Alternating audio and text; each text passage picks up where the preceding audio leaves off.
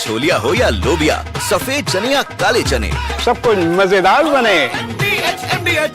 After the massive success of Operation Sindoor, which underlined India's dominance in the skies, another story is quietly unfolding within the Indian Air Force. This one will multiply the Indian Air Force's punch and add more firepower to one of its most advanced fighter jets, the Sukhoi 30 MKI, and make it more lethal for our adversaries. The Sukhoi Su-30 MKI, the backbone of our Air Force, is getting a radical makeover. And it is not just an upgrade, it is a transformation. Yes, we are talking about the Super Sukhoi, the massive 70,000 crore rupee upgrade that will make Sukhoi 30 more dominant than it already is.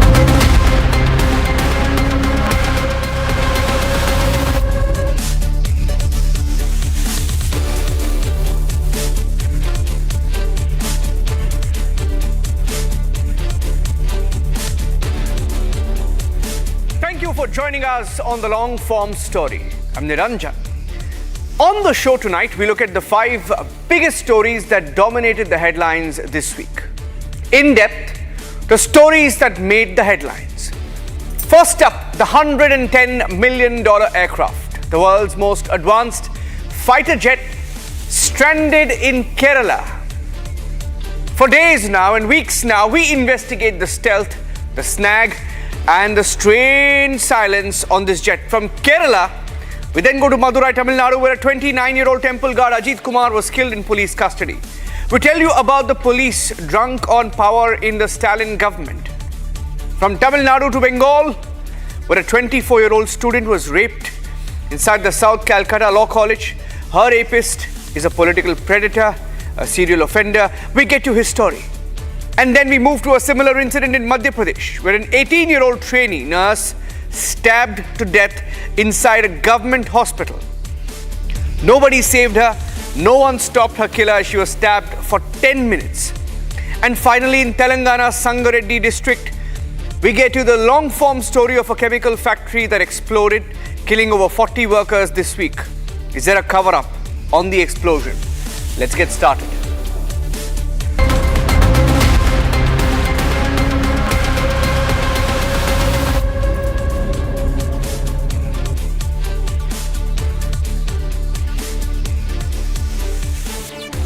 It's the world's most advanced fighter jet.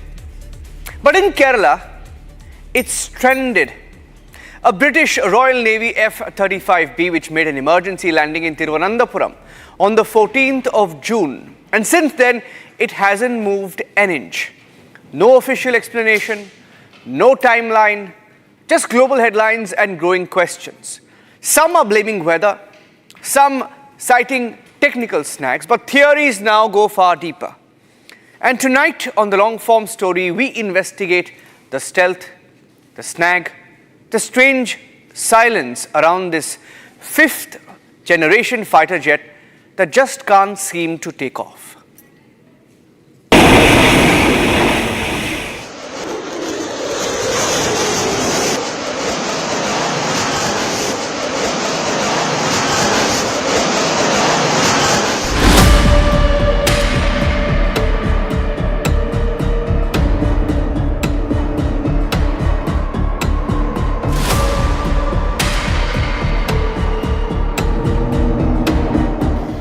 It is pudgy, but cruises at supersonic speeds. It appears roly-poly, but lands like a helicopter with absolute ease. Mind you, behind its thick exterior, this British Royal Navy aircraft hides its missiles inside its belly, one of a kind. Sadly, this short king is now making headlines for not so versatile reasons. Some call it Fat Amy, some Battle Penguin. But here in India, we recognize this Royal Navy aircraft as the unexpected face of Kerala tourism. A lonely one at that.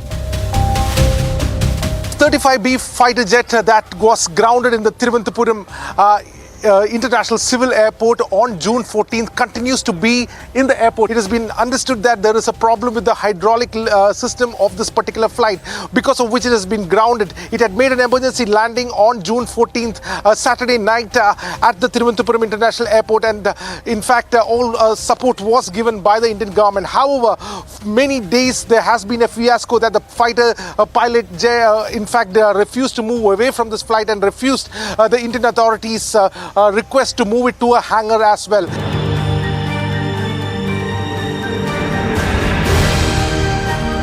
Since departing the United Kingdom in late April, the aircraft carrier operated in the Mediterranean, conducting NATO exercises. On the 9th of June, the Indian Navy's INS Tabar commenced a passage exercise with HMS Prince of Wales and HMS Richmond, part of the UK carrier strike group in the Northern Arabian Sea. This exercise concluded on the 10th of June. The riddle of the F-35 began on the evening of 14th of June, when without warning the Battle Penguin soared off its carrier to a destination unknown. All this after the exercise was over. The mystery deepens because no one knows the final destination. Flying 100 nautical miles off the coast of Kerala, low fuel and worsening weather forced the F-35B to land unexpectedly at Thiruvananthapuram International Airport. The story doesn't end here. The fighter pilot insisted that he would sit next to the aircraft and not go to the terminal.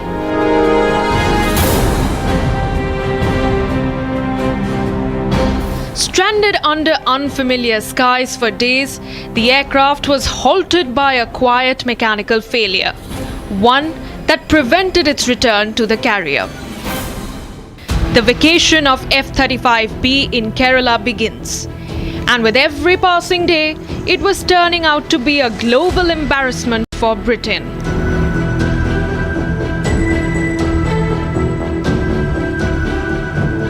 What is the F-35's kill switch theory?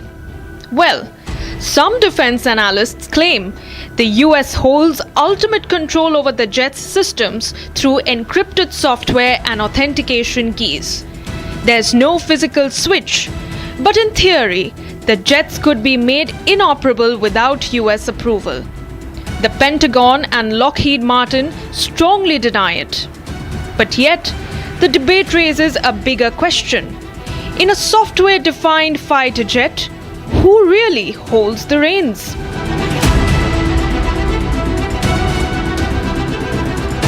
What we understand is that for 20 days, the crew members have not been able to identify what the exact problem is. And also, tomorrow they are likely to come, a bigger crew member, around 30 members are supposed to come in a special military aircraft over here in Thiruvananthapuram in this very bay. The Royal Navy's Battle Penguin chose to remain outside in the pouring rain instead of accepting India's gracious offer to shelter it in a hangar. A week later, the British High Commission spokesperson told media that the aircraft would be moved inside once the UK engineering teams arrived. And the plot thickens. And so that decision would have been taken between Lockheed Martin and Royal Air Force to decide as to whether they could have done this. And I'm sure all these days they would have deliberated in terms of whether the equipment has to come from UK, the equipment has to come from the ship, whether the equipment is to come from US, whether Lockheed Martin team from the factory would need to come, or it could be done by the maintainers from RAF also. So because it's such a complex task, no nation takes a call overnight. And since the safety is involved, because it landed off an emergency, they would not like to have another emergency when it is taking off. I don't think India should be worried about it as much as US or UK would be worried. Primarily the technology is theirs, and they are the people who want to safeguard certain technologies. Whether this was a red herring for something bigger or a wolf in sheep's clothing, as some defense experts suggest, one thing is clear. The F-35 once again made headlines for all the wrong reasons. Call it a meme fest or an unintentional photo op, the episode didn't exactly bolster the jet's mystique.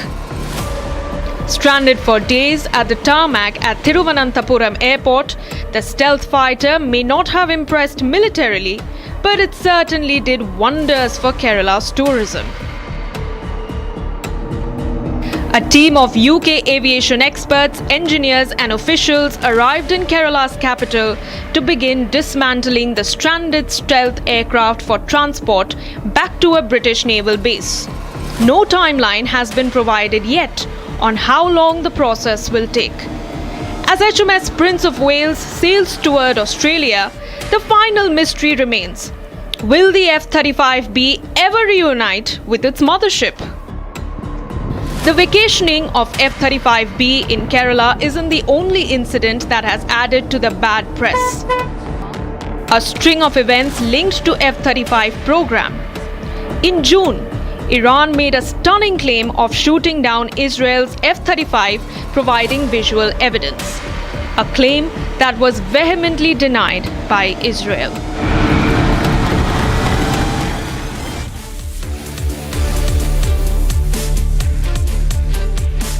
Ajit Kumar was picked up for questioning last week.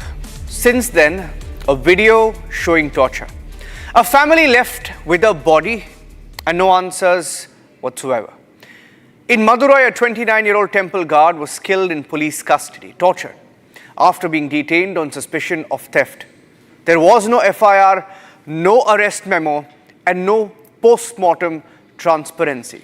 What followed were allegations of custodial torture, which has been seen in the videos, extortion, after killing him, and a hurried burial. Tonight, Republic on the long-form story breaks down what happened in Ajit's final hours.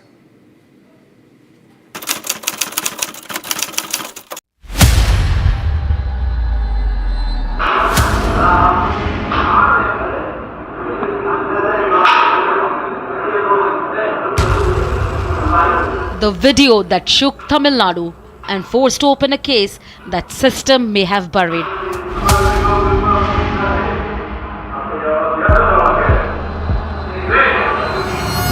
Captured secretly through a narrow slit in the ventilation part of the wall of a temple, it shows a young man screaming, held down, beaten and pleading for mercy.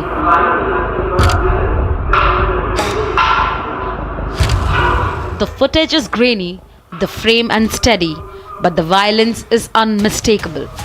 Multiple officers in casual clothes striking him repeatedly as he cries out. This video, now viral across the state and beyond, is what exposed the final hours of Ajit Kumar. Without it, the location, the method, the silence, none of it may have ever come to light.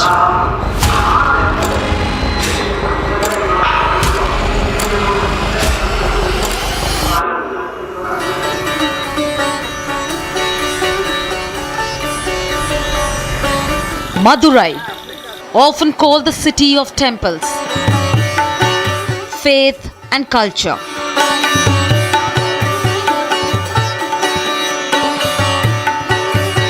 But beneath the sacred rhythms of devotion,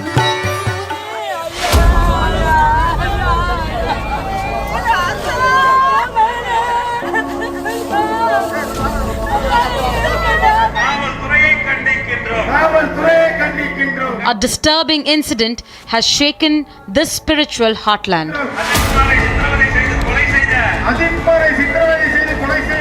29-year-old Ajit Kumar lived in Shivaganga, a small town about 45 kilometers from Madurai. He worked as a daily wage laborer and lived with his mother and younger brother Naveen. They resided in a modest house tucked into a narrow by lane. But on June 26th, Ajit's name surfaced in a police investigation, one that took him to Madurai, and one from which he would never return. case that brought Ajit into the police net involved a complaint of theft, specifically 80 grams of gold ornaments missing from Madurappam Kali Amman temple in Madurai. The complaint was that of a woman named Nikita, who sources say is closely associated with a local DMK functionary. On June 26th, Ajit was first detained and released after preliminary questioning. The next day, a special team picked him up again, and this time they took his brother and 2 others as well. Ajit was brought back to the Madurappam Kali Amman temple, the site of the alleged theft. The temple is located adjacent to the Assistant Commissioner's office. None of them were formally arrested. No FIR was filed at that stage. It was here, according to multiple accounts, that the second round of questioning turned violent. வெளியே வந்து பார்க்கும்போது இந்த left hand side வந்து இப்படி உடச்சாங்க ஒரு வரலாம் உடச்சிட்டு தண்ணின்னு கேட்டாங்க. நாங்களுக்குள்ளே நின்று இந்த ஒரு லவாப்பழம் மரம் நிற்கும் நின்று நான் பார்க்குறேன், எல்லோரும் கை கட்டி வேடிக்கை பார்க்குறாங்க. தண்ணின்னு கேட்டாங்க. ஒரு போலீஸ்காரர் செருப்பு கழட்டி சப்பு மூஞ்சிலே அடிச்சாரு. This is the same temple where the 27-year-old Ajit Kumar, who recently passed away under the police custodial death, was working at. It was this same road where he was beaten up by the police and taken away in the car for an investigation. However, the case went on without an investigation, but which led to a custodial death, and also a special investigation team which was inquiring Ajit Kumar, which was not appointed by anyone. But where is the person who gave the complaint? Where is the person who actually ordered for the special investigation team? It all remains a question. Ajit's cries were reportedly heard from outside this gate, but no help came. He reportedly suffered seizures and became unresponsive. Ajit was later taken to a private hospital where doctors declared him dead.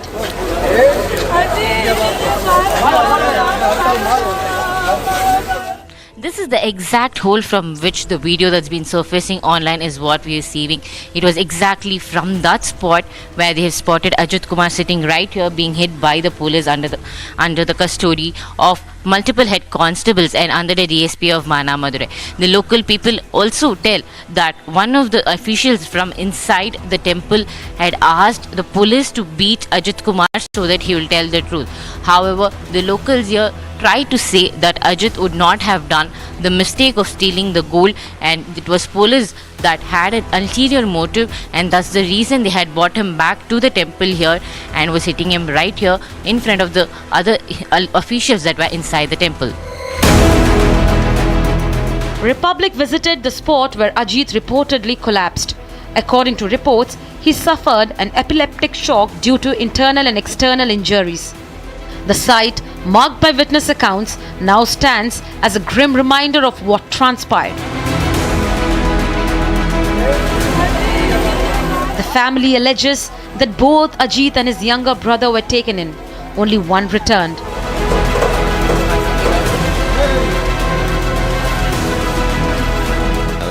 என்னையை கூட்டி போய் அடிச்சதுக்கான reason வந்து night ஃபுல்லாக அடித்து அவன் சொல்லலை. வேறு ஃபேமிலியில் யாராவது அவனை வச்சு அடிக்கும்போது உண்மையை ஒத்துக்கிறதுக்கு வாய்ப்பு இருக்குன்ற எண்ணத்தில் என்னை கூட்டி போய் அடிச்சிருக்கோம். விசாரிக்கும் போது அம்மா மேலேயும் உன் மேலேயும் கஞ்சா கேஸ் போடுவேன் அப்படின்ற மாதிரிலாம் மிரட்டினாங்க. Naveen also claimed that the police extorted money from him during custody. No formal FIR was shown for either of their detentions.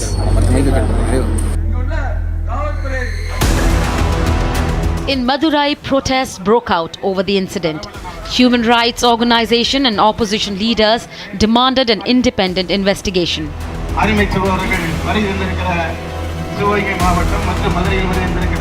The post-mortem report clearly shows the extent of injuries Ajit suffered. There were 44 external injuries on his body: cuts, bruises, abrasions, especially on his arms and legs. Inside, doctors found 18 more internal wounds, including deep bruises on his back and head. Both his eyes were cloudy, his scalp was swollen, and there were multiple impact marks across his body. The report also mentions bleeding in parts of his brain that could have led to seizures. The findings directly contradict any suggestion of natural or stress-induced collapse.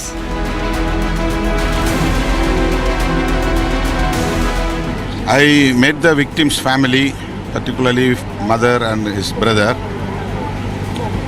On behalf of our party, we consoled them.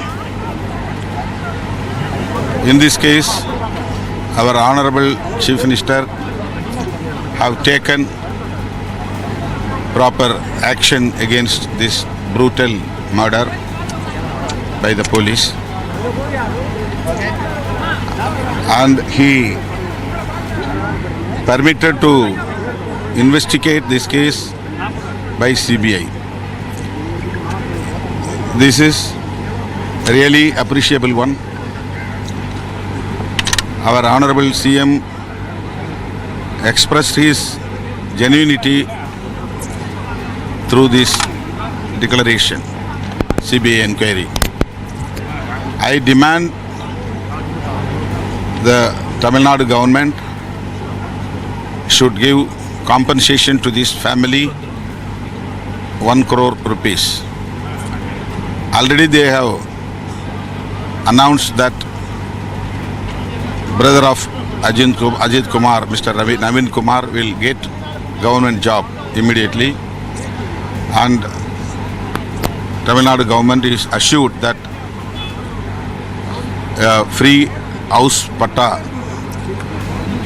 3 cents and house will be allotted for them. Before this, there were confirmed reports that DMK office bearer has bargained with that family and they would give 50 lakhs. Now why 5 lakhs? Let government give what they have already promised. Sir, and also do you think Stalin's comment on saying that it will not happen again is a repetitive comment, but it's been 25? This is not the first incident. He has put a quarter century of lockup death. Apart from it, more than 6,700 murders have taken place in Tamil Nadu in the last 50 months. So he is a nalayak chief minister, unfit chief minister, who if he really feels that he should do justice for the people of Tamil Nadu, he would resign. In the aftermath, Minister Periya Kurupam visited the family. The Tamil Nadu government offered Rs 5 lakh compensation and a job to the younger son, an offer the family says they accepted under fear and pressure.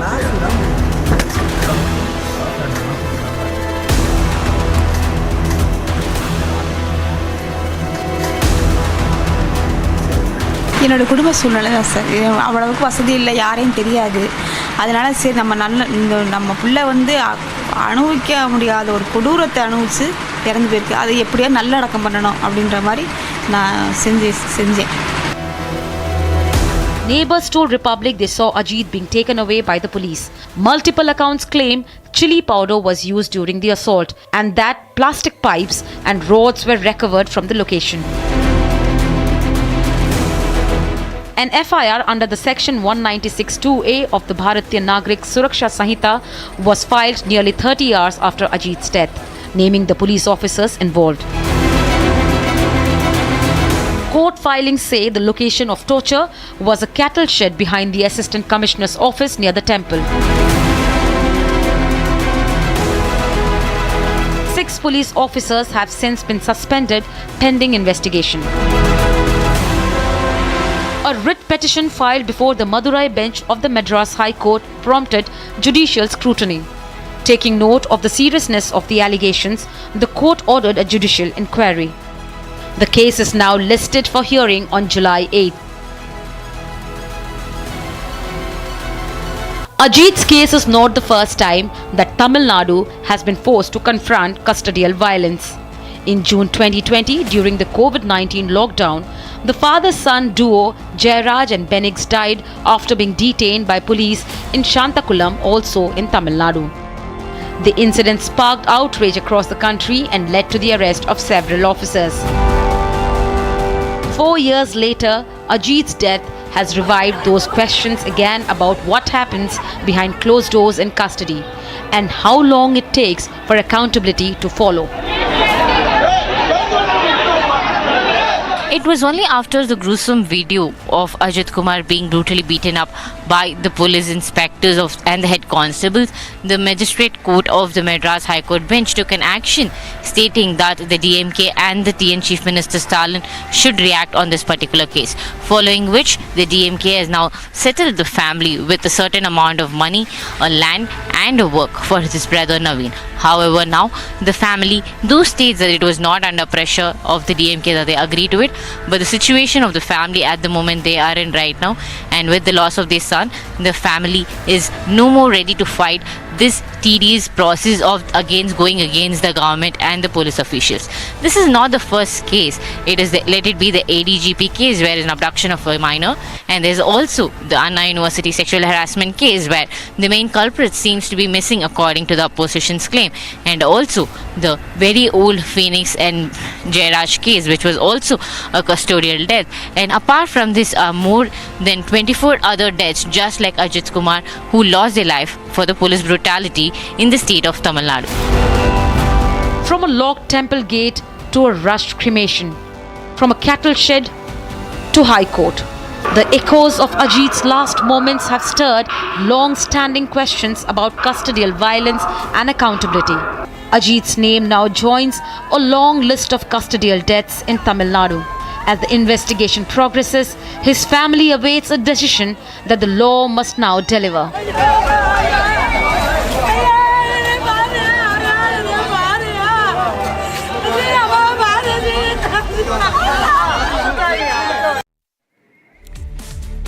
There's been a rare admission by the Stalin government. They've admitted that the state was behind the killing. They claim it's a mistake. Moving on to West Bengal now, where a 24-year-old student was raped inside the South Calcutta Law College. It was last week. She was beaten with a hockey stick, filmed, blackmailed by 3 men, and one of them, a local Trinamool Congress Chhatra Parishad leader Manojit Mishra. Despite a long criminal record, Manojit was appointed ad hoc faculty just weeks before the crime. He was backed by a governing body led by a Trinamool Congress sitting MLA. He wasn't just protected, he was promoted. Watch our investigation this week into how political patronage enabled a repeat offender and the alleged rapist. The story that's dominating the news in West Bengal.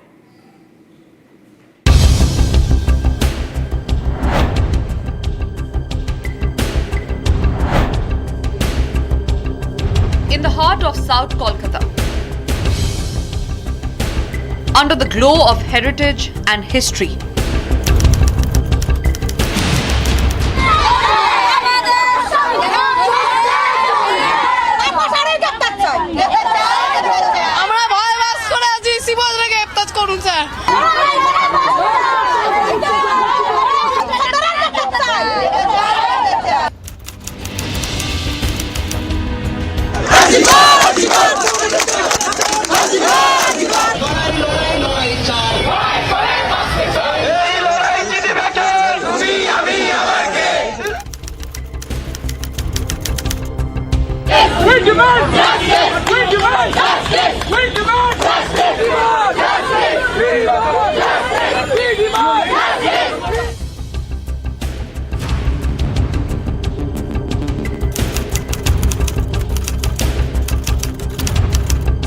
a young woman was dragged through the 3 rooms of terror.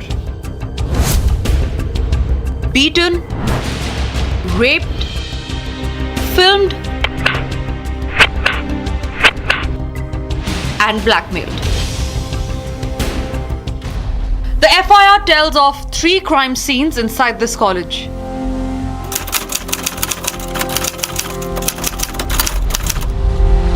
A student union room, a locked washroom, and the security guard's chamber, where the girl was beaten with a hockey stick.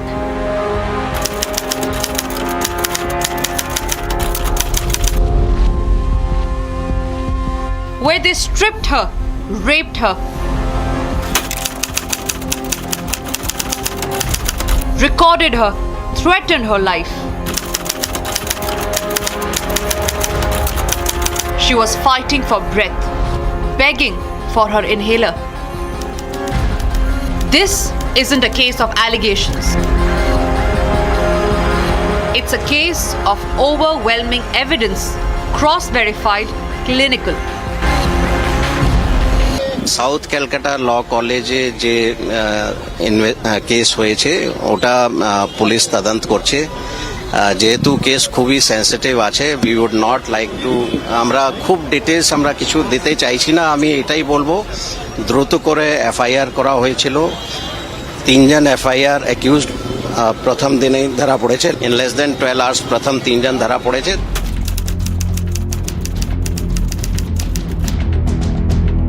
Although the college has only 3 CCTV cameras and none near the union or guard room where the alleged crime took place, the entry and the exit movements of all accused have been recorded. There is a video evidence, a 1.5-minute clip recovered from Monojit's phone showing the rape. According to investigators, co-accused and law students Zaib Ahmed and Parmeet Mukherjee filmed the assault at Mishra's instructions. Based on evidence, আরও একজন ধরা পড়েছে অনেক evidence আমরা collect করেছি সেইগুলো analysis হচ্ছে বাকি যে ইনভেস্টিগেশনে প্রসেস আছে সেটা হচ্ছে But what gave Monojit Mishra such unchecked power inside this college? 5 incidents, 5 complaints, 5 desperate cries for action. All ignored over the last 6 years. Warnings were written in black and white, detailing abuse, intimidation, and misconduct. And yet, Monojit Mishra continued to rise, allegedly favored by the ruling Trinamool Congress, holding a key post in its student wing, TMCP, and even practicing law at the Alipore court. The letters piled up, so did the silence. How does a man facing multiple complaints since 2018 get appointed ad hoc faculty just 45 days before the crime? Because the hiring was approved by a governing body led by a TMC MLA. Because Monojit was the Trinamool Chhatra Parishad District General Secretary. Because this wasn't just a man, it was a system. আমাদের কলেজে purely temporary GB ডাইরেকশনে একটা staff হিসেবে আছে এটা listing করে করে তাকে রাখা হয় ও অফিসের কাজ করতে মানে অফিসের মানে খাতাপত্র এইসব দেখতে টেম্পোরারি অ্যাপয়েন্টমেন্ট জিবি ডাইরেকশন আমার রেজলিউশন আছে Governing body is chaired by an MLA called Mr. Ashok Dev, who's a sitting MLA of TMC, and he's a chairperson of 9 other colleges. And he becomes the appointing authority, and through him the governing body acts. So this man who could not have gotten any appointment anywhere because of his criminal track record gets appointed as a staff member even on ad hoc basis, because for regular basis they have to take out an advertisement and do something. This isn't the first rape under TMC's nose. Kasba, Arjikor, Abhaya. And each time the accused were shielded, the narrative distorted, survivors vilified, political cronies protected. वो लड़की अगर नहीं जाता तो ये घटना नहीं घटते थे। अगर जाने का टाइम लड़की किसी को बता के जाते थे, 2 सहेलियां लेके जाते थे, ये नहीं घटते। বন্ধু যদি বান্ধবীকে রেপ করে তাহলে সেখানে নিরাপত্তা কি করে দেবে বলুন তো আমাকে কলেজের ভেতরে যদি করে সেখানে পুলিশ থাকবে কলেজে শিক্ষা প্রতিষ্ঠান আরে ভাই শিক্ষা প্রতিষ্ঠানে কি পুলিশ থাকবে আপনি বলুন না নিরাপত্তা কাকে দেবে নিরাপত্তা তো তার সহকর্মীরা দেবে সহকর্মীরাই রেপ করছে তাহলে অন্যায়টা কারা করছে কে করেছে সহপাঠীরা করেছে The same Monojit who demanded death for rapist in Arjikor rape case is now charged with blackmailing a girl with videos of her rape. For years, students whispered of an admission racket, rupees 50,000 to 2 lakhs per seat. Monojit was the fixer, the gatekeeper. Untouchable because he delivered votes and money. Even the ex-principal had written to the police in 2018. It was ignored. Today, graffiti celebrates him. Walls declare, Monojit Dada is in our hearts. He घेराव out the principal, he put fire on government properties on college campus. He did various mischievous activities and he threatened the principal in various ways. My husband was threatened by him and several times he put fire on college campus. Her words echo in the FIR. Every quote, every line backed by evidence, photos, timelines. And yet, his lawyer calls it an act of consensual intercourse and engages in blatant victim shaming. Prosecution কি এই কথাটা বলেছে যে তার ঘাড়ে একখানা love bite পাওয়া গেছে? মনোজিৎ মিশ্রান এই কথাটা আপনাদেরকে প্রসিকিউশন বলেনি। যদি রেপ হয় কোনোদিন লাভ বাইট পাওয়া যায় না, যেটা আমি আমার ক্লায়েন্টের সঙ্গে দেখা করে তাকে এক্সামিন করে এসে আপনাদের সামনে বলছি। In another alarming revelation, police found several objectionable images on Monojit's phone. These included morphed images of multiple girl students with their faces superimposed on pornographic pictures shared across various WhatsApp groups. Investigators are now probing whether this was a part of a larger pattern of harassment. What happens when politics protects predators? When a college becomes a crime scene? When justice is mocked in graffiti and power hides behind party flags? এই মনোজিতের কালো হাত ফেলে দাও, ঘুরিয়ে দাও। এই মনোজিতের কালো হাত ফেলে দাও, ঘুরিয়ে দাও।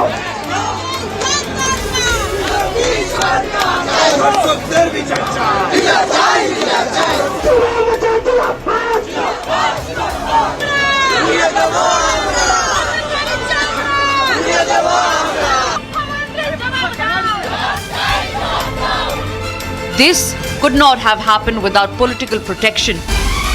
Will the Trinamool Congress take responsibility? Or will another survivor be silenced?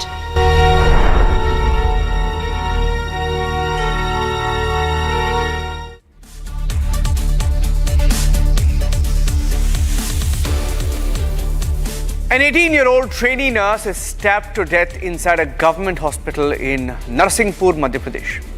The attacker slits her throat inside the emergency ward and keeps stabbing her for nearly 10 minutes. This continued as doctors, hospital staff, security guards just stood and watched. Some even pulled out their phones to record the murder. Nobody tried to stop the killer. Nobody tried to save her.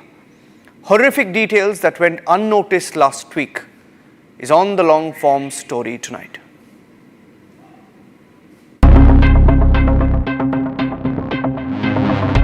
Narsinghpur, a quiet town in Madhya Pradesh, witnessed the unthinkable. An 18-year-old girl murdered in cold blood. Her throat slit in broad daylight inside a hospital. But here's what makes this case even more chilling. This wasn't a crime committed in isolation. Doctors and staffs were present, yet no one rushed to help. No one intervened. Some stood still, some recorded it. I witnesses काफ़ी सारे थे उसमें हाँ भीड़ थी। तो statements जो आए हैं उसमें ये कहा है एक आध लोगों ने कि हमने कोशिश की थी कि हम आरोपी को रोके, लेकिन उसने ये कहा कि जो भी आएगा पास में मैं उसको भी चाकू से मार दूंगा। लेकिन हाँ हम हमेशा ही हमें सोचते कि शायद कोई आता तो बच जाती, शायद कोई कुछ फेंक देता, लड़का दिख रहा है कि इतना मजबूत भी नहीं है शायद, तो ये एक मन में तो जरूर होता है कि काश कोई आता। सिर्फ वीडियो बनाते रहे, तमाशा देखते रहे। ये गार्ड जो है, गार्ड भी भग गया, कहाँ चले गए कोई मालूम नहीं है। वहां से वो पैदल चला गया भाई रोड पे, और जो घटना करके पुलिस वाले भी कुछ नहीं बोले, देखते रहे। तो इन्हें पुलिस वहां से बर्खास्त करें, ड्यूटी से अलग करें, दूसरे मतलब डिपार्टमेंट वहां पे रखा जाए। आप जब नरसिंहपुर जिले में चिकित्सालय में चौकी स्थापित है, उसके बाद भी स्टाफ 10 मिनट बाद तक की घटना घटती रही, उसके बाद भी चौकी का स्टाफ सामने नहीं आया। वो जाते हुए छोरा लेके जा रहा है और छोरा लेके आ रहा है, घटना करने के बाद भी ना को वहाँ का स्टाफ आया सामने, ना वहाँ का गार्ड आए। तो ये तो बड़ी चूक है। बहुत सुरक्षा में तो बड़ी चूक है और डर नहीं है किसी को शहर में। हक हो गया तो सबको लोगों को बोलना था। 50 आदमी थे, किसी ने बचाया नहीं है। उसको फांसी की फंदा उसने होने चाहिए लड़का को। सब चीज़ से वो बहुत आदमी देखा था, मैंने किसी ने नहीं बचाया। उसको होने चाहिए कुछ भी, एक ही सुधार होने चाहिए। On June 27th, inside ward number 22 of Narsinghpur District Hospital, a 19-year-old trainee nurse, Sandhya Chaudhary, was going about her routine duties. But at around 3 p.m., calm turned into chaos as she stood outside the ward. She was suddenly seized by the head and slammed against the wall without warning. Narsinghpur जिला अस्पताल में जो घटना हुई उसे देखकर सभी के रोंगटे खड़े हो गए, क्योंकि वो खौफनाक दृश्य इतना खतरनाक था कि अस्पताल में भी कई लोगों को उस घटना को देखने के बाद उल्टियां होने लगी। फिलहाल मैं आपको उस स्पॉट पर ले जाऊंगा जहां पर आरोपी अभिषेक ने संध्या चौधरी, जो कि यहां पर नर्स की ट्रेनिंग कर रही थी, उसकी हत्या की। देखिए ये वो स्पॉट है, यहां पर इसी जगह पर जो नर्स की ट्रेनिंग कर रही संध्या है वो आरोपी से टकराती है। आरोपी पिछले कई दिन से उससे बदला लेने के लिए, उसे मौत के घाट उतारने के लिए तैयारी कर रहा था। आरोपी, ये आप देख रहे हैं, सामने से आता है, उसके पास हथियार भी होता है और वो यहाँ पर लड़की जो है संध्या चौधरी, उसे उसका गला रेत कर हत्या कर देता है। Abhishek Koshti pulled out a knife and attacked Sandhya without hesitation, going straight for her neck. He didn't stop.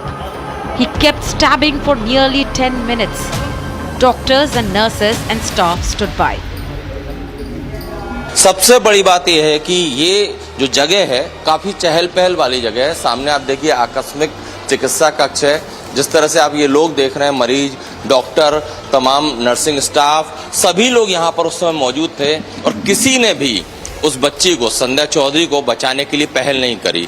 लोग तमाशबीन बने रहे, वीडियो बनाते रहे, लेकिन जो सिक्योरिटी गार्ड है उसने भी यहाँ आने की जहमत नहीं उठाई।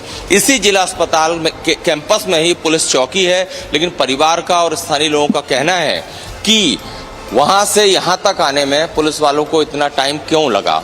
यहाँ घटना हो जाती है, आरोपी यहीं से लड़की को मौत के घाट उतारकर, इसी स्पॉट पर, यहीं पर लड़की थी, यहीं पर मौत के घाट, उसका गला रेतता है इत्मीनान से, फिर मोबाइल पर बात करते हुए यहाँ से निकल जाता है। ना सिक्योरिटी गार्ड रोकता है, ना पुलिसकर्मी यहाँ पहुँचता है और इसीलिए कानून व्यवस्था पर भी सवाल खड़े हो रहे हैं।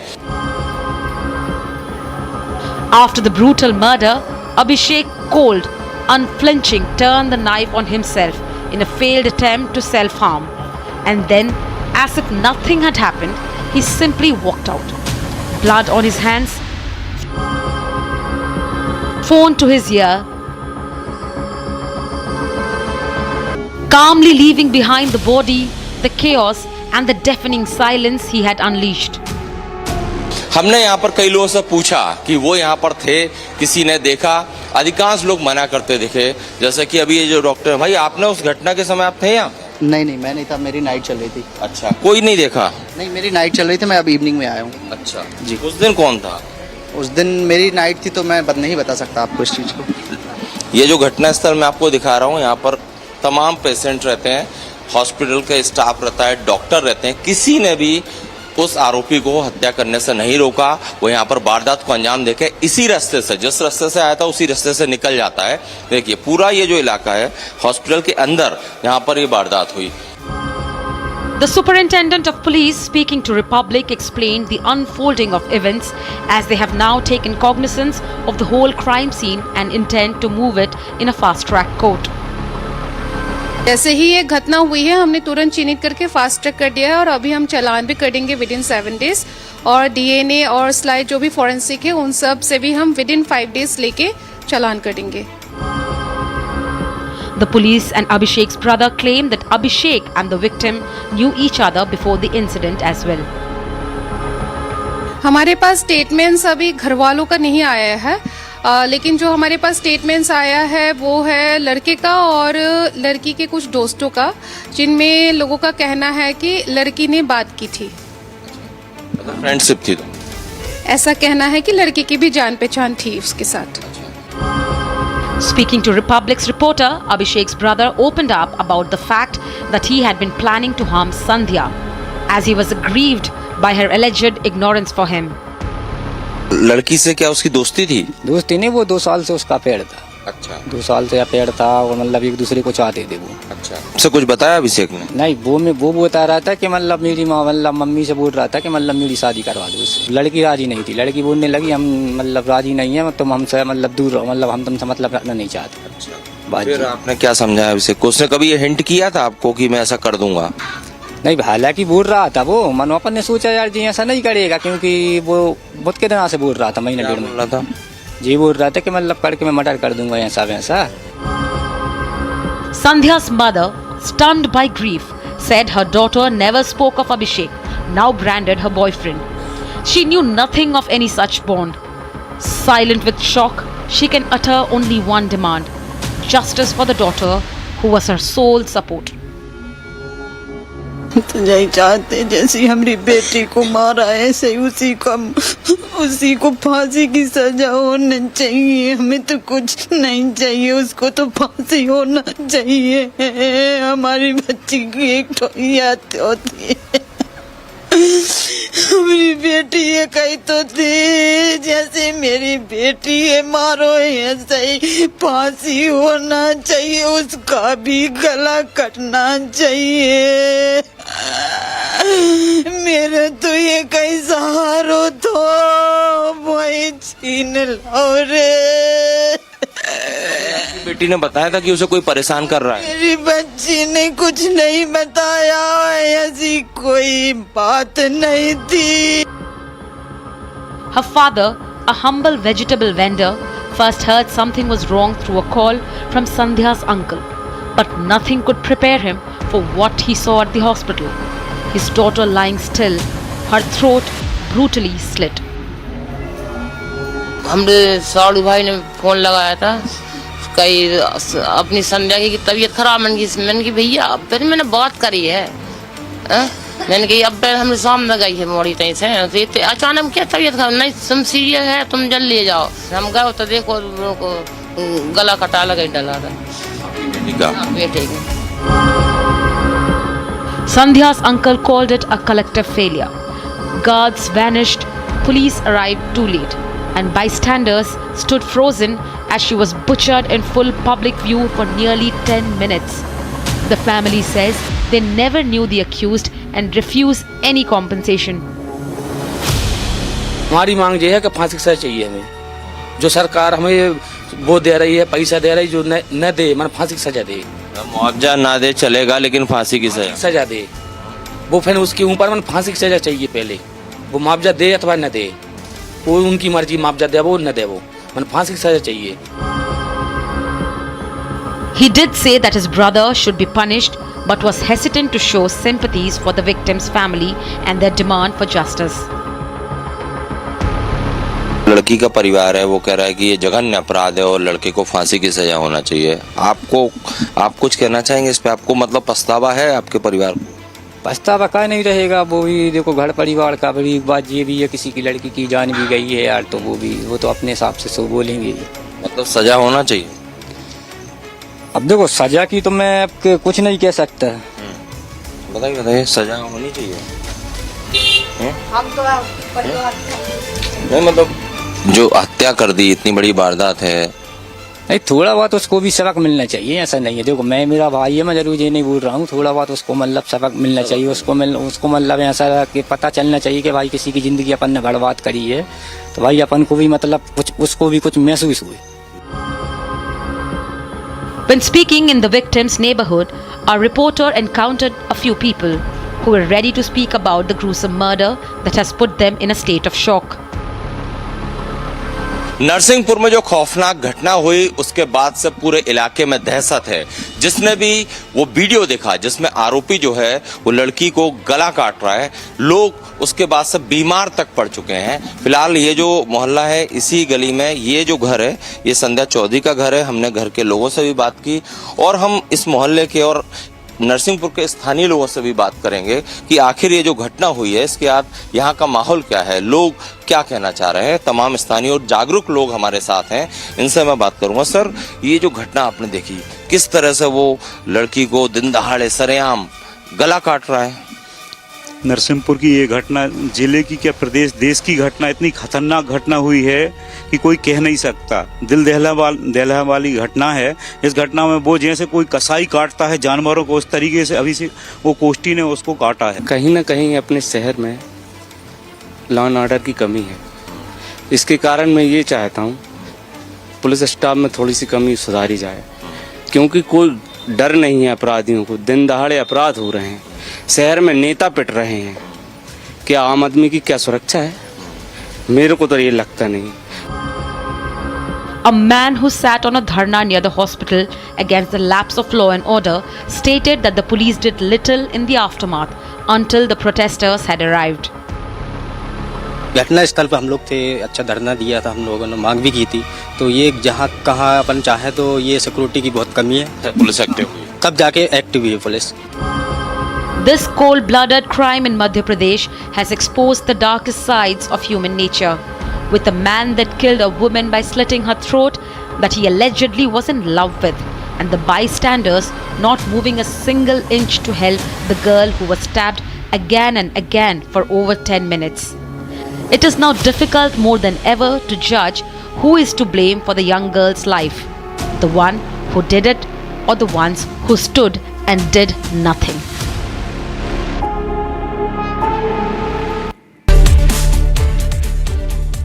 A massive blast, a factory in ruins, and dozens of lives lost in an instant.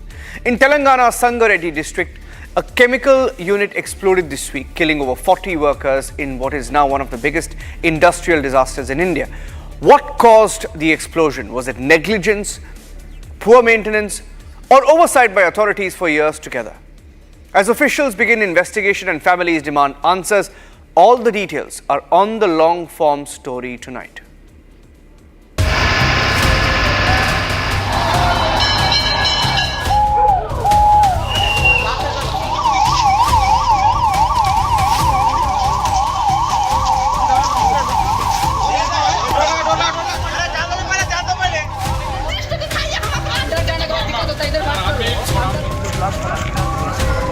कैसा रहा पूरा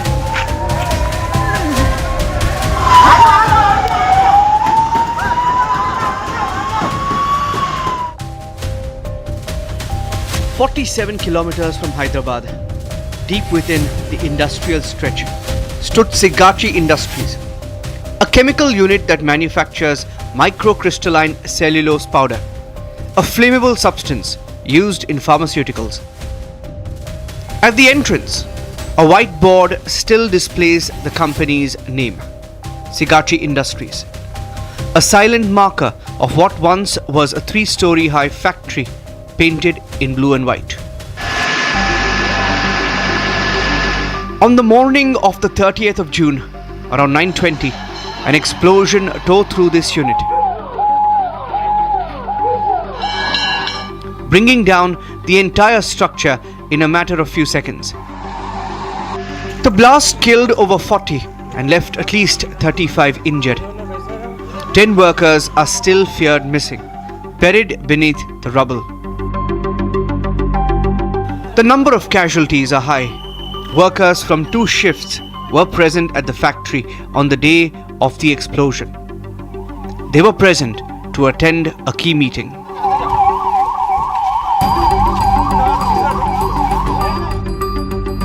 This 36-year-old industry housed around 140 laborers working the night shift at the time of the blast. Many of them belong to the states of Odisha, Uttar Pradesh, Bihar, West Bengal, migrated to Telangana in the hope of building a better life. Well, right now we are at Sigachi Industries Private Limited in Medak district, where we see that on Monday morning a very massive explosion had taken place here at this very chemical factory. As you can see how the devastation that has taken place due to this massive explosion.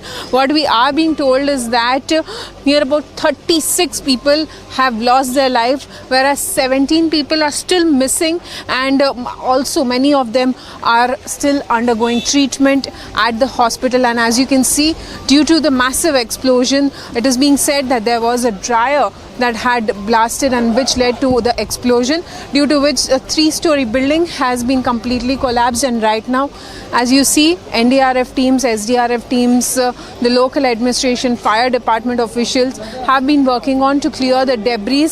Well, they fear that some of them could be still stuck under the debris, and that is the reason why the rescue operations continue even after the 24 hours after the incident had taken place. The rescue operation began immediately after the explosion was reported, with 11 fire tenders, the SDRF, NDRF, the police department, firefighters, and the disaster response teams pushing into action. Amid the chaos, this video of a father, along with his elder son, standing helplessly outside the factory gates, looking for their missing son, who just joined the factory 3 days ago, defines the chaos and helplessness at Sigachi. आपका बेटा है? हाँ, अब मेरा लड़का है। उनका नाम क्या है? इरफान अंसारी। अभी आपने किसी से बातचीत की? बातचीत तो बहुत साहब से किया मैडम, लेकिन बोला था अभी बॉडी मिलने से कुछ कह सकेंगे, अभी कैसे कुछ कहेंगे। अभी बॉडी नहीं मिली? नहीं मिली मैडम। हॉस्पिटल में चेक किया? चेक किया, उधर तो हॉस्पिटल में तो जाना ही नहीं देता, घुसने नहीं देता है। सुबह गए थे लेकिन जाना नहीं दिया, घुसने नहीं दिया। ब्लड टेस्ट का वो आएगा तब अपने आप को हम बुला के दे देंगे। किसी से बातचीत हुई आपकी? बातचीत तो बहुत साहब से किए हैं, पूरा हॉस्पिटल छान मारे हैं, बोल रहा है मिसिंग है। तो उसके बाद अभी देखो शाम तक बोला है कि आपका ब्लड सैंपल आ जाएगा तो बॉडी दे देते हैं। आपने ब्लड सैंपल कब दिया? 1 तारीख को सुबह 7 बजे। अंदर जाने के बाद Like them, there were several other family members, wives, children, parents, waiting in despair outside the factory gates and the hospital, desperate for any news that could trickle about their loved ones. आपके कौन कोई relative थे? मेरा husband था। Husband अंदर काम करते थे? ड्यूटी पे आए थे? हाँ, आया था। आपकी कब बात हुई थी उनसे आखिरी? सुबह ड्यूटी हो गया, मैं ड्यूटी गया, वो आया ड्यूटी। आपको यहाँ ये इसके बारे में जानकारी किसने दी? मेरा दूसरा आदमी बताया, ऐसे तरह जिस कंपनी में काम कर रहा है उधर जल गया बोल के। अब हॉस्पिटल में जाके आए? सब हॉस्पिटल ढूंढ लिया, किधर भी नहीं है। यहाँ पे आपने किससे बातचीत की?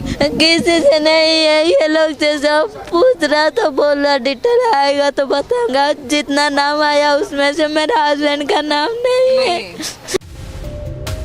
The DNA samples of several family members have been collected to match the bodies found in the debris. The massive explosion ensured the bodies were charred beyond recognition. It's really unfortunate that in this incident nearly 39 people have passed away, and debris is almost cleared. Some of the bodies which were left over, I think they are not able to put the pieces together. So necessary DNA tests are being done to ensure that the right identification is taking place. Days after the blast, these families express how they are still in the dark, even after submitting the DNA samples. DNA test दे दिया है, कल सुबह morning में दिया था 9:40 में। 9 बजे पहले। अभी क्या बोल रहे हैं ऑफिसर? वो ऑफिसर बोले वहाँ अभी सुबह गए मॉर्निंग में 10 बजे के लिए बोला था, हम लोग 12 बजे पहुँचे तो उन्होंने बोला कि अभी DNA टेस्ट नहीं आया, नाइट में आपको DNA टेस्ट मिलेगा। 12 बजे तक जैसे आएगा तो हम आपको सूचित करेंगे, फ़ोन कांटेक्ट करके आपको बताएंगे। जी। अभी आप यहाँ पे कितने देर से खड़े हैं, क्या कह रहे हैं, यहाँ पे आपको जाने दे रहे हैं? वो अभी बोल रहे हैं कि ठीक अभी बता रहे हैं आपको जो है। अभी सर पुलिस 5 घंटे तो मेरे को यहाँ हो गए ऑलरेडी यहाँ बैठे बैठे। वहाँ गया, वो सब चले गए खाने के लिए, खाने को बोलते हैं हम खाना खा के आ रहे हैं। मैं भी खाना खाने चला गया, यहाँ 1 घंटा खड़ा था। जाने के बाद मैं वहाँ देखा कि तो वहाँ पे कोई नहीं है। यहाँ पे फ़ोन आया, मैं खाना खा ही रहा था तो तुरंत फिर भागा। भागने के बाद आज अब भी 2-2.5 घंटे हो गए, मैं इधर फिर बैठा हूँ। फ़ोन कर रहा हूँ, मेरा कोई फ़ोन रिसीव नहीं कर रहा है। अंदर जा रहा हूँ तो अंदर कोई जाने भी नहीं दे रहा है। Many of the families of victims are seen anxiously moving between the accident site and hospitals, seeking any available information about their missing relatives or hoping to spot a loved one among those injured. 4 दिन से हम लोग यहीं पे है, खाना नहीं कुछ नहीं, यहीं पे खड़े हैं। पुलिस वाले अंदर जाने नहीं दे रहे, ऊपर से जाने को गए तो लाठीचार्ज करेंगे, धो जाओ बोल के बता रहे। तो हमारे को कोई यहाँ पे रिस्पॉन्सिबिलिटी देने वाले कोई है नहीं। हम 4 दिन से यहाँ पे परेशान हैं। तो जो हुआ है इंसिडेंट उसको तो देख के गवर्नमेंट तो हमारे को कोई मदद भी कर रहे नहीं। जो हुआ है उसको परसों जो गिरा है उसको ही निकाल रहे, नया जो है वो खोजे तो हमको मिलता क्या कि बोल के हमारा एक ये है। तो अभी तक वो हमारे को कुछ हो रहा नहीं, यहाँ पे बैठे हैं हम 4 दिन से। Over 40 dead and families left unattended. But what exactly triggered the explosion? A preliminary investigation suggests catastrophic overheating within the MCC spray dryer. Temperatures spiking past 399 degrees Celsius, igniting fine cellulose dust and triggering a rare industrial explosion. This microcrystalline cellulose drying unit is there. So there is a blast in the drying unit. That is the cause of the blasting, followed by the fire incident. This is basically they handle the cellulose material. So it is called microcrystalline cellulose. So they powder it and then dry it in the processing unit.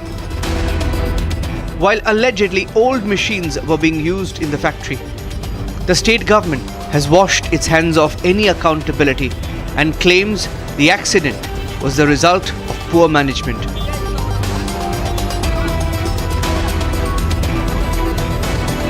Here there were no interlocking systems. That is what the inspection report clearly mentioned. So this was the responsibility of the management to figure out what are the vulnerable points and what kind of action should be taken there. I think that has been lacking in this company. That is why when the pressure loads went up, there was no cut-off points. Normally there should be a cut-off point when the pressure goes high in the ducts. So I think necessary safety measures, necessary safety controls which are supposed to be there were not there. After putting several of its employees' lives at risk, Sigachi Industries in response released a templated press statement just condoling the lost lives and announcing compensation for the families of the deceased. The Telangana government in response held a news conference. They have formed a multi-member expert committee with scientists from CSIR, IICT and NCL Pune to probe safety protocols and determine accountability. The committee is expected to submit its findings in a month. Who should be held accountable? The government, which is answerable for checks and audits, has now distanced itself from any blame. Or is it the Sigachi management that doesn't even feel the need to react to the blast that they are directly responsible for? 4 రోజులే మా family మొత్తం ఉపాసం తపసమాడ ఉన్నది. మరి ఇప్పుడు ఆడికి పోవద్దా? ఏమంటున్నారు? ఇక ఇట్లనే లీల పెట్టుకొని లీల పట్టారు, ఇక్కడ పోస్టర్లు ఇలా పెట్టినట్ల శాంపుల్ వాళ్ళు ఇచ్చారు. అలా తండ్రి ఉన్నాడు, అక్క చెల్లెళ్ళు ఉన్నారు, ఇచ్చిర్రు వాళ్ళు. ఇంకా ఏం పతకలేదు. Well, now the larger question remains is that what went wrong at the Sigachi Industries that led to such a huge explosion, and also at the same time the FIR which has been registered against the Sigachi company management, it states that the company was given information, the authorities of the company were given information about the machineries, old machineries being used at the manufacturing unit, but despite that they continued to work with those old machineries, and that led to such a huge explosion. But then now the larger question is that where all the safety protocols followed, and also at the same time we see that Telangana government has also formed an experts committee to probe into this very matter as to what went wrong and who is accountable for such a huge incident that took place at the Sigachi Industries in Pashamailaram in Sangareddy district.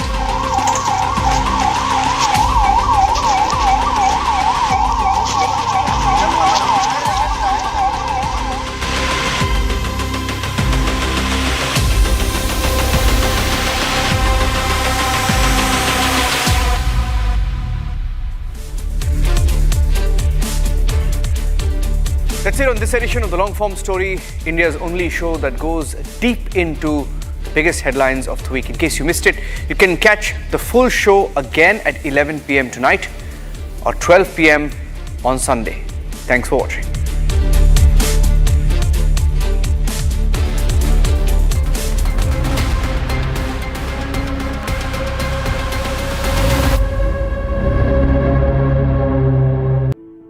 In the India Today Best Universities Survey, India's #1 ranked universities in various streams are JNU Delhi, Amity University, AIMS Delhi, IIT Delhi and National Law School Bengaluru.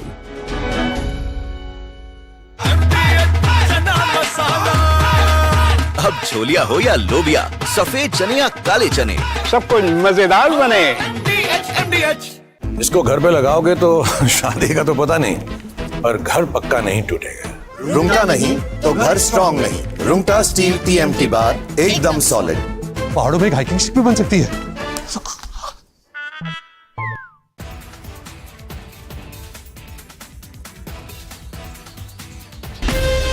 From Asia's largest news headquarters, setting the agenda for Bharat.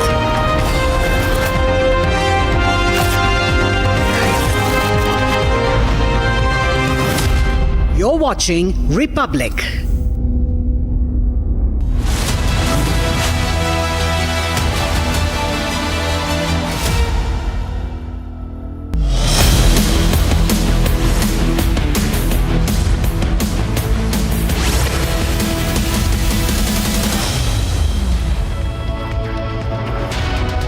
Good afternoon, viewers. This is Republic and you're watching Live and Breaking with me, Madhurima Mishra. Let's get started with the headlines.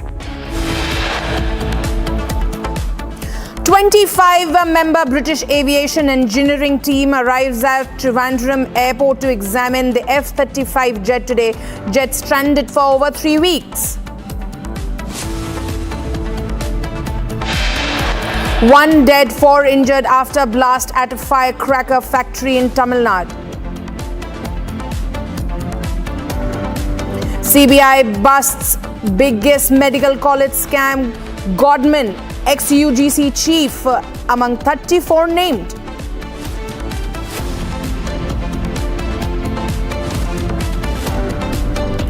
Prime Minister Narendra Modi arrives in Brazil for the BRICS summit. Diaspora engagement and key bilaterals on the agenda.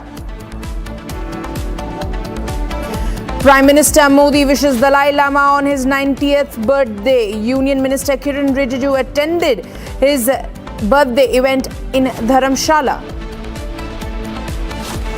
I join millions around the world in wishing His Holiness the 14th Dalai Lama a most happy and joyful 98th birthday. Elon Musk says he has formed a new United States political party, the American Party.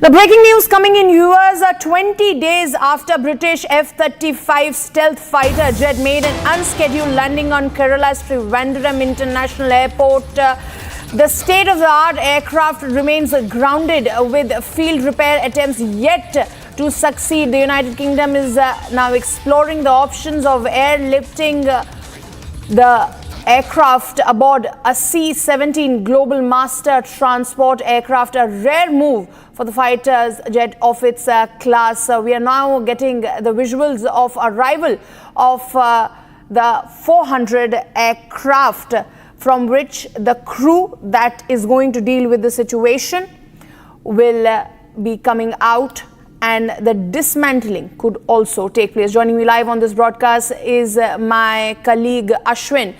Ashwin, you're there live on the spot. It's been a couple of weeks over there that the aircraft, the British aircraft remains there stranded.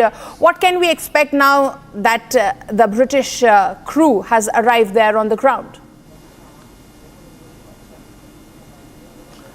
Absolutely. In fact, what was earlier speculated was, as you pointed out, a C-17 will land. But now what has landed is an Atlas 400, a bigger machine which main military purpose is for airlifting. So now when you look at the configuration of that, this particular aircraft can carry around 37 tons of payload. Now this particular aircraft, what you see on this frame, without fuel it's around 14 tons, and with fuel it's 27 tons.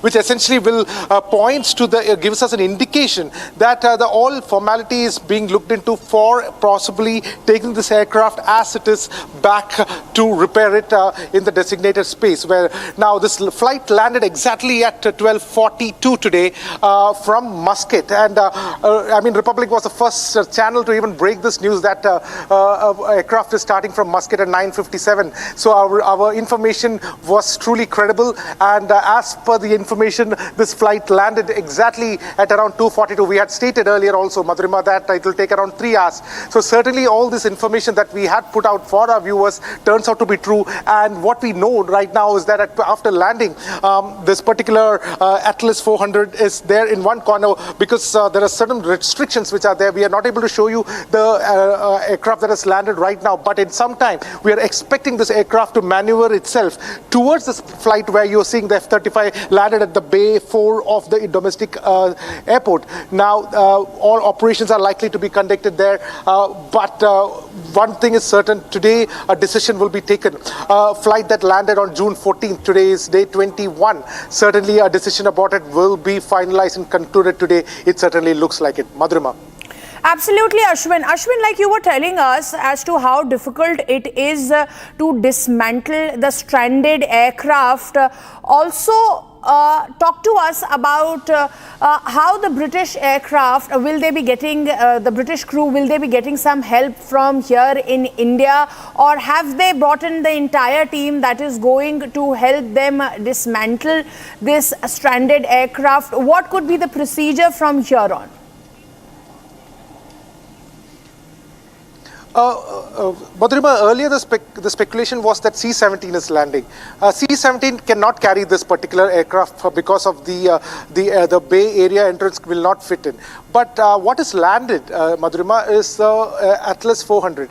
Now the bay entry of this particular aircraft, in fact it's a bigger aircraft than the C-17, and certainly it could fit in without any dismantling. So we'll have to take a guess there, but it is likely that it will not be dismantled, but it will be directly parked inside this massive jumbo that just landed over here. So that could be the operations. We are yet to confirm. Now what we know is that there are crew members who has come along, because this flight which has earlier started from England, then it landed in Muscat, and from Muscat it has come over here. The journey of this flight, this jumbo, in fact started on Friday, and so certainly what we know so far is that it is likely that the operation will be done in such a manner that they could, if there's a need to airlift it, they will do that, because they've come up with that kind of a capacity to, without much of a challenge, they can easily take this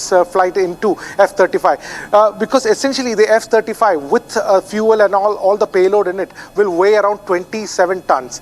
Now without it, it will weigh around 14 tons, which can easily be accommodated in an Atlas 400, which has a payload capacity of around 37 tons.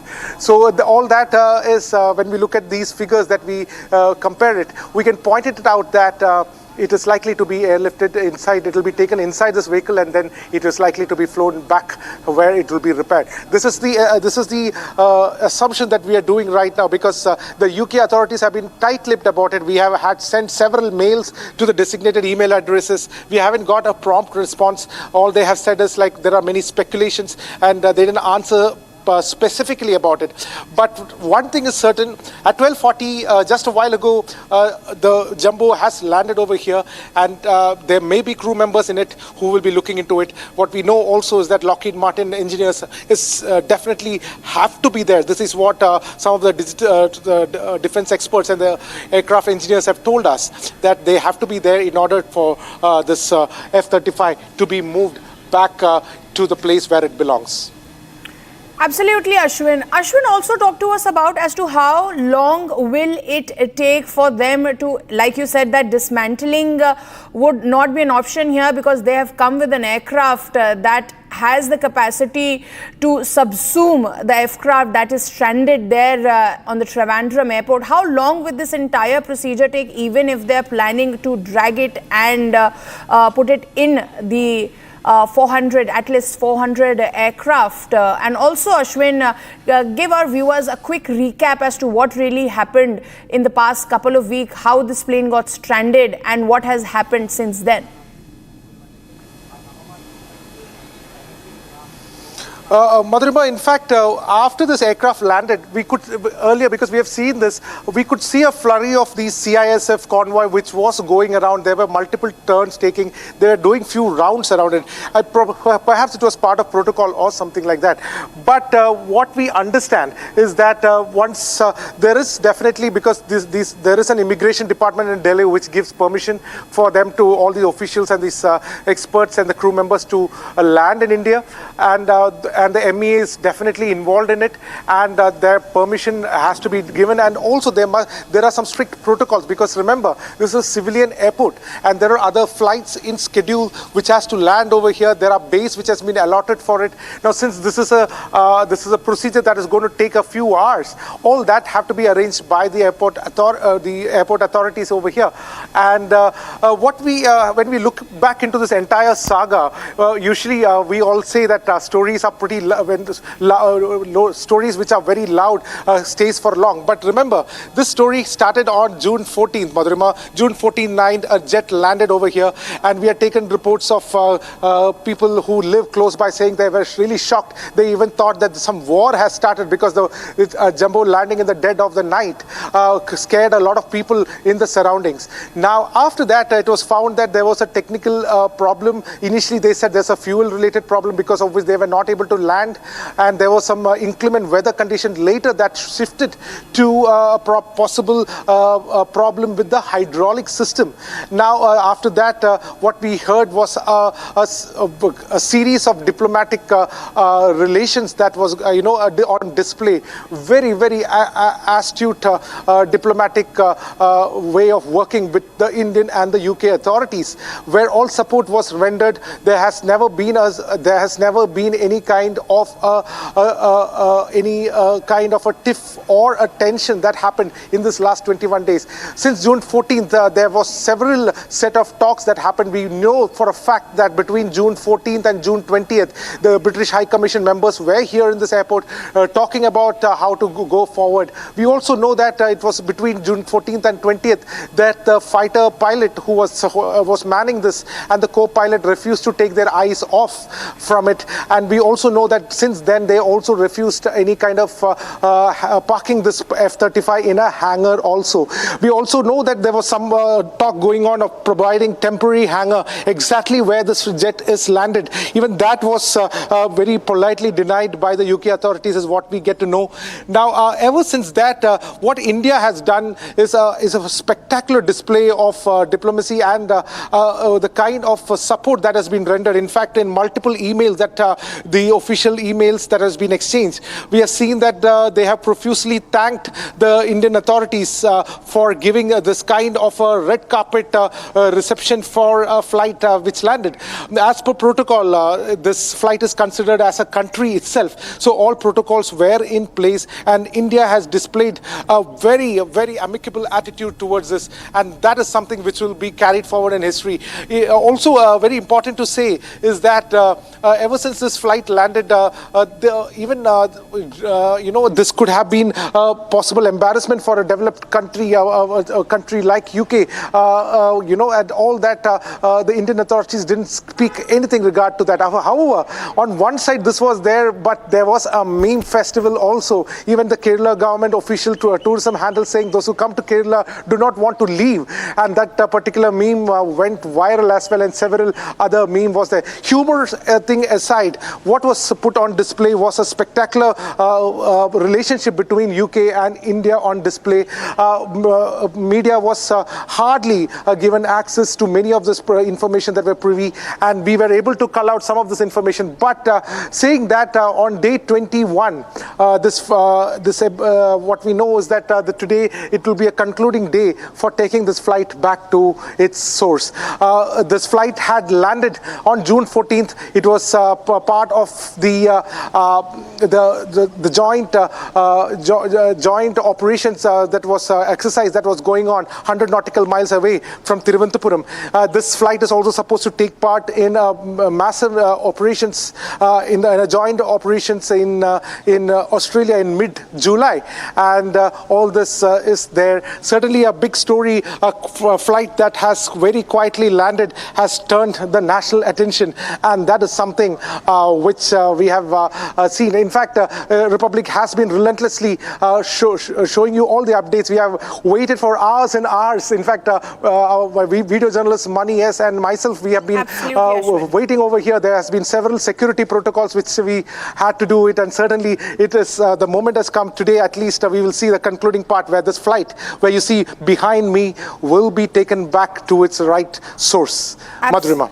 Absolutely, Ashwin. Ashwin, thank you for putting that in perspective in great detail. We'll keep coming back to you as it's going to be an ongoing operation, at least for today. Thank you, Ashwin. Moving on, viewers, let's shift our focus to state of Punjab, where Shiromani Akali Dal leader Bikram Majitia arrested by the Punjab Vigilance Bureau on the 25th in connection with a 540 crore disproportionate asset and alleged drug money laundering case was remanded to a 14 days of judicial custody by a Mohali court today. Majitia has been dismissed the FIR as a political witch hunting, maintaining that his arrest and remand violate legal procedure, while prosecutors have pointed out to substantial unexplained deposit in his family-run business, including 161 crore in cash and 141 crore routed via foreign entities. So Bikram Singh Majitia has been sent to judicial custody, where the Shiromani Akali Dal and Majitia himself continues to call this arrest as a political vendetta. He has been sent to judicial custody. Listen in to what his prosecutor had to say. आज बिक्रम मजीठिया को court में पेश किया गया था और उनके judicial remand की रिक्वेस्ट की गई। तो एक चीज़ बिल्कुल साफ है कि पुलिस जब जुडिशियल रिमांड की रिक्वेस्ट करती है तो उसमें ये होता है कि अब पुलिस इनकी कस्टडी नहीं चाहती है, पूछगिछ नहीं करना चाहती है। तो जो विजिलेंस 2 दिन पहले कह रही थी कि ये कॉपरेट नहीं कर रहे हैं, हमें तो इनके खिलाफ इतने सबूत मिल गए हैं, तो आज वो कहते हैं कि हमें फर्दर इसमें इंटेरोगेशन नहीं करनी है, इन्हें जुडिशियल रिमांड में भेज दें। झूठों पे आधारित जो भी सरकार ने बातें की हैं, अब सरकार की जवाबदेही उन बातों पे तय करी जाएगी। Well, viewers, that was prosecutor for Bikram Singh Majitia, who cries foul amid his arrest and him being sent to judicial custody. Now shift our focus to the NCR region, where a dramatic police encounter unfolded in Greater Noida as part of the ongoing Operation Langra, a crackdown against repeat offenders and criminals. During the encounter, 2 miscreants were shot in the leg. Here's the detailed report.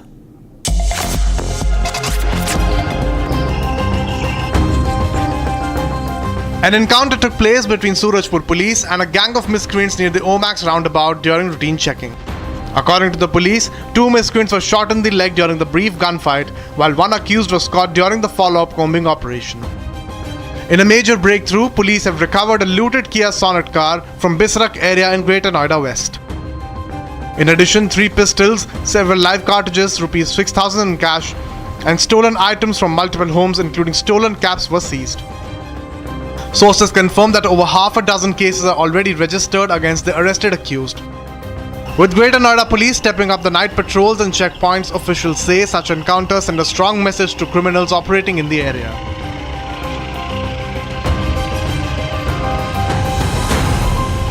थाना Surajpur police team द्वारा जब Omicron गोलचक्कर के पास नियमित रूप से checking की जा रही थी तो उन्हें एक बिना नंबर प्लेट की कार तेज गति से आती हुई नजर आई। कार किया सोनेट थी। जब पुलिसकर्मियों ने उस संदिग्ध कार को रोकने का प्रयास किया तो उस कार में बैठे व्यक्ति ने उतरकर पुलिस की तरफ जान से मारने की नीयत से फायर किया। पुलिस वाले भाग बचे। जब पुलिस ने जवाब में आत्मरक्षा में जवाबी फायर किया तो उनमें से 2 बदमाशों के पैर में गोली लगी और तीसरा बदमाश वहां मौके से फरार हो गया। बाद में कॉम्बिंग के दौरान उसको भी गिरफ्तार किया गया। दोनों घायलों को अस्पताल में भर्ती किया गया। तो इसमें आगे तफ्तीश की गई तो मालूम चला कि इनके द्वारा जो किया सोनेट कार इस्तेमाल की जा रही थी वह कुछ समय पहले थाना बिसर क्षेत्र से चोरी की गई थी और इनके पास से कुछ अन्य डेल्टा 2 सेक्टर से चोरी किए गए सामान बरामद भी हुए। इनके पास से तमंचा, जिंदा कारतूस, कारतूस बरामद भी हुए हैं। तीनों ही अभियुक्तों का बहुत ही लंबा चौड़ा आपराधिक इतिहास भी मिला है। अभियुक्तों को न्यायिक हिरासत में भेजा जाएगा। अन्य विधिक कार्रवाई प्रस्तुत है।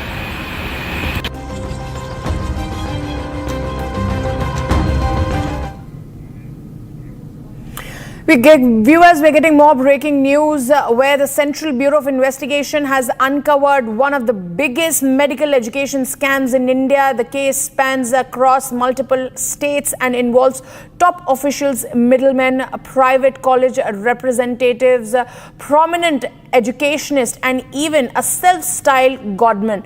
The CBI has also so far arrested 8 people, including 3 NMC doctors who allegedly took rupees 55 lakh bribe to issue favorable inspection report to Rawatpura Institute of Medical Sciences in Naya Raipur. So this is the biggest medical scam that has unraveled, viewers, where multiple efforts were made to make sure that this particular Rawatpura Medical College of Sciences is given all the certificates and needed documents to run illegally. Listen in to voices that we are getting in the story. ₹55 lakh bribe ली गई है, ऐसा आरोप लगाया है CBI ने। और जब्ती जो की गई है वो करीब करीब 16 लाख कुछ की गई है और एक जन से 38 लाख की गई है।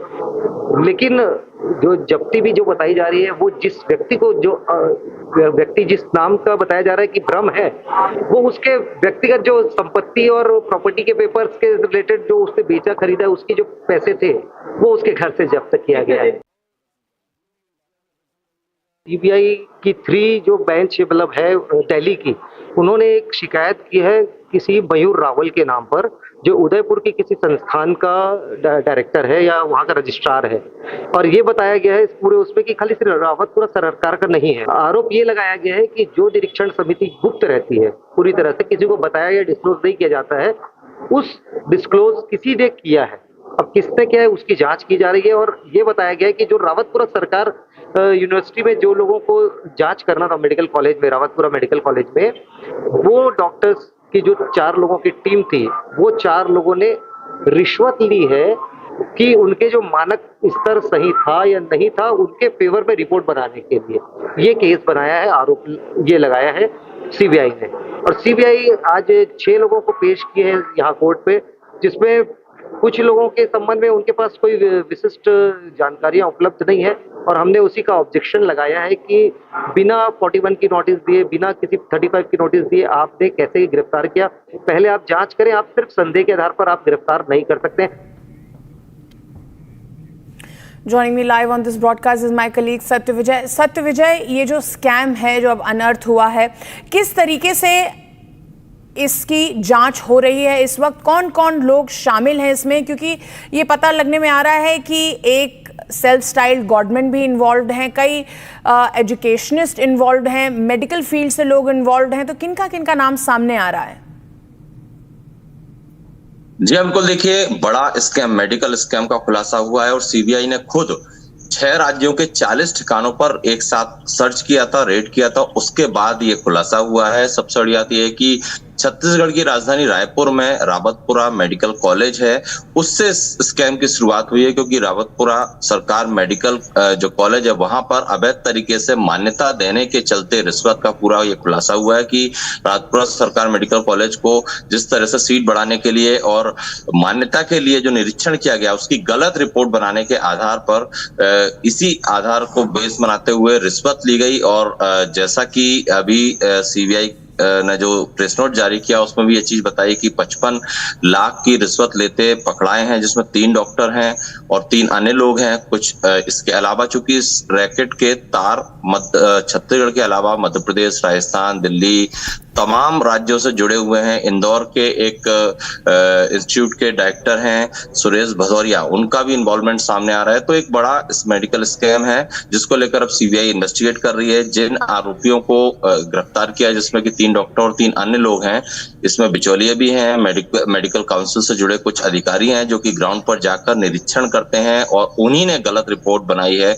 ये भी एक हवाला दिया जा रहा है कि जो है मेडिकल कॉलेज की जो सीट्स हैं उनकी संख्या बढ़ाने को लेकर भी रिश्वत की मांग की गई थी। तो इन सब पहलुओं को जोड़ते हुए सीबीआई ने इन आरोपियों को अरेस्ट किया है, इनको कोर्ट में पेश कर रिमांड लिया है और रिमांड के दौरान इनसे इन्वेस्टिगेशन की जा रही है, पूछताछ की जा रही है और इस पूछताछ में कुछ और खुलासे हो सकते हैं। बड़ी बात यह कि रावतपुरा सरकार जो है जिनका की इंस्टीट्यूट है उनके खिलाफ भी सीबीआई ने एफआईआर दर्ज कर लिया है। तो बड़े नाम जो हैं इस पूरे स्कैम में सामने आ रहे हैं और कई और कॉलेज जो हैं उनको भी गलत तरीके से मान्यता देने या उनकी सीट का जो कोटा होता है उसे बढ़ाने को लेकर परतें अभी खुलेंगी, क्योंकि सीबीआई ने अब एक साथ ये सर्च किया है। तो अब सीबीआई इन्वेस्टिगेट करेगी और इसमें बाकी जो आरोपी हैं, कुछ ऐसे भी आरोपी हैं जो सर्च के बाद से फरार हो गए हैं, उनकी गिरफ्तारी होगी, उनसे पूछताछ होगी। जो आरोपी अरेस्ट हुए हैं उनसे आमना सामना कराया जाएगा। तो इसके बाद कई और खुलासे हो सकते हैं।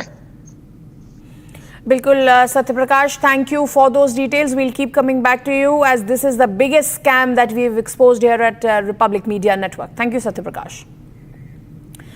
Now viewers, let's move on. At least 43 people including 15 children have died in Kerr country of Texas due to flooding caused by a storm. Several more individuals have died in the nearby counties. The storm unleashed approximately a foot of rain from Friday and sent floodwaters gushing out of the river through the hilly region. Here's more on the story. Central Texas was hit by a storm yesterday, which unleashed nearly a foot of rain. The rainwater caused severe flooding in the area. At least 51 casualties have been reported due to the flooding. 43 deaths have been reported in Kerr County and several others have been reported in nearby counties. The flooding also hit Camp Mystic, a Christian summer camp situated along Guadalupe River. Currently, 27 girls are missing from the camp. Texas Governor Greg Abbott and Secretary of Homeland Security Kristi Noem have visited the campsite. Texas Governor Greg Abbott has vowed that the authorities will be relentless in rescuing and recovering victims.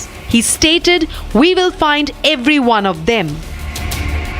Helicopters, boats and drones are being used to look for victims and to rescue people stranded in trees and from camps isolated by washed out roads. One dead, 4 injured after blast in Firecracker factory in Tamil Nadu. Elon Musk says he has formed a new US political party, the America Party. We'll get you more on this, but right after a short break. Stay tuned. आधे bowl दही में 4 चम्मच MDH चटनी पुदीना मसाला डाला, stir करो, पुदीना चटनी तैयार। MDH चटनी पुदीना मसाला। केसरिया से मन जोगी हुआ रे, दिल झूमे देखो मतवारा हुआ रे, केसरिया से मन जोगी हुआ। हर पल मनाओ केसरी त्योहार। विमल, बोलो जुबान केसरी। ये है सीक्रेट रेसिपी MDH का जीरा सिप जल जीरा मसाला। सिप सिप जीरा सिप MDH का जल जीरा सिप MDH का जल जीरा SIP. After the massive success of Operation Sindoor, which underlined India's dominance in the skies, another story is quietly unfolding within the Indian Air Force. This one will multiply the Indian Air Force's punch and add more firepower to one of its most advanced fighter jets, the Sukhoi 30 MKI, and make it more lethal for our adversaries. The Sukhoi Su-30 MKI, the backbone of our Air Force, is getting a radical makeover. And it is not just an upgrade, it is a transformation. Yes, we are talking about the Super Sukhoi.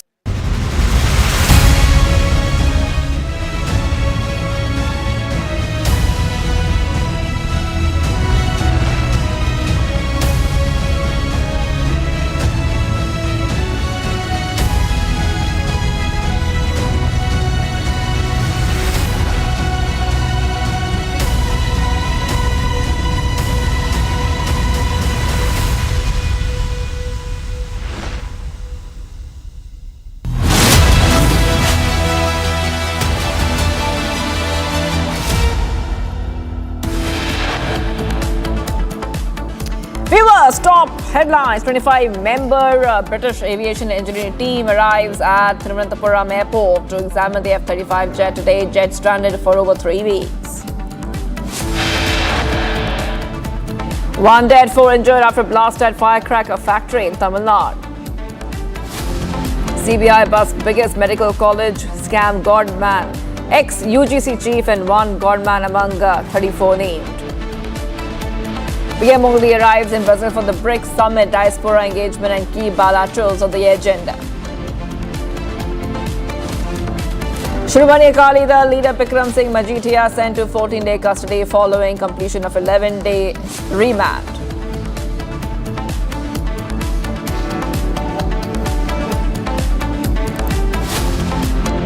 I join millions around the world in wishing His Holiness the 14th Dalai Lama a most happy and joyful 98th birthday. PM Modi wishes Dalai Lama on his 90th birthday. Union Minister Kiren Rijiju is attending Dalai Lama's birthday event in Dharamshala.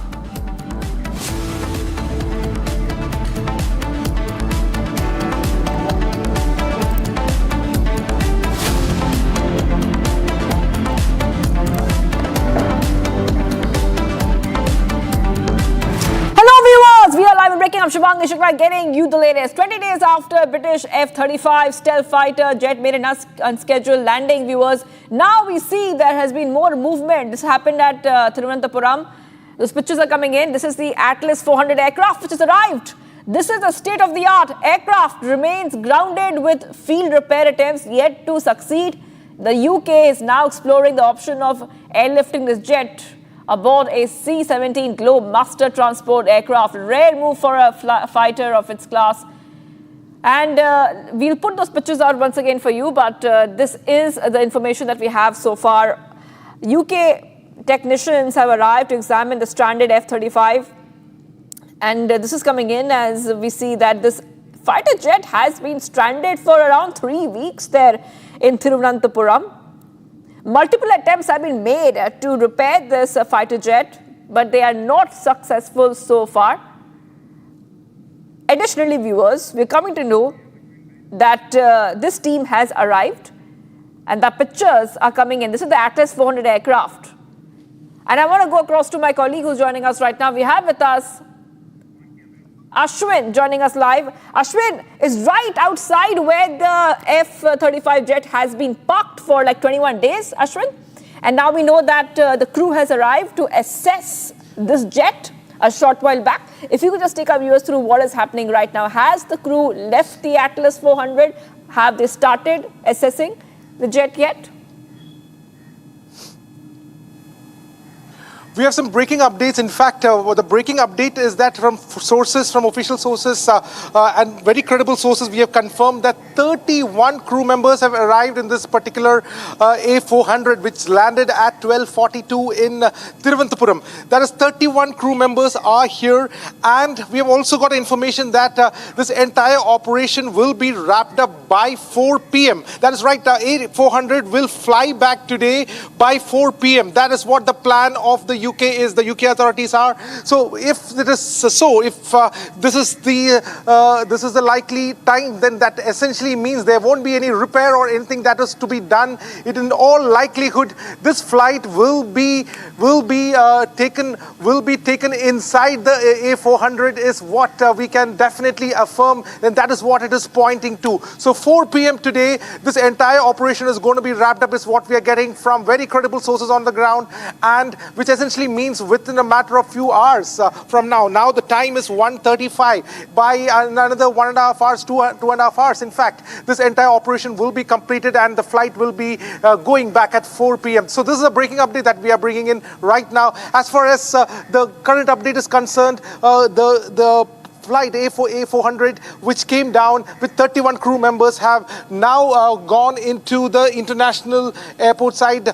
They would have parked it in the bay over there, and in some time they would be granted permission to come near this aircraft, or perhaps there will be some machinery that they will bring down to take this particular aircraft into the international bay and then load it into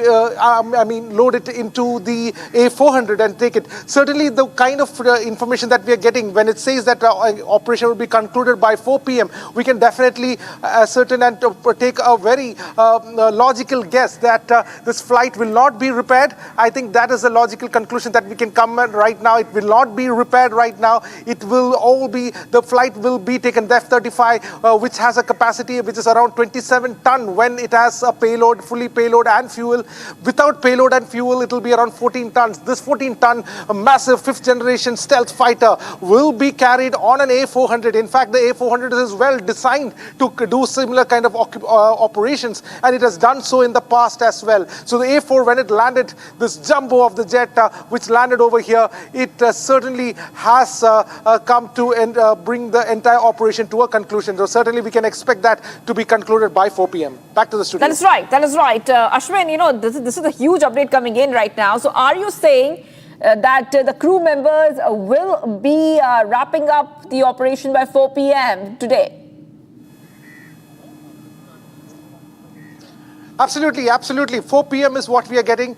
By 4 p.m. they are going to fly back, which essentially means, because flying back operation, now if you put a normal jet itself, for it to take off from the airport and all those procedures will take around 35 to 40 minutes. Now also important is that the parking fee that needs to be paid, which is a very common practice, that any flight which lands in any airport, they have to pay parking fees. So the 21 days parking fees, all that legal documentation, that would be going on as we speak inside the international terminal in the immigration section.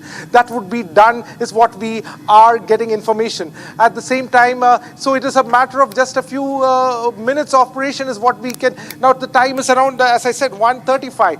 Now when we look into it, when they say they are going to fly back by 4 p.m., which essentially means the flying back operation will probably commence between 3 to 3:30, and with by 4 they will take off. So if the Jumbo A400 is going to take off by 4 p.m., that means it will start moving by around 3 p.m., and that essentially means there will not be any kind of any repair that is going to be done. This is what we are taking a very informed guess over here with the credible timing that has been given by one of the sources on the ground, and certainly it looks like the aircraft will be carried back to UK or to any space, probably in Muscat or to London or wherever the Lockheed Martin engineers will be looking into the trouble that it caused to the jet fighter. All right, thank you, Ashwin, for getting those details. I will be coming back to you as we track this story very closely. We are coming to know that very soon this crew members who have arrived are going to go ahead and assess the situation, and they might be leaving by 4 p.m. We really have to move ahead right now. Breaking news coming in. Blast at a cracker factory in Tamil Nadu. 1 dead and 4 injured in the explosion. So this is a big update coming in right now, viewers. Let's go ahead to the big story that we're getting for our viewers. According to the latest information, blast at the cracker factory in Tamil Nadu. 1 dead, unfortunately 4 injured in the explosion. So we have the pictures coming in right now. This is in Tamil Nadu, where there's a blast at a firecracker factory. And according to the latest information that we're getting for our viewers, we're coming to know, I repeat, we're coming to know that one person has lost their life and multiple people are injured. Now, why this blast happened, we do not know that yet. We're still waiting for more updates. But this is a firecracker unit in Tamil Nadu's Virudhunagar. According to the updates coming in, one person lost their life while this blast was reported at a firework unit. Rescue teams are on the spot. You can see rescue teams are on the spot, rush to the spot to take the injured to the hospital for treatment. Okay, we have with us Sharada, who is joining us live. Sharada, we can see pictures coming in of the fire and rescue teams which have reached the spot post the explosion. 1 person has died, 4 are injured. The injured are being moved to the hospital. What is the state of the operation right now in terms of controlling the fire and the explosion? Shivangi, the fire has been completely doused out at the fire factory, and now we had seen the videos how the debris shows a lot of firecrackers waste in the spot. It's come to a notice that it was because of the storage problem that there was a blast, and then precautionary measures were not taken at that particular factory to properly store the firecrackers. 1 died and 4 are seriously injured and have been admitted in the hospital, and they are now under treatment, and it's expected that they'd soon be all right. However, the damage that's been extensive around Sivagasi, and this is not the first because in the past 5 days we've seen this is the second attack. Last attack had 5 people died and 6 seriously injured. So it continues to be a recurring attack in the firecrackers factory that's situated in Sivagasi near Virudhunagar. So they expected that the government will now take precautionary measures and check if all these factories are properly diced with whatever safety measures is required for the people, and also to make sure that these accidents do not occur again. How properly the firecrackers can be stored is what the government are in talks now. A probe has been launched to figure out how the blast has actually happened, Shivangi. All right, thank you for getting those details. I will be coming back to you, Sharadha, for more on this story. As we see, the fire has been doused already. A reporter is saying this is the blast of a firecracker unit in Tamil Nadu. We're going to move ahead right now, getting some more updates coming in. Let's go to the next breaking set of news coming in. Now we go to Srinagar. Hezbollah flags seen at Muharram procession in Bevina, Srinagar. Earlier in the procession, protesters were seen holding placards of Khomeini. This is what we see right now, viewers. Muharram rally, there you go on your screen. This is a Muharram rally where we see that there's a controversy which is sparked due to the presence of Hezbollah flags and posters of its leaders as well, which have been seen. Placards of Khomeini have also been seen at this rally and at the procession in Srinagar. I'm being joined right now by my colleague who's joining us live. We have Zinat from Srinagar. Zinat, this is a procession in Srinagar where we saw Hezbollah flags. This is not the first time. We have seen this for the past few days. If you could just take our viewers through what is happening on the ground. See, these are the visuals from the Bebina, Srinagar. This is Srinagar West, where the incident has taken place.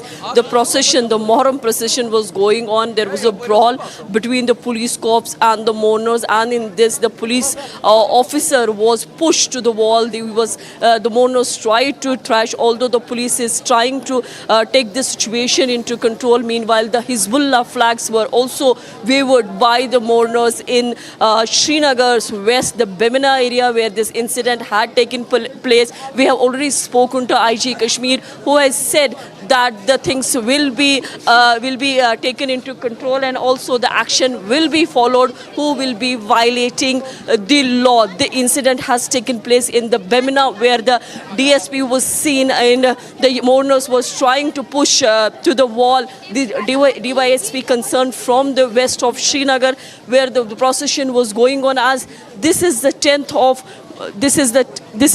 of the Muharram. And I am also here showing you the visuals of the Zadibal Srinagar. This is the downtown area of Srinagar, where you have one of the biggest gathering of these mourners. The flags that you see, this is Rozi Ashura that we call, and this is commemorating the martyrdom of Imam Hussain alayhi salam, the grandson of Prophet Muhammad, peace be upon him. And today the mourners are remembering the battle of Karbala, where Imam Hussain was martyred along with his companions. One can see the people here walking barefooted.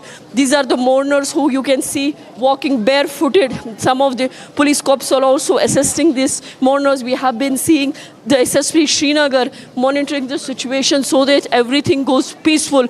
The mourners are remembering the battle of Karbala, meanwhile reciting elegies and also remembering the sacrifice that were made by Imam Hussain alayhi salam and his companions. And we are seeing the largest gathering coming in from the Zadibala Srinagar. In the morning, LG Manoj Sinha was also here. He was also the part of the procession. He offered the drinks to the people, because in this procession you will see that apart from people in the black clad, they are the Shia mourners. Even those who are not in black, they are also the part of the procession, the Sunni mourners.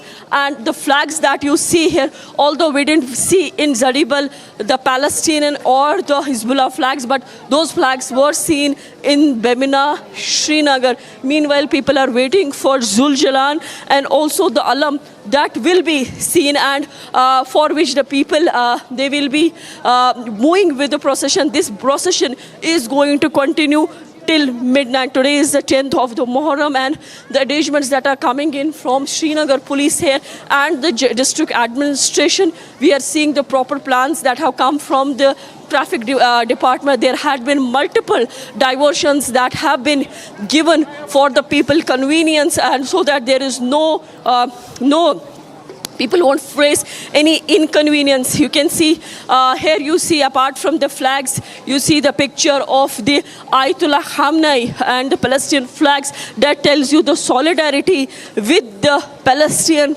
people. These are the mourners of the Srinagar. This is 10th Muharram, where the mourning is taking place in the form of procession. People are sprinkling water also on those who are joining this procession. Men, women, children, old age people. You will see most of the people here being the part of the procession. Most of them are barefooted. This is a tradition that is being followed here, and this is a tradition of hundreds of years, where you see people are bare. Right, okay, thank you for getting those details, Zeenat. Those pictures are coming in of my colleague Zeenat, who's showing us live pictures as Hezbollah flags are seen at Muharram procession in Srinagar. Earlier in the procession, protesters were seen holding placards of Khomeini, and according to more information we're getting for our viewers, law and order has also been erupted, situation has erupted in some of these processions. I really have to take a break right now. We are getting more updates coming in. Let's take a short break. 1 dead, 4 injured after blast in Firecracker factory in Tamil Nadu.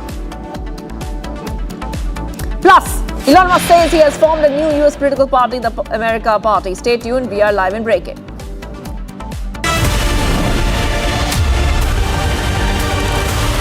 दादी के हाथों का जादू और खुशबू से महकता घर, माँ की मुस्कुराहट और खाने की सुगंध। MDH गरम मसाला, क्योंकि हर रिश्ता है स्वाद से जुड़ा। केसरिया से मन जोगी हुआ रे, दिल झूमे देखो मतवारा हुआ रे। केसरिया से मन जोगी हुआ। हर पल मनाओ केसरी त्योहार। विमल, बोलो जुबान केसरी। MDH की हल्दी मिर्ची धनिया करे कमाल, ये रंग दे, ये खुशबू दे, ये तीखा, ये कम पड़े, क्या निराला MDH masala.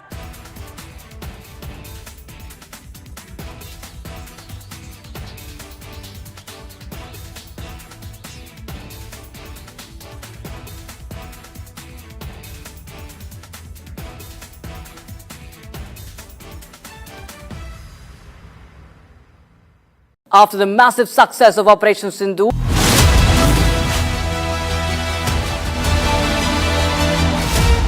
and viewers, let's go ahead to some of the other stories. Tracking. Prime Minister Modi has arrived in Brazil to attend the 17 BRICS summit. He received a grand welcome from the Indian community upon his arrival in Rio de Janeiro.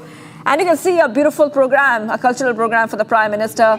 The members of the Indian diaspora performed a cultural dance and folk songs as they welcomed PM Modi to Brazil. Now during the 17 BRICS leaders summit, PM Modi is expected to exchange views on key global issues including peace and security, strengthening multilateralism, responsible use of artificial intelligence, climate action, global health and economic and financial matters. Take a look at these reactions coming in from the Indian diaspora.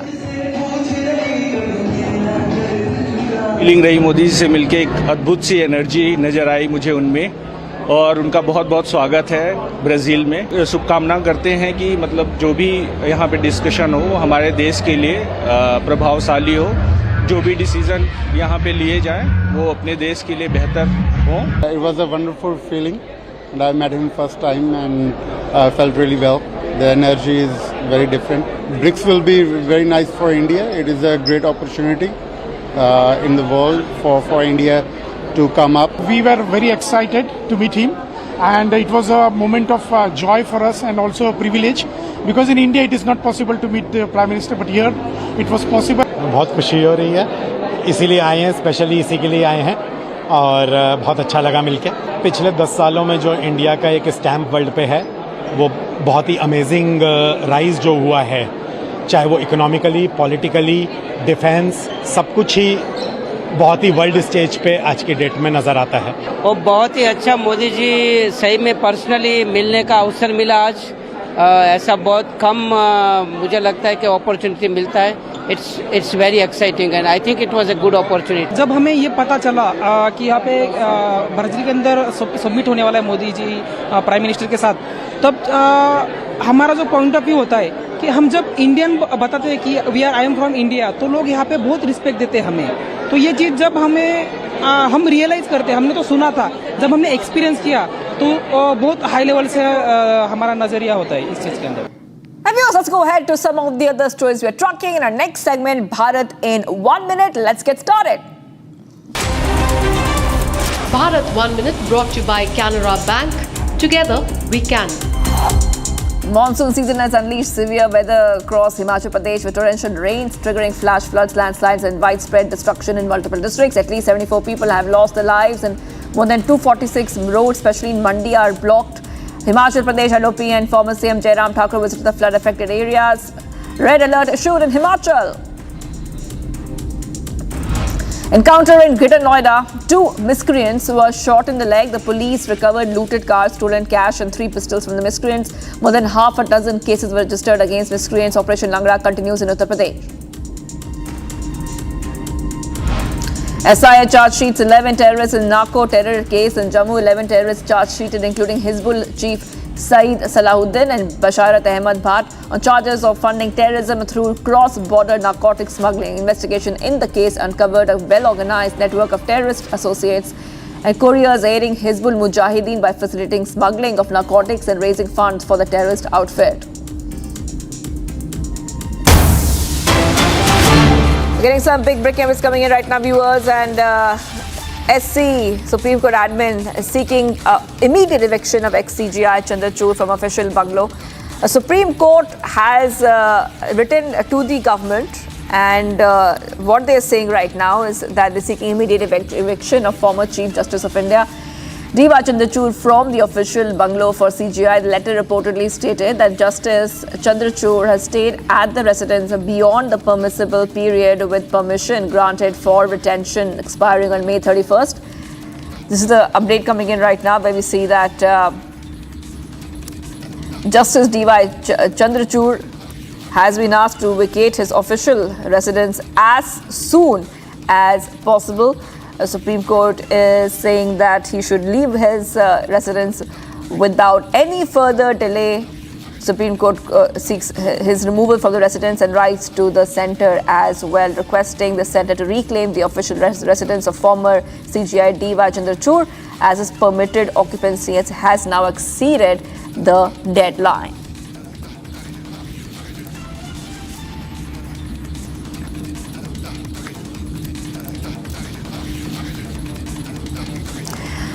At least 43 people, including 15 children, have died in Kirk County of Texas due to flooding caused by a storm. Several more individuals have died in nearby countries and counties. Now we see storm unleashed approximately a foot of rain on Friday and sent floodwaters gushing out of the river through the hilly region. Here's more on the story.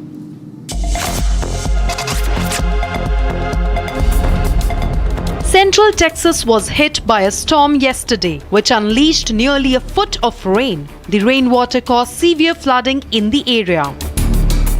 At least 51 casualties have been reported due to the flooding. 43 deaths have been reported in Kirk County, and several others have been reported in nearby counties. The flooding also hit Camp Mystic, a Christian summer camp situated along Guadalupe River. Currently, 27 girls are missing from the camp. Texas Governor Greg Abbott and Secretary of Homeland Security Kristi Noem have visited the campsite. Texas Governor Greg Abbott has vowed that the authorities will be relentless in rescuing and recovering victims. He stated, "We will find every one of them." Helicopters, boats and drones are being used to look for victims and to rescue people stranded in trees and from camps isolated by washed out roads. Getting some big updates coming in right now, viewers. Shiromani Akali Dal leader Bikram Singh Majithia arrested by the Punjab Vigilance Bureau on June 25th in connection with the 540 crore disproportionate asset and alleged drug money laundering case, was remanded to 14 days of judicial custody by a Mohali court today. Majithia has dismissed the FIR as political witch hunting, maintaining that his arrest and remand violate legal procedures, while prosecutors have pointed to substantial unexplained deposits in his family-run business, including 161 crores in cash and 141 crore which has been routed through these foreign entities, viewers. So this is what we see right now. Shiromani Akali Dal leader has been arrested by the Punjab Vigilance Bureau on June 25th in connection with a 540 crore disproportionate case, has now been remanded to 14 days of judicial custody by the Mohali court today. आज बिक्रम मजीठिया को court में पेश किया गया था और उनके judicial remand की रिक्वेस्ट की गई। तो एक चीज़ बिल्कुल साफ है कि पुलिस जब जुडिशियल रिमांड की रिक्वेस्ट करती है तो उसमें ये होता है कि अब पुलिस इनकी कस्टडी नहीं चाहती है, पूछगिछ नहीं करना चाहती है। तो जो विजिलेंस 2 दिन पहले कह रही थी कि ये कॉपरेट नहीं कर रहे हैं, हमें तो इनके खिलाफ इतने सबूत मिल गए हैं, तो आज वो कहते हैं कि हमें फर्दर इसमें इंटेरोगेशन नहीं करनी है, इन्हें जुडिशियल रिमांड में भेज दें। झूठों पे आधारित जो भी सरकार ने बातें की हैं, अब सरकार की जवाबदेही उन बातों पे तय करी जाएगी। Much coming up, PM Modi wishes Dalai Lama on his 90th birthday. Union Minister Kiren Rijiju attends Dalai Lama's birthday event in Dharamshala. And the PM Modi arrives in Brazil for the BRICS summit, diaspora engagement and key bilaterals on the agenda. Stay tuned. We are live in breaking.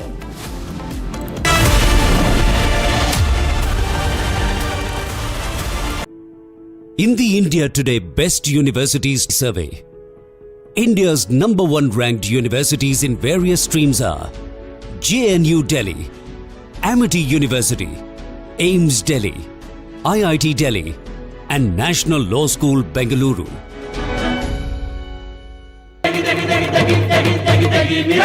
MDH की देगी मीरज, देगी मिर्च का तड़का, अंग अंग फड़का। MDH की देगी Miraj. After the massive success of Operation Sindoor, which underlined India's dominance in the skies, another story is quietly unfolding within the Indian Air Force. This one will multiply the Indian Air Force's punch and add more firepower to one of its most advanced fighter jets, the Sukhoi 30 MKI, and make it more lethal for our adversaries. The Sukhoi Su-30 MKI, the backbone of our Air Force, is getting a radical makeover. And it is not just an upgrade, it is a transformation. Yes, we are talking about the Super Sukhoi, the massive 70,000 crore rupee upgrade that will make Sukhoi 30 more dominant than it already is. Let's start with the why. The Su-30 MKI is already India's most numerous and battle-tested fighter. But the F-16s across the border have seen several upgrades, and China is fielding next-gen platforms as well. India needed more than a match, it needed mastery. Enter the Super Sukhoi program. At the heart of this transformation is a state-of-the-art avionics suite. Think digital cockpit, better situational awareness, and seamless sensor fusion. And the radar? A brand new AESA radar, active electronically scanned array.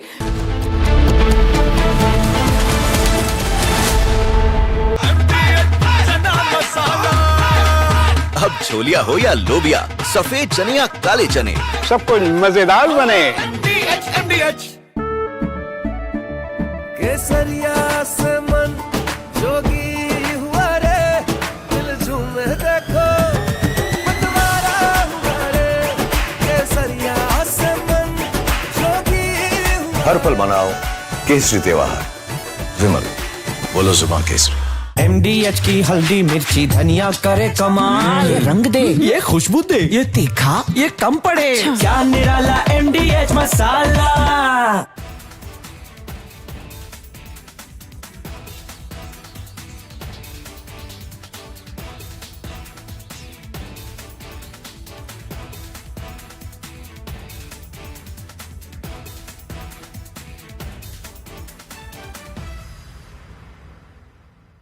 After the massive success of Operation Sindoor, which underlined India's dominance in the skies, another story is quietly unfolding within the Indian Air Force. This one will multiply the Indian Air Force's punch and add more firepower to one of its most advanced fighter jets, the Sukhoi 30 MKI, and make it more lethal for our adversaries. The Sukhoi Su-30 MKI, the backbone of our Air Force, is getting a radical makeover. And it is not just an upgrade, it is a transformation.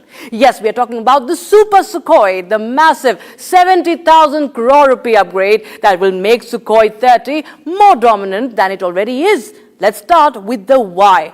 The Su-30 MKI is already India's most numerous and battle-tested fighter. But the F-16s across the border have seen several upgrades, and China is fielding next-gen platforms. From Asia's largest news headquarters, setting the agenda for Bharat.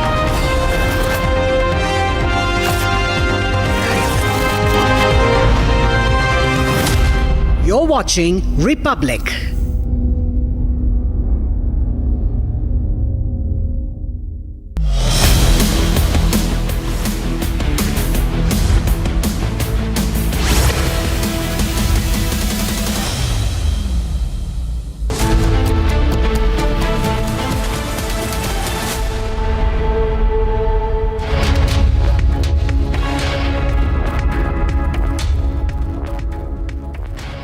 Welcome back, ladies and gentlemen. You're watching Live and Breaking with me, Krutat Patnaik, at 2 p.m. this Sunday afternoon.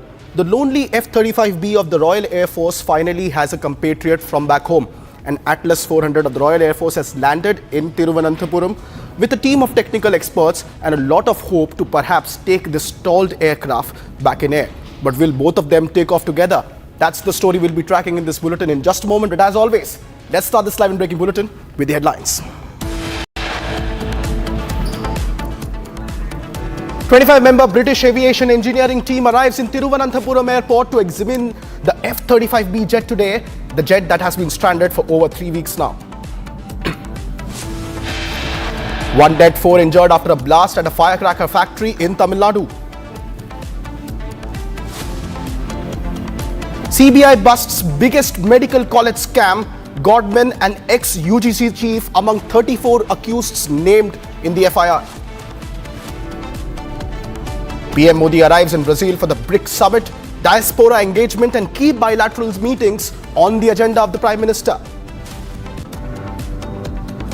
Shiromani Akali Dal leader Bikram Singh Majithia has been sent to 14 days of custody following completion of 11 days of remand.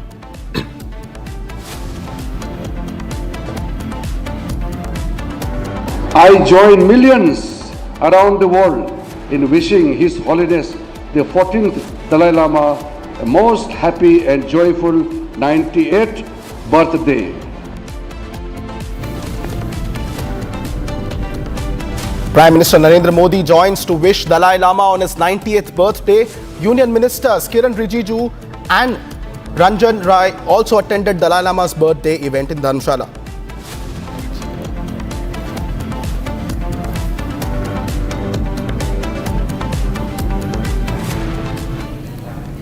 It has been nearly 20 days, ladies and gentlemen, since the fighter stealth aircraft, the F-35B of the Royal Air Force, has been stranded on the tarmac in VIP slot number 2 on the Thiruvananthapuram airport after making an unscheduled landing following certain technical or hydrological issues. Now, the state-of-the-art aircraft remains grounded with the field repair attempts yet to succeed. And now the United Kingdom is exploring different options, including a very unusual one: airlifting a jet on board a C-17 Globemaster transport aircraft, which is an extremely rare move for a flight that cannot fly. For a fighter of its class, it's a massive embarrassment for the US manufacturers. And now we are getting a visual of the arrival of an Atlas 400 aircraft on the Thiruvananthapuram airport, a transport aircraft of the RAF, carrying a technical team of experts, a 25-member delegation of British aviation engineering experts, which are expected to come and assess what went wrong with this flagship 5th generation stealth aircraft, the F-35B of the Royal Air Force, that made an unscheduled landing and so far has no schedule for takeoff from the Thiruvananthapuram airport. That's the big story that we are tracking this afternoon. 20 days on, and the F-35 is still on the ground, stranded for more than 3 weeks. Will this Atlas 400 aircraft crew of British technical experts finally be able to resolve the mystery of what went wrong with this stealth fighter aircraft that made this unscheduled landing and has not been able to move since then from that parking slot that you see on your screens? The British insisted to keep it under open air, perhaps to keep a closer eye, and now a team of technical experts is visiting India in an attempt to take even closer look at what went wrong and whether they can get this stalled fighter back in air. The alternative is perhaps then to pack it up and put it inside a massive C-17 Globemaster transport aircraft and take it back home. What will the fate of this F-35 be? That's a big update that we are tracking. Meanwhile, the Central Bureau of Investigation has uncovered one of the biggest medical education scams in the country. The case spans multiple states and involves top officials, middlemen of private colleges, representatives and prominent educationists, even a self-styled godman. The CBI has so far arrested 8 people, including 3 NMC doctors, who allegedly took bribe of rupees 35 lakhs to issue a favorable inspection report to the Rawatpura Institute of Medical Sciences in Naya Raipur. That's a big sensational allegation going all the way top to the medical echelons of this country. Even a former UGC chairman, the chairman of the University Grants Commission, the apex body of education vis-a-vis university education in the country, also being allegedly named in the report filed by the CBI. And this massive national racket has now been blown open with sensational details of some of the top officials in the field of education, including ministry officials, certain former bureaucrats, and even a self-styled godman being named as part of the CBI inquiry and the report that has been subsequently filed in the case. The visuals on your screen are of 6 people who have been arrested on charges of bribery, particularly for medical colleges, where bribes were given to dole out certificates of efficiency in exchange of money to medical colleges. And at the center of this entire scam is the Rawatpur Institute of Medical Sciences in Naya Raipur. There have been new inputs coming in on this story. Let's listen into what the defense of these accused is saying in this case. 55 lakh रुपए bribe ली गई है ऐसा आरोप लगाया है CBI ने और जब्ती जो की गई है वो करीब करीब 16 लाख कुछ की गई है और एक जन से 38 लाख की गई है। लेकिन जो जब्ती भी जो बताई जा रही है वो जिस व्यक्ति को जो व्यक्ति जिस नाम का बताया जा रहा है कि भ्रम है, वो उसके व्यक्तिगत जो संपत्ति और प्रॉपर्टी के पेपर्स के रिलेटेड जो उसने बेचा खरीदा उसके जो पैसे थे वो उसके घर से जब्त किया गया है। सीबीआई की 3 जो बेंच मतलब है दिल्ली की, उन्होंने एक शिकायत की है किसी मयूर रावल के नाम पर, जो उदयपुर की किसी संस्थान का डायरेक्टर है या वहाँ का रजिस्ट्रार है। और ये बताया गया है इस पूरे उसमें कि खाली सिर्फ रावतपुरा सरकार का नहीं है। आरोप ये लगाया गया है कि जो निरीक्षण समिति गुप्त रहती है, पूरी तरह से किसी को बताया या डिस्क्लोज नहीं किया जाता है, उस डिस्क्लोज किसी ने किया है।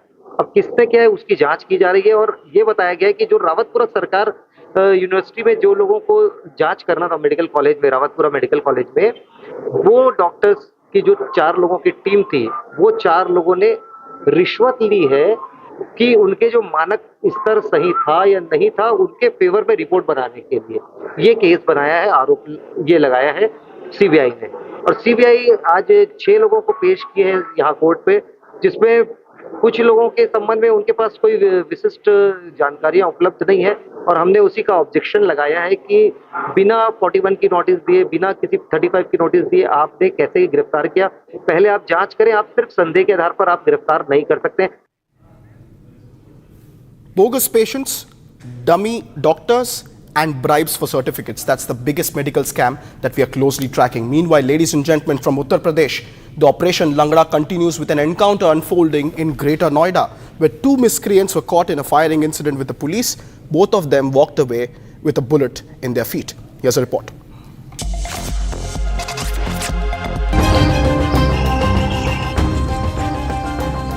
An encounter took place between Surajpur police and a gang of miscreants near the Omax roundabout during routine checking. According to the police, 2 miscreants were shot in the leg during the brief gunfight, while one accused was caught during the follow-up combing operation. In a major breakthrough, police have recovered a looted Kia Sonet car from Bisrak area in Greater Noida West. In addition, 3 pistols, several live cartridges, Rs 6,000 in cash, and stolen items from multiple homes, including stolen caps, were seized. Sources confirm that over half a dozen cases are already registered against the arrested accused. With Greater Noida police stepping up the night patrols and checkpoints, officials say such encounters send a strong message to criminals operating in the area.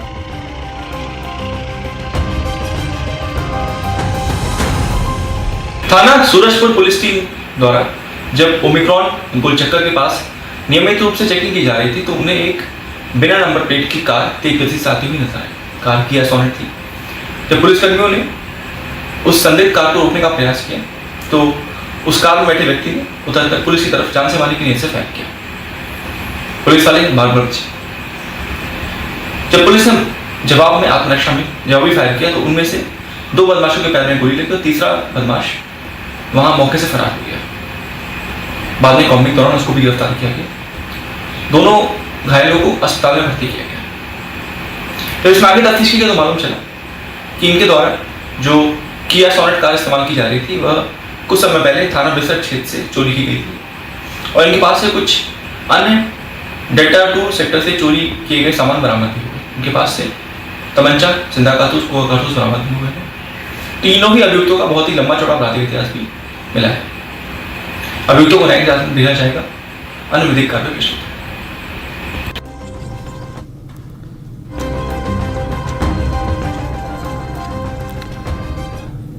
Meanwhile, ladies and gentlemen, a big breaking news update is coming in. A tragic accident has claimed life of a 2-year-old in Ramanathapuram in a heartbreaking incident that has emerged in which a 2-year-old girl lost her life because she was struck by an auto rickshaw.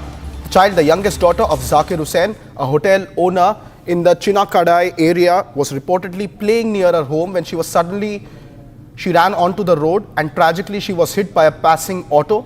Though she was rushed to the hospital with severe injuries, she succumbed after reaching the hospital before treatment could be administered. Now, CCTV footage of the incident has emerged, intensifying the grief and shock in the community. The footage has gone viral, prompting widespread sorrow, especially in the Chinakudai area and the hospital. Authorities are investigating the circumstances under which the incident took place.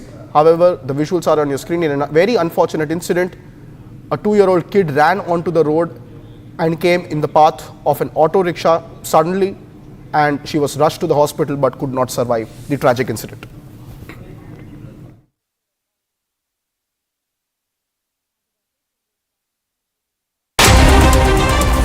Bharat 1 Minute brought to you by Canara Bank.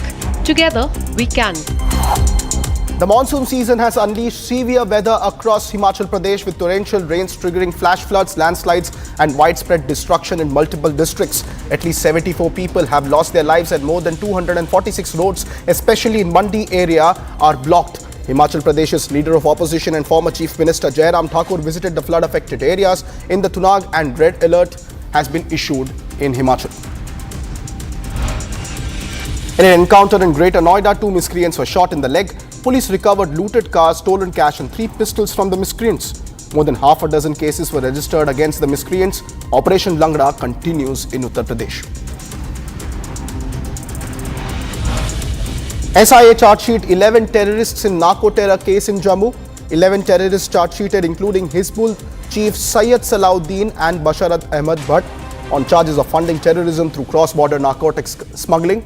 The investigation in the case has uncovered a well-organized network of terrorist associates and couriers aiding Hizbul Mujahideen by facilitating smuggling of narcotics and raising funds on the for the terrorist outfits.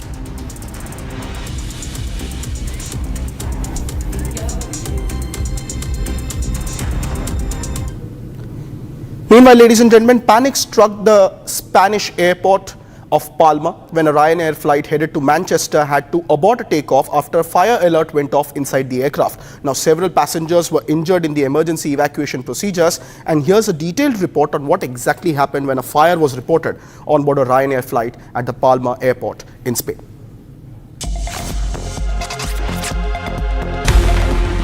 After midnight yesterday, a Ryanair Boeing 737 at Palma de Mallorca airport triggered a fire alarm moments before takeoff. The crew immediately opened emergency exits, but chahos and panic ensued. Frightened, passengers climbed onto the aircraft's wing and jumping directly onto the tarmac, bypassing inflatable sides in their rush. 18 passengers sustained mainly minor injuries. 6 of the 18 injured were hospitalized, with patients taken to 2 local hospitals in Palma. Emergency services responded swiftly, dispatching 4 ambulances, airport firefighters, and Civic Guard officers. Ryanair confirmed the alarm was a false alert, apologized to passengers, and arranged a replacement aircraft for departure to Manchester. This scare follows last week's American Airlines emergency after an engine fire forced a mid-air diversion to Las Vegas. Meanwhile, ladies and gentlemen, Prime Minister Modi has arrived in Brazil to attend the 17th BRICS Summit. He received a grand welcome from the Indian community upon his arrival in Rio de Janeiro, where the summit is being held. The members of the Indian diaspora performed a cultural dance and folk songs as they welcomed the Prime Minister to Brazil. Now, during the 17th BRICS Leaders Summit, Prime Minister Modi is expected to exchange views on key global issues, including peace and security, and strengthening multilateralism through responsible use of artificial intelligence, climate action, global health and economic and financial matters. So those are some of the pressing issues that Prime Minister Modi is all set to discuss on the 17th edition of the BRICS Summit. This is also the longest stay that the Prime Minister will have, 2 nights and 3 days in Brazil on his 5-nation tour that he embarked on July 2nd. This is his 4th country en route.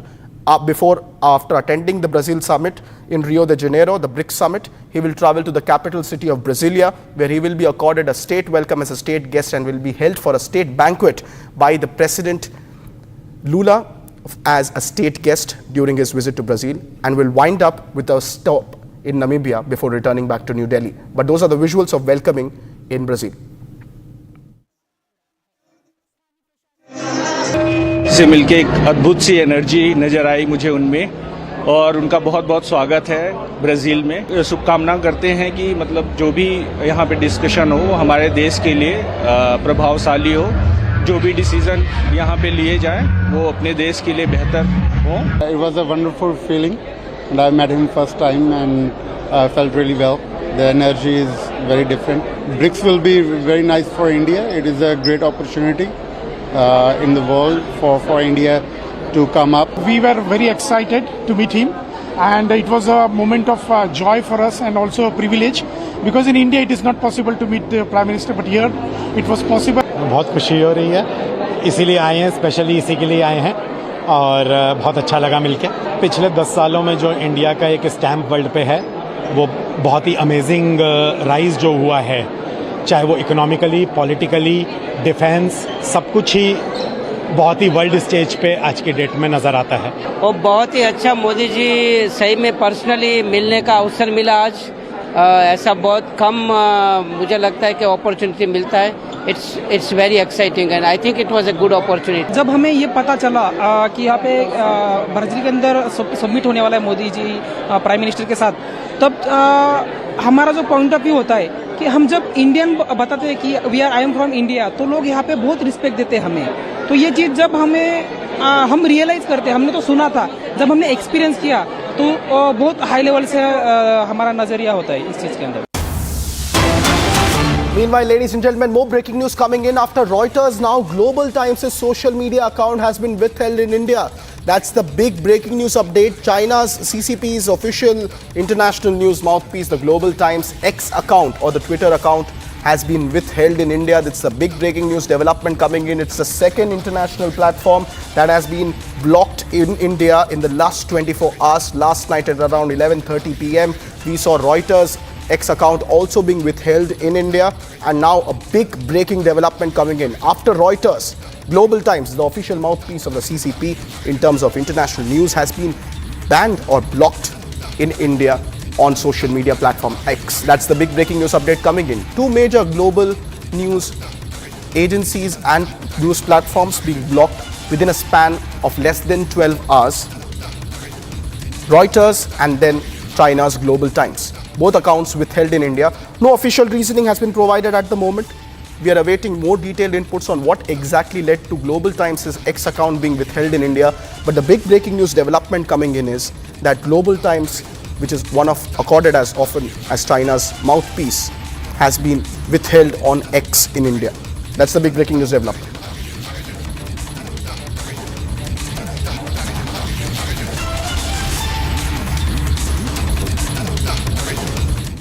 And while the crackdown on social media accounts of these global news aggregators continues, there's a lot more making news and headlines across the world. Let me take you through all those updates in the next 2 minutes.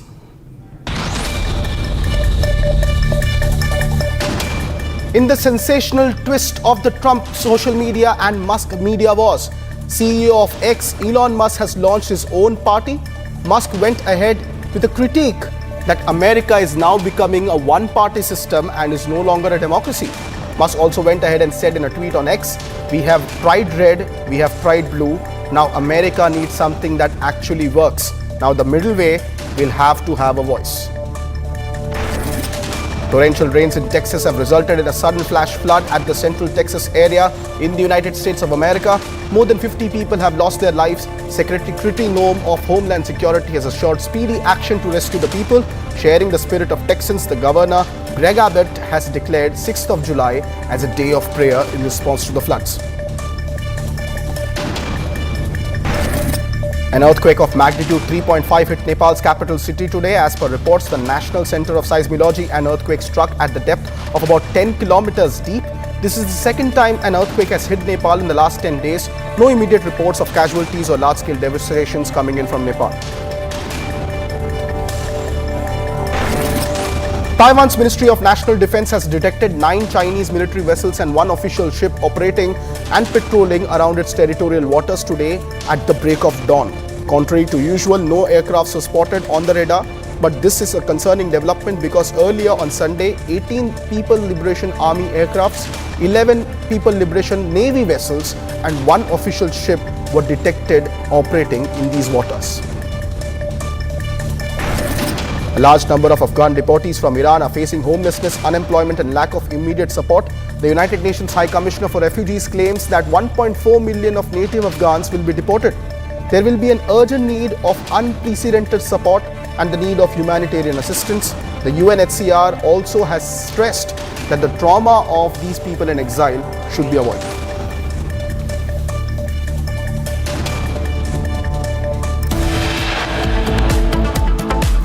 Coming up next on Live and Breaking, 1 dead and 4 injured after a blast at a firecracker factory in Tamil Nadu.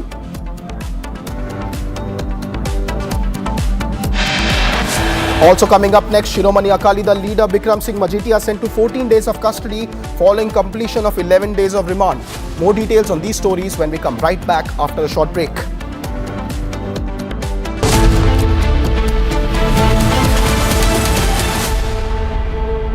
दादी के हाथों का जादू और खुशबू से महकता घर, माँ की मुस्कुराहट और खाने की सुगंध, MDH गरम मसाला, क्योंकि हर रिश्ता है स्वाद से जुड़ा।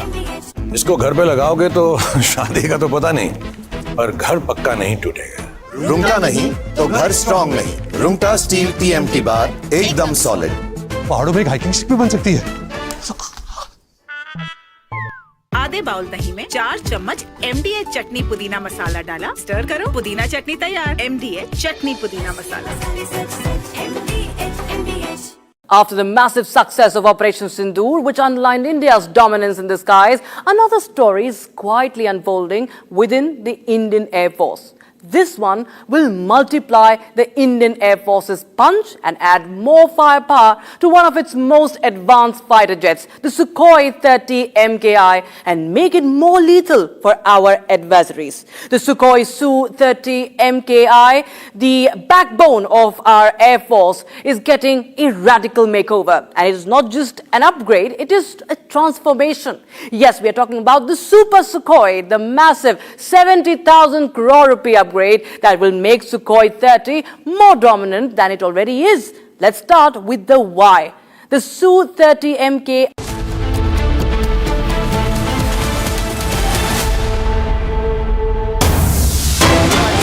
More breaking news coming in. Delhi's Lieutenant Governor Vinay Kumar Saxena has written to Chief Minister Rekha Gupta urging suspension of the end-of-life vehicle ban in Delhi, stating that Delhi isn't ready for such restrictions. That's the big breaking news update. The Delhi ALG has now written to the Chief Minister to suspend the end-of-life vehicle ban.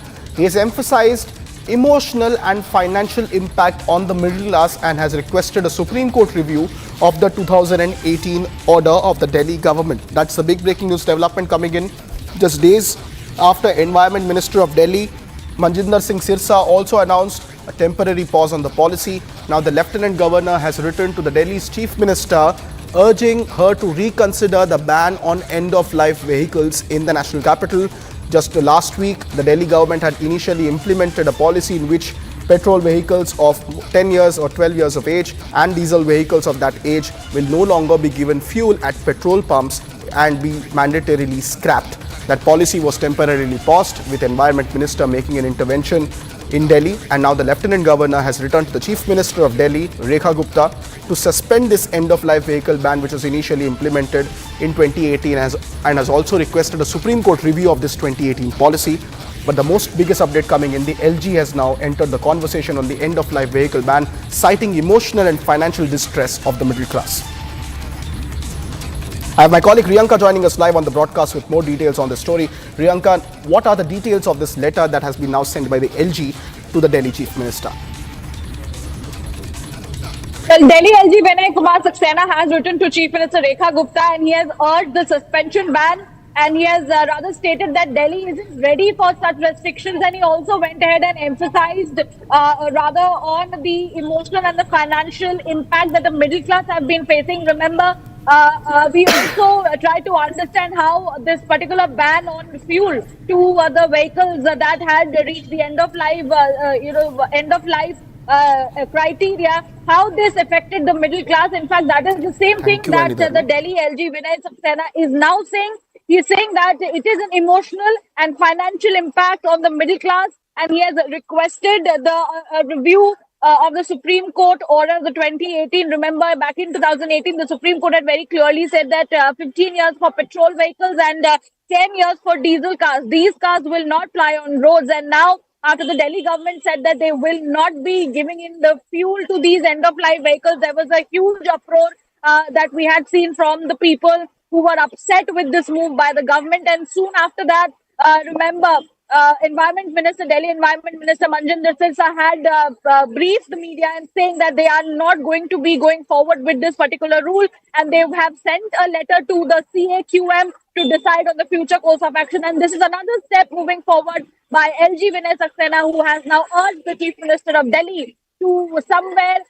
stop this particular ban on fuel that the brunt is being faced by the middle class at the moment. Thank you very much, Priyanka, for those details. Now, the Lieutenant Governor also hopping into the end of vehicle ban in the national capital of Delhi. Will be closely tracking all the developments in this story. Meanwhile, ladies and gentlemen, Texas, one of the states in the United States, has been battling a huge deluge of flood, which was triggered after a foot of rainfall was received. In just one county, the Kerr County, more than 43 people have lost their lives, including 15 children. Now, a complete state of emergency has been announced in Texas and rescue operations are underway. And here's a report on what exactly happened in Texas.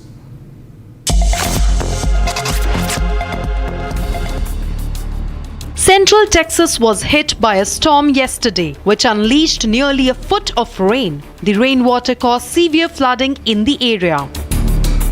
At least 51 casualties have been reported due to the flooding. 43 deaths have been reported in Kerr County, and several others have been reported in nearby counties.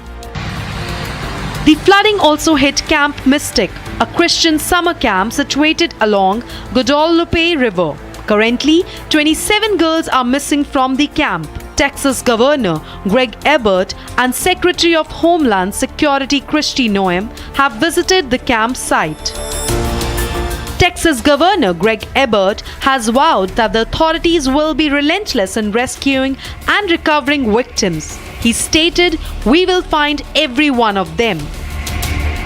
Helicopters, boats and drones are being used to look for victims and to rescue people stranded in trees and from camps isolated by washed out roads. Well, that's all we could pack in for this edition of Live and Breaking, but do not go anywhere. Breaking news continues on the other side of this very short break, because coming up next are more details on 1 dead and 4 injured after a blast at a firecracker factory in Tamil Nadu. Also coming up is Elon Musk saying that he has formed a new political party in the United States called the America Party. Where is the Trump and Musk saga headed? More details coming up right next on Live and Breaking. Do not go anywhere.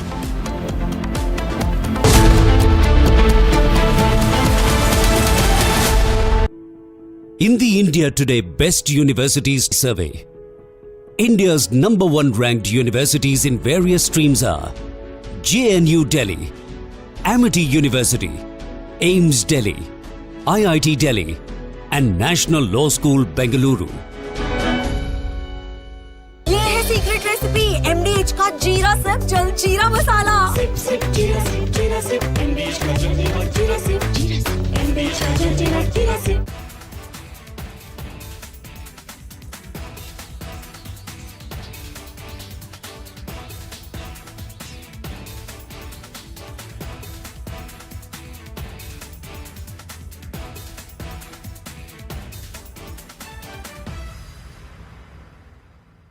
After the massive success of Operation Sindoor, which underlined India's dominance in the skies, another story is quietly unfolding within the Indian Air Force. This one will multiply the Indian Air Force's punch and add more firepower to one of its most advanced fighter jets, the Sukhoi 30 MKI, and make it more lethal for our adversaries. The Sukhoi Su-30 MKI, the backbone of our Air Force, is getting a radical makeover. And it is not just an upgrade, it is a transformation. Yes, we are talking about the Super Sukhoi, the massive 70,000 crore rupee upgrade that will make Sukhoi 30 more dominant than it is.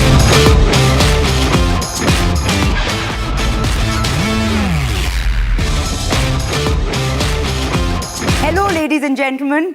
Get ready to plug into episode 14 of the Republic Positive Influencer Show with me, Tanvi Sood. It's a show where creators take total charge. Every week, we hand the reins to creators who don't just make content, they spark change. They shift moods, they inspire, they inform, and they do bring stories to life in bold as well as new ways. Before we get to the show today, if you think you've got what it takes to be part of the movement, head over to www.republicpositiveinfluencer.in, send in your video sample, and you might just be our next creator in the spotlight. We're onboarding fresh talent every single week. Now sit back and let's dive right into it.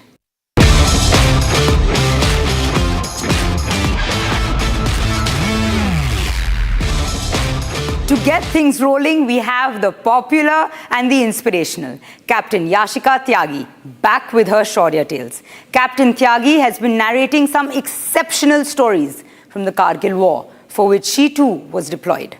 Today, she sheds light on the remarkable bravery and precision of the Indian Army's artillery regiments during the Kargil War. With captivating narratives and first-hand accounts, Captain Yashika Tyagi brings to life the untold stories of courage, of strategy, and of course, sacrifice that defined India's victory in Kargil. Let's play that out. Kargil की बर्फीली चोटियों पे high altitude की ये लड़ाई बहुत मुश्किल हालातों में लड़ी गई। दुश्मन ऊंचाई पर बनी पोस्ट पर मजबूती से बैठा था और हमारे इन्फेंट्री के जवान जैसे जैसे ऊपर बढ़ते, दुश्मन की गोली की बौछार आसानी से उन्हें पीछे धकेल देती। लद्दाख की पहाड़ियां इतनी सीधी हैं कि ये रेशियो ऑलमोस्ट 1:9 था, यानी यदि एक दुश्मन पहाड़ी के टॉप पे है तो नीचे से हमारे 9 सैनिक चलेंगे, तब हो सकता है कि एक सिपाही दुश्मन से लड़ने के लिए ऊपर पहुंचे। शुरुआती दौर में इन्फेंट्री के ऑपरेशंस को सफलता नहीं मिल रही थी और उस समय फैसला लिया गया कि आर्टिलरी गन्स का ज्यादा से ज्यादा इस्तेमाल करना होगा। आर्टिलरी यानी सरल भाषा में कहें तो तोपखाना। इसमें बड़ी बड़ी artillery guns, howitzers, mortars, multi barrel rocket launchers, field guns, 105, 160, 120 mm guns जैसी बड़ी बड़ी तोपें होती हैं जिनका गोला 30 से 35 किलोमीटर दूर तक मार कर सकता है। आर्टिलरी गन्स के गोले क्रेस्ट क्लियरेंस के एम से दागे जाते हैं, यानी पहाड़ी के ऊपर से गोले बरसाकर दूसरी ओर डिप्लॉयड दुश्मन या दुश्मन की गन्स को बर्बाद कर दिया जाता है। आमतौर पर जब इन्फेंट्री यानी पैदल सेना अटैक के लिए आगे बढ़ती है तो आर्टिलरी की तोपें सपोर्टिंग रोल में दुश्मन की लोकेशंस की ओर गरज उठती हैं, जिससे टारगेट अपना सिर ऊपर ही ना उठा पाए और हमारी इन्फेंट्री बिना नुकसान दुश्मन के बहुत नजदीक तक पहुंच जाए। इसके बाद आर्टिलरी का फायर रुक जाता है और इन्फेंट्री के सैनिक आमने सामने की लड़ाई करते हैं। ऑपरेशन विजय में आर्टिलरी के इस्तेमाल की स्ट्रेटजी में बदलाव किया गया और सपोर्ट फायर की जगह डायरेक्ट फायरिंग रोल में इसका इस्तेमाल किया। डायरेक्ट फायरिंग रोल यानी आर्टिलरी की गन्स को पहाड़ी के सामने स्ट्रेटेजिकली डिप्लॉय करना, उनकी बैरल्स को सही एंगल पर एम कर दुश्मन की पोस्ट पर डायरेक्ट फायर किया जाए। लॉजिस्टिकली यह बहुत बड़ा चैलेंज था। क्यों? पहला, देश के अलग अलग एरिया से ये गन्स और उनका एम्यूनिशंस रिकॉर्ड टाइम में पहले ट्रेन और फिर सड़क के रास्ते कारगिल, द्रास, मशको, बटाले, तुर्तुक और भी बहुत अन्य जगह पहुंचाया गया। दूसरा, 1998 में न्यूक्लियर टेस्ट के बाद भारत पर कई सैंक्शंस लग गए और इंटरनेशनल मार्केट से हमें एम्यूनिशन मिलना मुश्किल हो गया। इसके बावजूद यह मुश्किल हल हो गई। जब आर्टिलरी गन्स फायर करती हैं तो उनके गोले की ट्रैजेक्टरी से दुश्मन रिवर्स ट्रैजेक्टरी कैलकुलेट कर सकता है कि यह गोला दागने वाली गन कहां डिप्लॉयड है और कुछ मिनटों में ही दुश्मन का गोला हमारी गन पर एग्जैक्ट फायर कर सकता है। यहां बोफोर्स यानी 155 mm howitzer was a game changer. इनकी बैरल 70 से 75 डिग्री तक ऊपर उठ जाती है in a role like never before. पहाड़ी के बेस पर गन को डिप्लॉय कर एलिवेशन रेज किया जाता था और डायरेक्टली दुश्मन की पोस्ट और पहाड़ी के टॉप पर फायर होने लगा। Exact hits, thundering success. पहाड़ी के बेस पर डिप्लॉय होने की वजह से दुश्मन के गोले इन्हें नुकसान नहीं पहुंचा पा रहे थे और ये गन्स मोबाइल हैं और फायर के बाद इनकी लोकेशंस को आसानी से चेंज भी किया जा सकता था। 13 जून 1999 तोलोलिंग की लड़ाई में आर्टिलरी ने तोलोलिंग के अभेद्य दुर्ग जैसी पहाड़ी के नीचे एक अग्नि रेखा खींच दी। क्या आप इमेजिन करेंगे? 120 गन्स का एक आर्क ऑफ फायर लगाया गया। रॉकेट्स, मॉर्टर्स, हेवी आर्टिलरी शेलिंग भयानक आवाज के साथ दुश्मन पर मौत बनकर बरस रही थी। दुश्मन को सिर उठाने का मौका नहीं मिला और इस अग्निवर्षा के नीचे से इन्फेंट्री के जवान भारत माता की जय और अपनी अपनी यूनिट्स के युद्ध घोष के साथ ऊपर बढ़ रहे थे। .4875 की लड़ाई बहुत यादगार और बहुत भयानक थी। आर्टिलरी के अग्निबाणों से पूरी पहाड़ी काली पड़ गई। .4875 को जीतने में आर्टिलरी के अमर रोल को अमर करते हुए इस पहाड़ी का नाम गन हिल रख दिया गया। कई बार तो ऐसा भी हुआ कि इन्फेंट्री के कंपनी कमांडर्स ने आर्टिलरी गन लोकेशंस को रेडियो सेट पे कहा कि हम दुश्मन के बहुत नजदीक पहुंच गए हैं। फिर भी आप फायर करिए, हम रहें या न रहें, दुश्मन मरना चाहिए। पर आर्टिलरी की फायरिंग का अचूक नमूना प्रोफेशनलिज्म इस पूरी लड़ाई में तब देखने को मिला when there was not even a single blue on blue kill, यानी हमारी फायरिंग से हमारी ही सेना को कोई नुकसान नहीं हुआ और दुश्मन सर भी नहीं उठा सका। ऑफेंसिव रोल और डायरेक्ट फायरिंग रोल में आकर आर्टिलरी ने इस जंग का रुख मोड़ दिया। लड़ाई के बाद आर्टिलरी की 3 रेजिमेंट्स को शाबाशी देते हुए chief of army staff commendation card से सम्मानित किया गया। यह देश सदा इनका ऋणी रहेगा।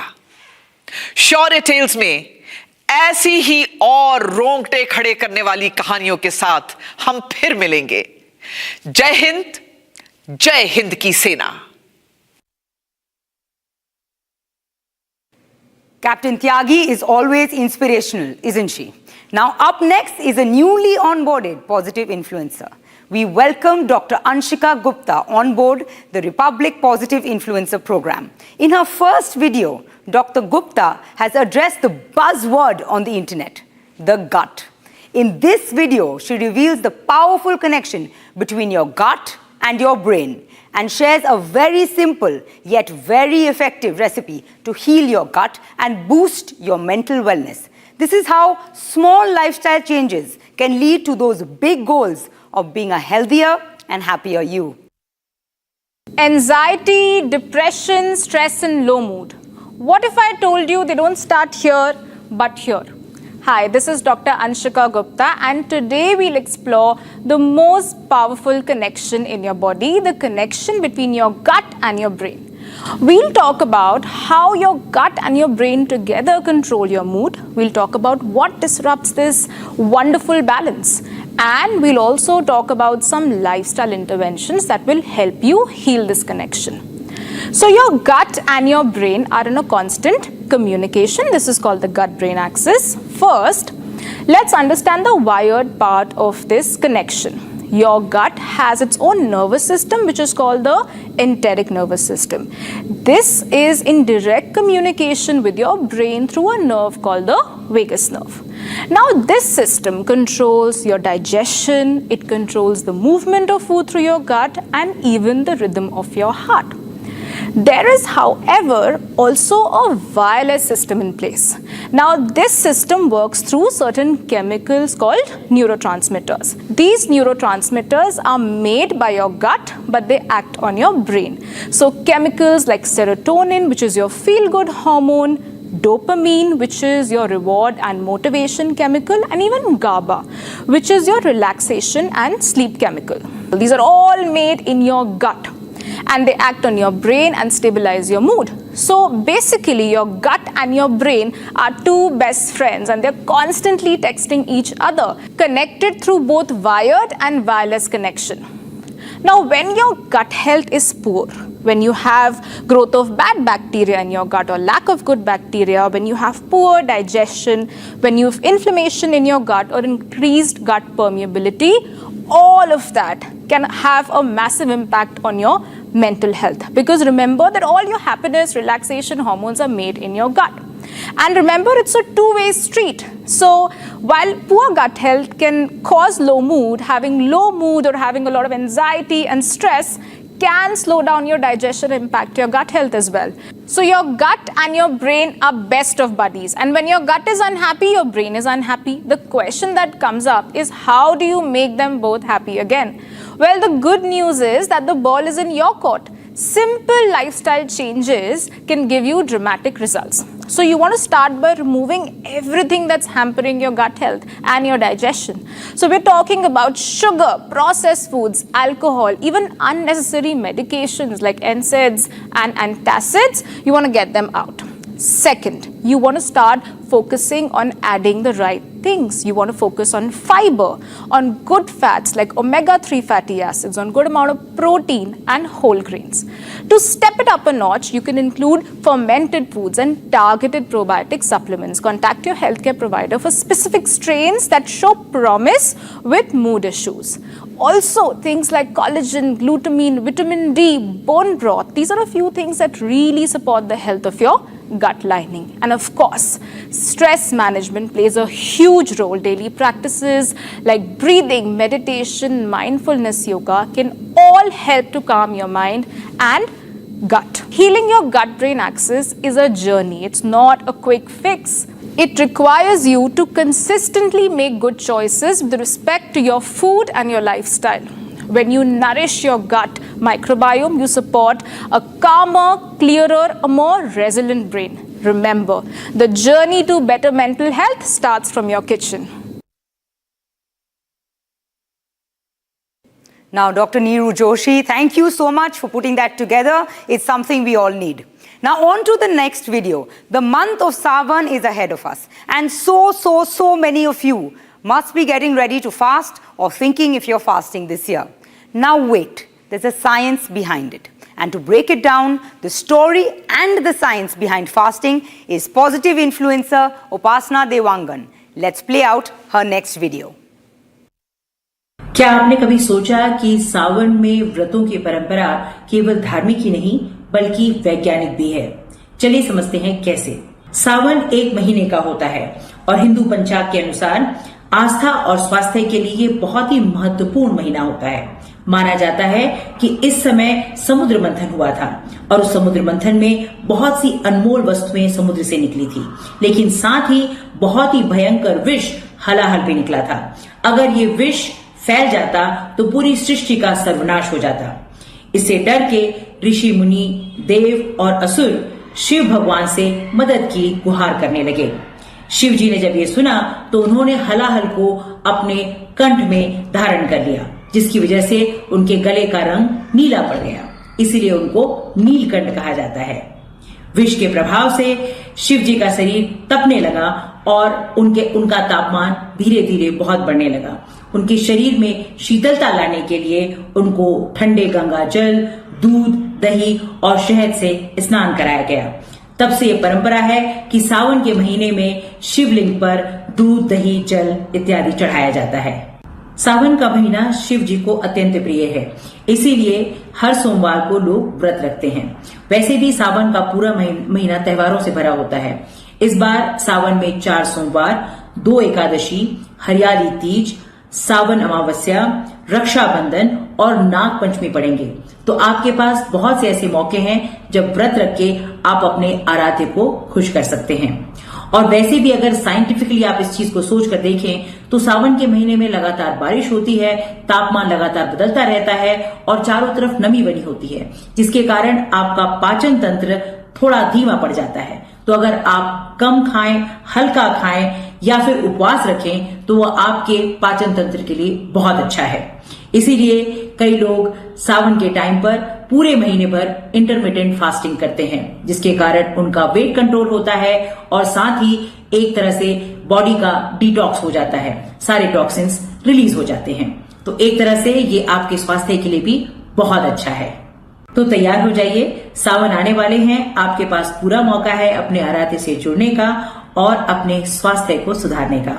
मुझे बहुत ही गर्व की अनुभूति होती है ये सोचकर कि मैं एक ऐसे धर्म में पैदा हुई हूँ जहाँ पर हर रीति रिवाज के पीछे कोई न कोई वैज्ञानिक कारण है। आप क्या सोचते हैं इस बारे में, हमें कमेंट्स में जरूर बताइए और ऐसे और वीडियोस के लिए हमारे चैनल को फॉलो कीजिए। हर हर Mahadev. Now that's your advice right from the doctor's mouth. Now to the next video. Staying with lifestyle and our choices, we welcome another new Republic positive influencer, Dr. Neeru Joshi, and she touches upon what she calls Nomophobia, and that is the phobia of not having your phone around. Dr. Neeru Joshi is a well-known clinical psychologist, and she sheds light on the growing concern of nomophobia. In this insightful video, she breaks down the psychological triggers, behavioral symptoms, and long-term effects of digital dependency. Here are some practical tips, some expert advice on how to overcome phone addiction, regain mental clarity, and achieve emotional balance. A must-watch for anybody looking to take control of their screen time and digital well-being. किसी भी देश की सबसे बड़ी धरोहर होती है उस देश के बच्चे, और बच्चे शिकार हो रहे हैं लाइफस्टाइल डिसऑर्डर का। चिड़चिड़ापन, गुस्सा आना, पढ़ाई ना करना, भूख ना लगना, पार्क में खेलने का मन नहीं करना, और इन सब के पीछे जो जिम्मेदार चीज है वो है मोबाइल फोन और उसका एक्सेसिव यूज। और यही वजह है कि WHO ने 2018 में बोला था कि जो बच्चे ऑनलाइन गेमिंग खेलते हैं बहुत ज्यादा, उनको मानसिक स्वास्थ्य विकार हो जाता है। और अपनी एक अपडेट में इंटरनेशनल क्लासिफिकेशन ऑफ डिजीज की अपडेट में बोला कि ड्रग्स यानी हेरोइन, कोकीन और गैम्बलिंग से भी ज्यादा खतरनाक एडिक्शन है मोबाइल फोन का एडिक्शन। और ये हम देख भी रहे हैं, नोमोफोबिया बच्चों को होने लगा है, जो अपने आप में भयंकर बीमारी है। नो मोबाइल फोन फोबिया, जब बच्चों को लगता है कि हमसे मोबाइल फोन ले लिया जाएगा। इंसोम्निया, बच्चों को नींद नहीं आती है, रात को उठ के मोबाइल फोन चेक करते हैं, देर देर तक मोबाइल फोन यूज करते हैं, तो उनको सुकून की नींद नहीं आती है, जिसे इंसोम्निया बोलते हैं। और मोबाइल फोन में सबसे ज्यादा इन्फेक्शन होता है, बच्चे वॉशरूम में भी लेके जा रहे हैं, फिर जगह जगह रख रहे हैं, फिर खाते टाइम भी यूज कर रहे हैं, तो इससे इन्फेक्शन भी ऑब्वियस इन्फेक्शन होता है, राइट। और इतनी सारी प्रॉब्लम कि बच्चा वास्तविकता से दूर हो रहा है, ओरिजिनलिटी से दूर होकर इमेजिनेटिव दुनिया में जी रहा है, तो सोशल स्किल भी जीरो हो रहा है, तो वर्चुअल लाइफ चल रही है बच्चे की। हमें अपने बच्चों को इस चीज से बचाना होगा, और यही वजह है कि आज बच्चे के अंदर, क्योंकि अगर हमने ऐसा नहीं किया तो आने वाला समाज आप देख लीजिए, आपको कौन सा समाज मिलने वाला है। हमारी पीढ़ी एंग्सियस, डिप्रेसिव और खुद पसंद होने वाली है। उनके अंदर अब देखिए, वेब सीरीज देख रहे हैं तो एक ही दिन में 12 एपिसोड खत्म कर दिए। ऑनलाइन गेमिंग खेल रहे हैं, लेवल 1 रिवॉर्ड पॉइंट, लेवल 2 खेलना है, लेवल 3 खेलना है, तो क्यूरियोसिटी, खुशी का एहसास, ब्रेन में बनने वाला केमिकल डोपामिन, तो डोपामिन ज्यादा रिलीज हो रहा है, फिर ज्यादा आप वो काम कर रहे हैं, तो इसका मतलब आपको उसका एडिक्शन लगता जा रहा है।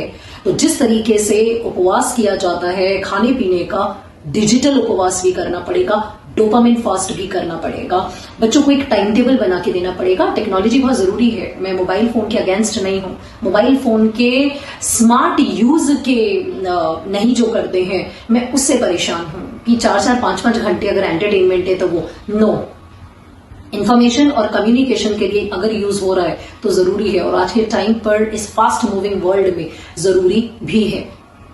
लेकिन अगर सिर्फ ऐसे ही आप यूज कर रहे हैं, आप पढ़ाई पे ध्यान नहीं दे रहे हैं, आप अपनों से दूरी बना रहे हैं, आप सिर्फ एक सोशल मीडिया पे अपनी आईडीज बनाकर आप वो लाइक, कमेंट, शेयर, आप इसी में लगे हुए हैं, तो कहीं ना कहीं गलत है। तो हमें इन सब चीजों को देखना होगा और बच्चों को इसका मास्टर बनाना है, इसका गुलाम नहीं बनाना है। तो आओ मिलके करते हैं एक स्मार्ट इंडिया की तैयारी और स्मार्ट यूज ऑफ स्मार्टफोन से। तो वो सभी को मिलकर करना पड़ेगा, पेरेंट्स की भी जिम्मेदारी है, स्कूल की है, हम सबकी जिम्मेदारी है। टाइम टेबल बनाइए इसका, और अपने बच्चों को एक अच्छा इंसान बनने की हम सबको प्रेरणा देनी है।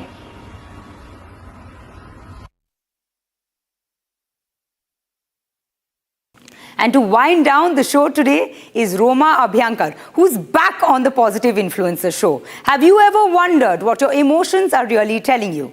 The Bhagwat Gita offers profound insights into emotional intelligence, helping you decode the wisdom behind your emotions. Discover the concept of bhava, the language of your emotions, and learn to tap into its power. In our next video, positive influencer Roma Abhyankar tells us how to unlock a deeper understanding of yourself and cultivate emotional awareness with the timeless wisdom of the Bhagavad Gita. Super timely before you hit that Monday. What if I told you that the emotions you feel are trying to send you a message, and that these emotions can be deciphered, can be decoded? Namaskar. My name is Roma Abhyankar. Today, I'll help you understand what your emotions are actually trying to tell you. The discussion on emotions in the Bhagavad Gita is not because great warriors were heading into combat. Shri Krishna's advice to Arjun was to know when one was being steered by emotions rather than reason. Shri Krishna in the second Adhyay has a beautiful take on viewing emotions in our daily context. He says, Matra sparshastu kaunteya shitoshna sukhadukha daha agama paino nityas taunstitikshasva bharata. What the shloka means is that happiness and distress are like the winter and summer seasons. They appear and disappear, which tells us that nothing is permanent. Emotions arise because of our sensory perception. We learn to tolerate them and stay neutral. Emotions are often said to be energy in motion. And anything that has energy has the capacity to push you, bring about a change. Each feeling is a message, stirring something in you, trying to reach out to you. Let's put Shri Krishna's message in the current context and see what we can learn. For instance, when are you most anxious? When something is yet to happen, when the outcome is in the future. Anxiety peaks when the future is uncertain. It thrives in the space between what is and what might be. The best way to control anxiety is to stay in the present. Showcase awareness towards what you're doing right now, in the moment. Let's look at sadness. Sadness often flows from the past, from moments that didn't unfold as we wished. Though we can't rewrite what's done, we can choose to carry its lessons into the now with greater wisdom and awareness. Fear stems from the perception of loss of safety, of control, of something very dear to you. Avoiding it only gives it power. Facing it with reason and courage and reaching out when you need to helps you reclaim that power. Anger often rises from discomfort. When words, actions, or situations breach your sense of safety or familiarity, you feel rage building up inside you. The key is knowing where your boundary lies. Honor that line, and you'll find your mind regaining control over your reaction. But what about feel-good emotions like joy, happiness, comfort? Positive emotions aren't just pleasant. They are purposeful. They highlight the moments that energize and connect you. Paying attention to them helps you stay present and live with intention. Next time you find yourself embroiled in these emotions, just take a pause, a moment to reflect. Why might you be feeling that way? Remember, the emotions are just energy in motion. How would you react to this energy? Do something you'll regret or make magic out of the energy? It's all in your hands. Dhanyavad. And that's it from me, Tanvi Sood, on the Positive Influencer Show, episode 14. We had a good mix of new creators and those who have been working with us for the past 7 weeks. We're onboarding fresh talent each and every week on the Positive Influencer program. So if you think you have it in you to have your content showcased on our platform, drop your video. Head to www.republicpositiveinfluencer.in and drop your video sample. If WhatsApp is just easier, the number is on your screen. Drop us your sample and we'll dial you right back and get things working together. We'll see you in episode 15. Thank you so much for watching and have a super positive week ahead.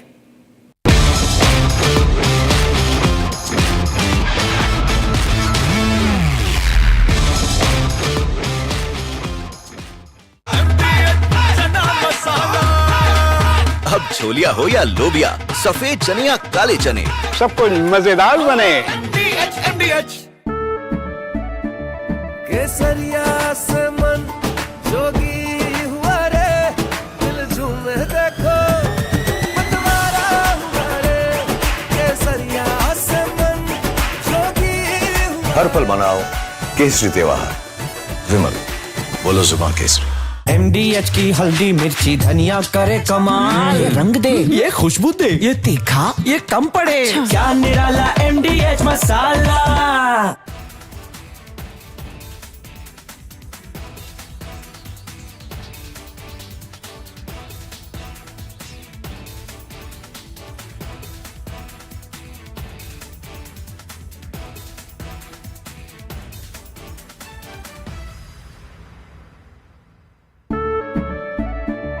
केसरिया से मन जोगी हुआ रे, दिल झूमे देखो मतवारा हुआ रे।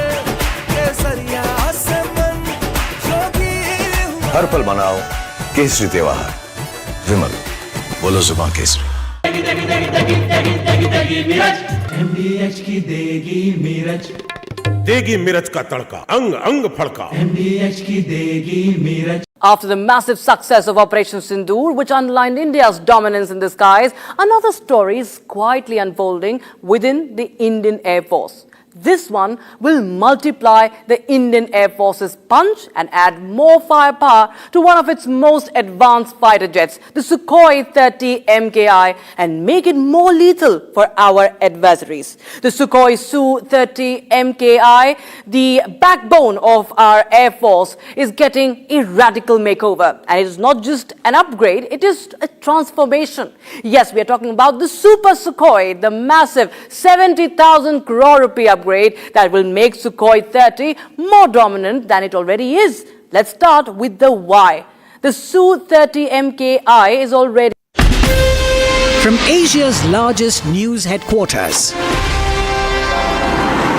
setting the agenda for Bharat.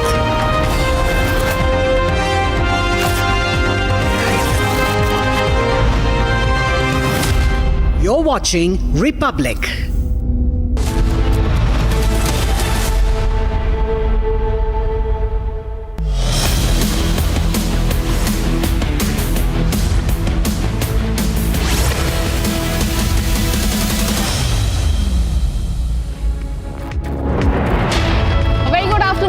Welcome, you're watching Republic TV with me, Akanksha Khajuria. F-35 fighter jet remains stranded in the state of Kerala. We'll get you more updates on that. But first, as always, the headlines. 25-member British aviation engineering team arrives in Trivandrum to examine the F-35 jet today. Jet is stranded for over 3 weeks.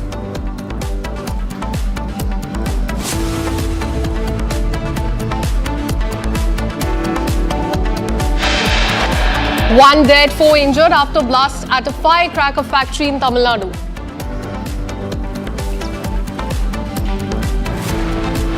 CBI has bust biggest medical college scam. Godman ex-UGC chief among 34 have been named.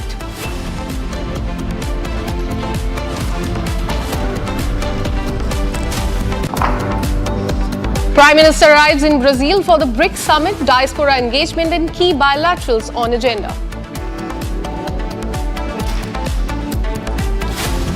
Shiromani Akali Dal SAD leader Bikram Singh Majithia sent to 14 days judicial custody following completion of 11 days remand. I join millions around the world in wishing His Holiness the 14th Dalai Lama a most happy and joyful 98th birthday. PM Modi wishes Dalai Lama on his 90th birthday. Union Minister Kiren Rijiju attended the birthday event in Dharamshala.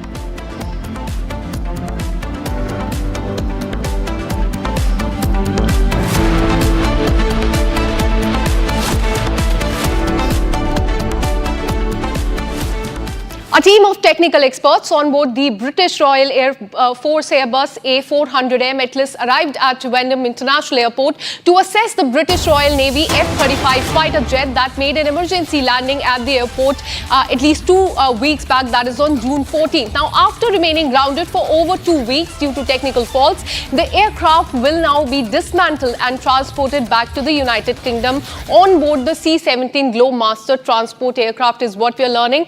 Since June 14, this F-35 fighter jet is stranded in the state of Kerala. And now what we're learning is that it will be dismantled and transported back to the United Kingdom. And what we're learning is that engineering team is going to be arriving at the international airport in Kerala to dismantle it and take it back to the United Kingdom. So later today, in fact, what we're learning is that an engineering team from the United Kingdom will be arriving at the Trivandrum International Airport to assess the British Royal Navy F-35B fighter jet that made an emergency landing at the airport on June 14th. Let me go across to my colleague Ashwin, who joins us live on the broadcast with more details. Ashwin, you've been tracking this story very closely. You showed us the images of that F-35 fighter jet as well. Tell us what the situation on the ground is and how soon can it be taken back to the United Kingdom?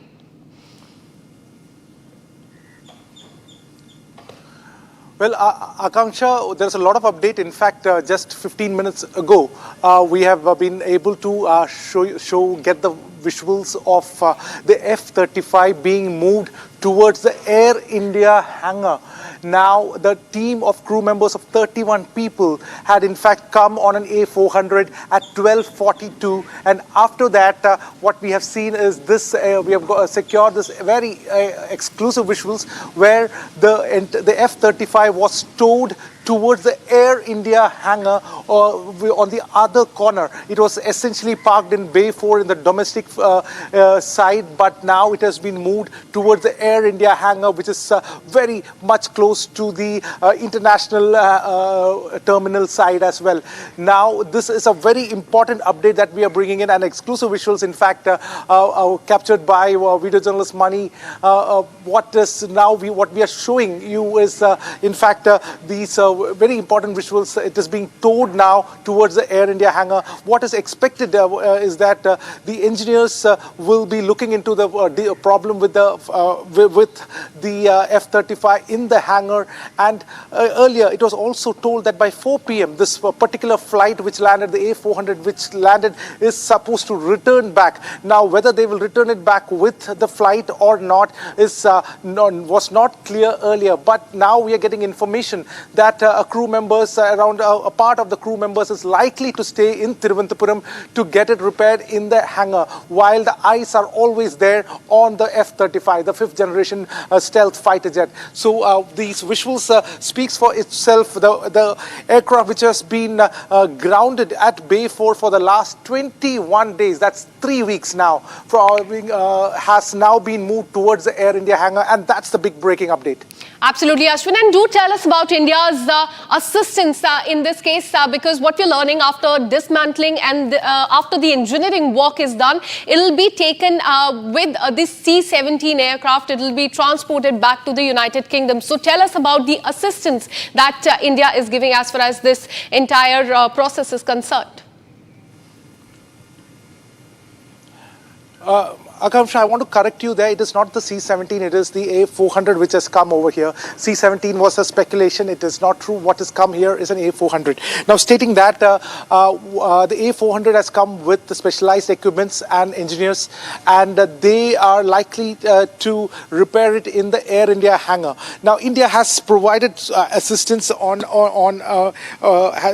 consistent basis, and in fact, this recent press note which has also come has given the testimonial to what India has done. They have profusely thanked the Indian authorities for the assistance that was rendered. In fact, the statement that was given was UK has accepted the offer of a space in the maintenance and repair and the overhaul in the hangar itself. The aircraft was moved over there, and currently the specialist equipments and everything necessary for the movement and repair process have been brought in the A400 flight.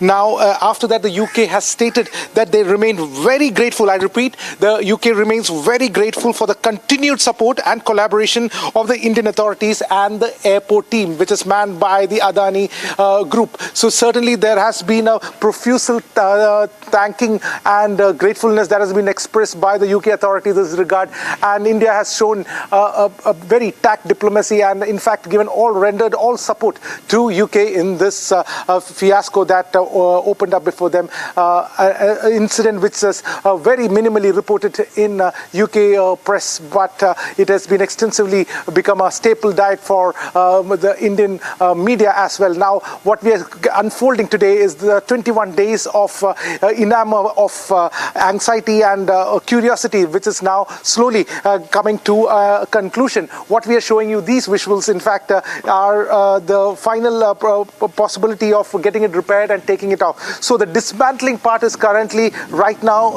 out of the table for the time being. Unless there is confirmation, this will not be done. There won't be any dismantling is what we get to understand, but we have not got an official confirmation on it yet.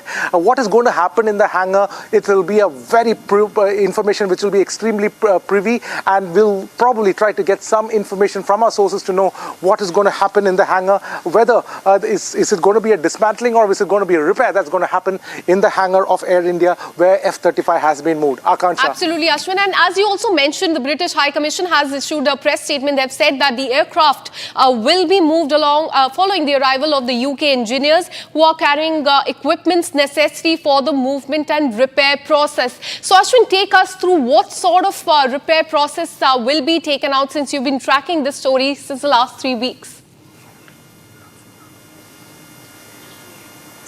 In fact, the hydraulic system is what is meant to be repaired. If we have to talk about the hydraulic system, the engineers who must have brought in, because A400 is a massive jumbo jet. Now, just to bring in officials, they wouldn't use it. So probably we are taking guess that there's going to be some equipments, specialized equipments, which will help in repair of it.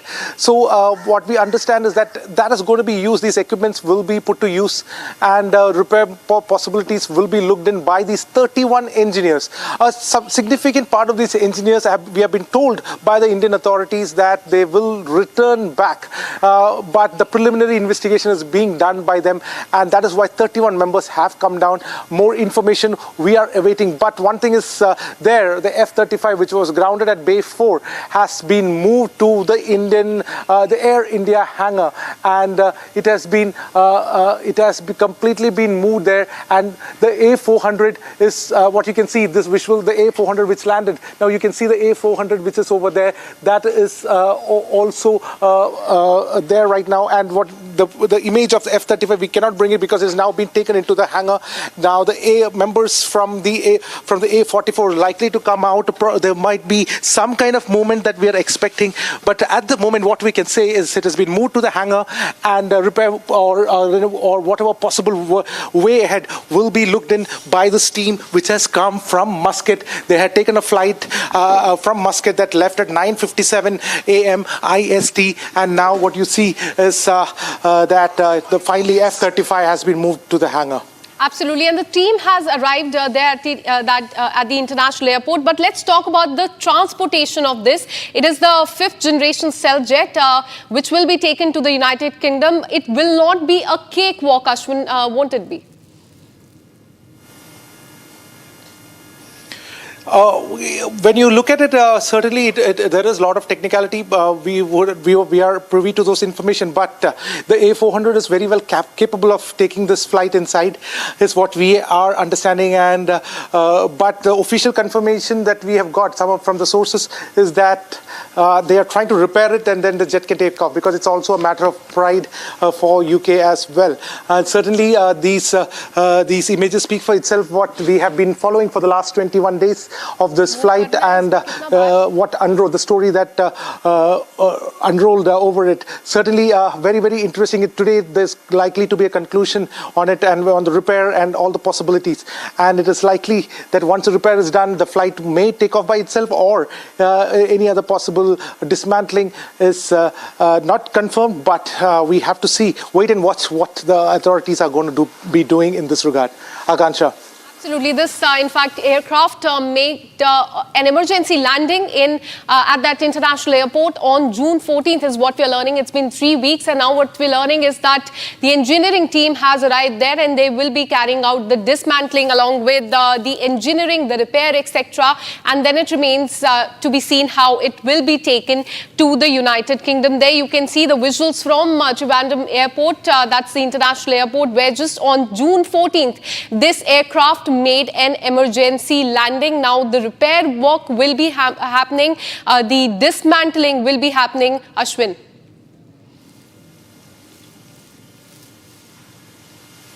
Absolutely. We are again dismantling or not has yet to be affirmed, but certainly the work it has been taken into a hangar. Essentially, when it has been moved into a hangar, what is wrong with this flight will be looked in by the top engineers. These are the guys who, Lockheed Martin engineers, are the guys who made it. They will be looking into it. They will be checking if there's a possibility of taking it off by themselves, or the spare parts have all been brought in the A400 is what we get to understand. If that is possible, whichever is the easiest method possible, that is being looked in. Remember, for the last 21 days, ever since the flight was there, especially after the third day, there was multiple offers given by the Indian authorities that this can be moved into the Air India hangar, but that was refused. And from defense experts, what we understand is that the UK always wanted an eye on their jet, and that is the reason. But now, when 31 engineers have come over here, they would want to look into it, and the hangar probably must have been completely been given to them to ensure all security protocols, because what is under the hood of this flight, what is under the belly of this flight is something extra sophisticated, and there is a fear for espionage or any kind of fears there, and allying those fears and understanding those fears, the Indian authorities have given all kind of cooperation to the UK as well, and certainly they have been grateful for it. Live visuals that we can see on the screen from the Trivandrum International Airport, where this F-35B fighter jet is currently there. And in fact, what we're learning is that the engineering team is at the spot. This fighter jet has been moved to the hangar area. The engineers have arrived. The dismantling will happen. The repairing work will be undertaken. And then it remains to be seen how this will be carried back to the United Kingdom. Now, shifting our focus to the state of Karnataka, 10 Dalit professors is what we are learning at the Bangalore University. They have resigned from their post, and this is in fact the breaking update that we are getting for you. 10 Dalit professors at Bangalore University have submitted their resignation to the Vice Chancellor, claiming that there is discrimination in the appointment of the post and deliberate bypassing of the reservation policies. In a formal letter, the professors have cited persistent neglect of their concern despite repeated appeals, claiming that the university administration has manipulated the system to exclude eligible candidates from the marginalized community. Dalit professors, a handful of them have resigned from their post. Let me go across to my colleague Sri Lakshmi, who joins us from the Bangalore newsroom. Sri Lakshmi, tell us more about this, because this is very concerning. 10 Dalit professors, they have submitted their resignation, claiming that there have been irregularities. There have been, in fact, as far as selection is concerned. Give us more details about this. Well, 10 Dalit professors have already submitted their resignation, and there are another set of 67 professors who have written a letter against these discriminations and alleged discrimination. And it is also said that these backlog posts were empty, and appointments have been made for these backlog posts in the university, violating the rules formed by the government of Karnataka. The roster rules and many other rules which will benefit SC/ST community. And now these 67 professors are saying that a letter already has been given to the Vice Chancellor claiming that a huge discrimination is happening against SC/ST professors, and 10 have submitted their resignation. Now it is up to the Raj Bhavan and also the Chief Minister of Karnataka to look into this matter immediately, because what has happened in the university is it is said that Vice Chancellor has appointed around 5 professors from different universities of Karnataka without giving them any post, and it is also alleged that violating the norms of SC/ST benefits, these appointments have been happening. And there is another set of 22 posts which are being empty currently, and those posts are meant for SC/ST community professors, and that has not been fulfilled yet.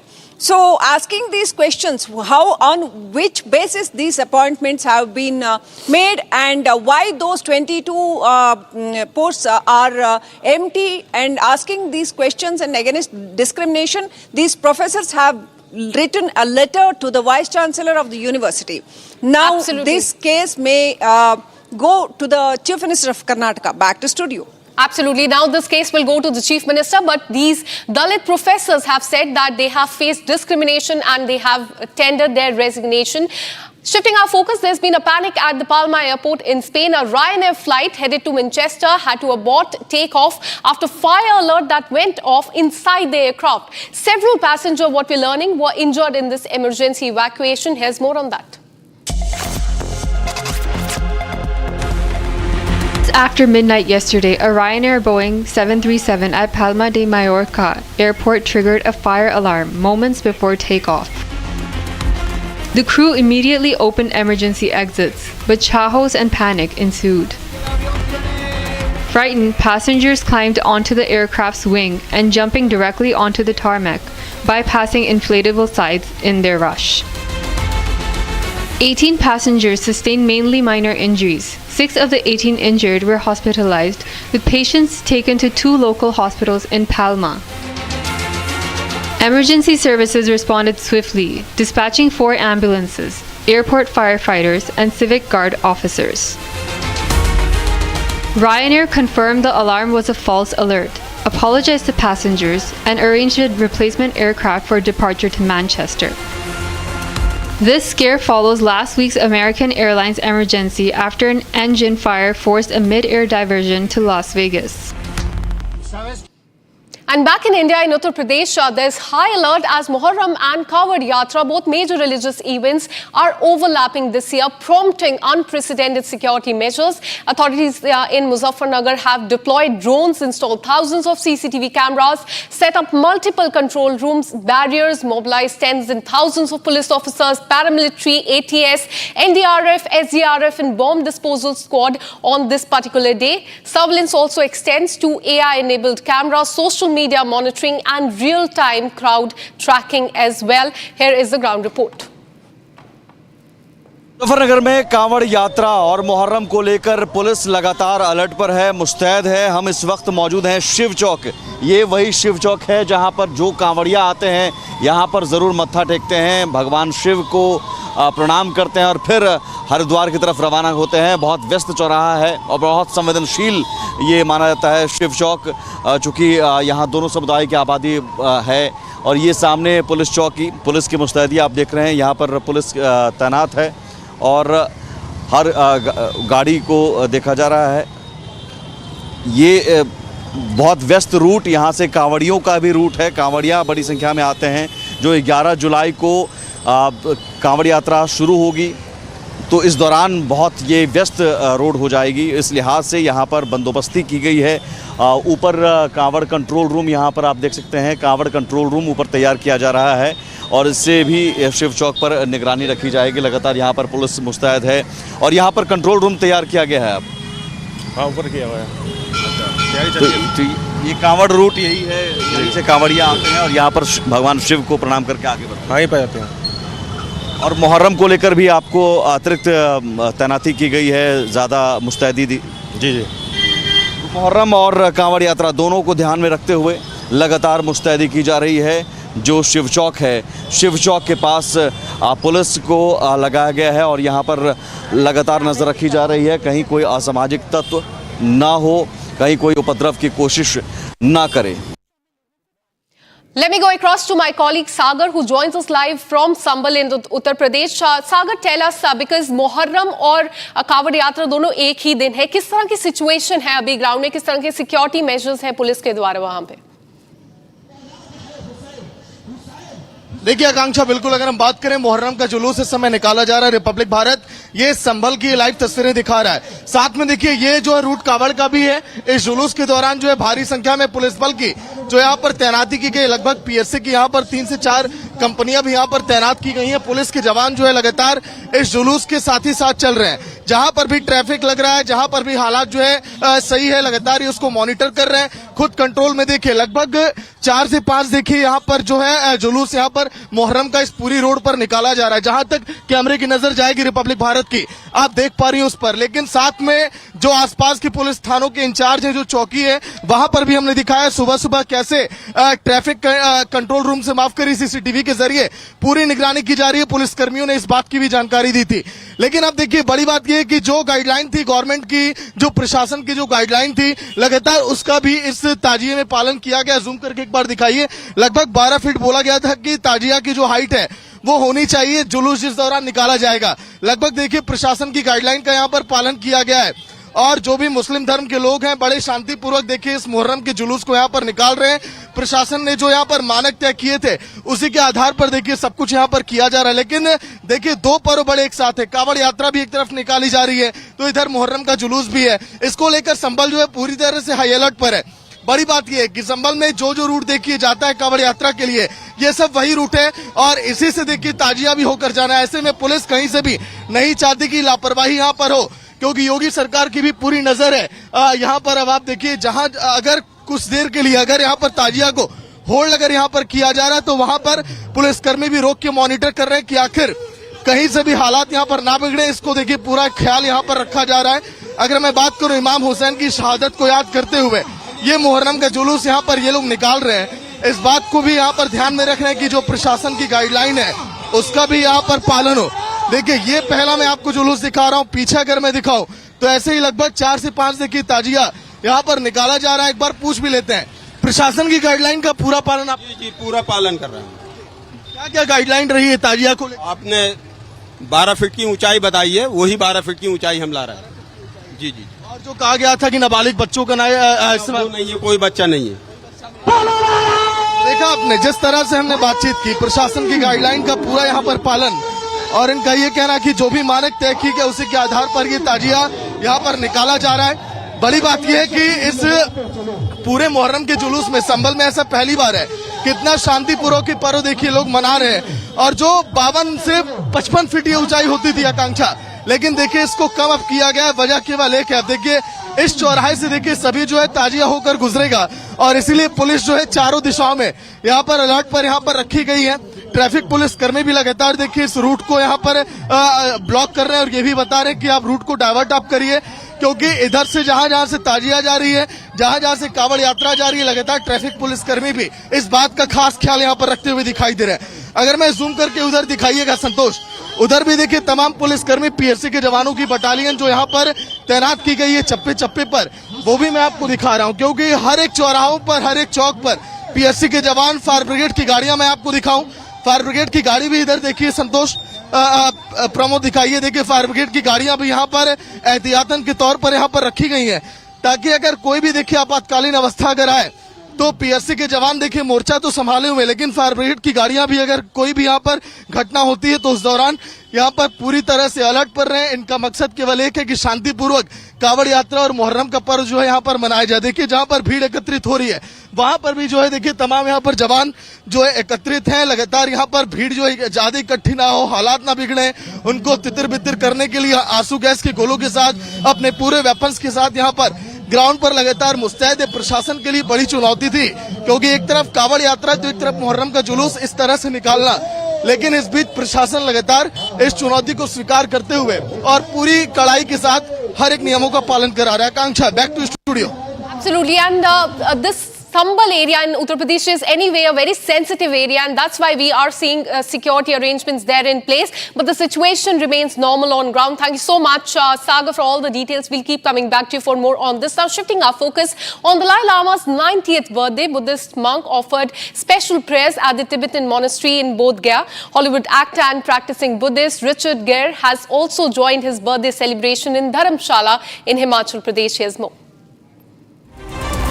Bharat 1 Minute brought to you by Canara Bank. Together we can.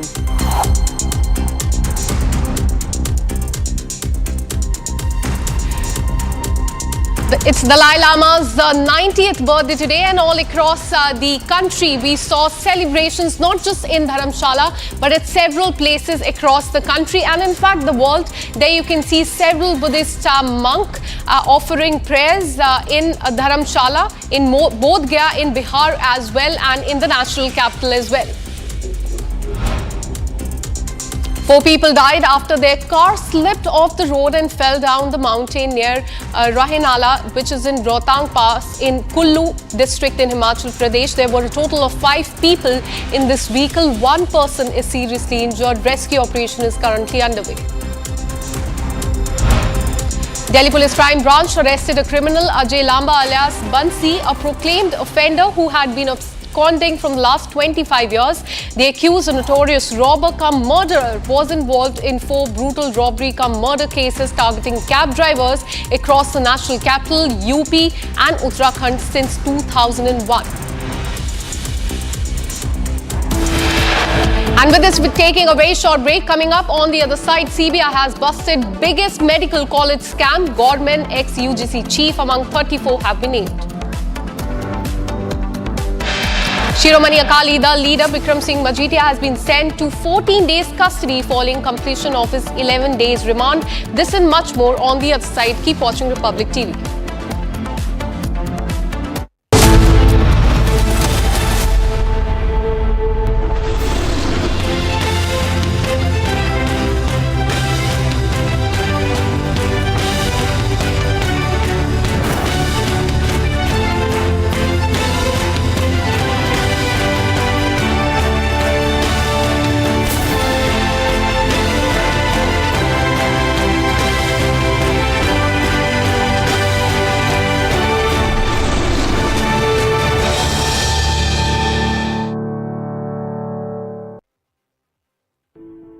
In the India Today Best Universities Survey, India's #1 ranked universities in various streams are JNU Delhi, Amity University, AIIMS Delhi, IIT Delhi and National Law School Bengaluru.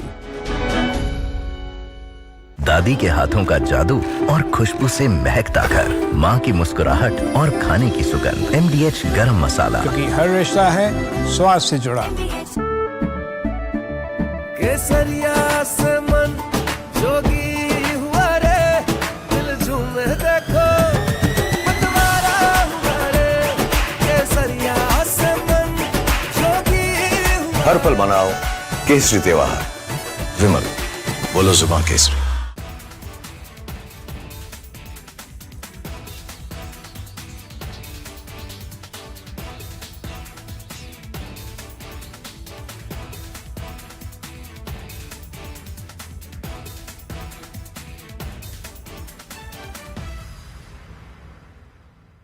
After the massive success of Operation Sindoor, which underlined India's dominance in the skies, another story is quietly unfolding within the Indian Air Force.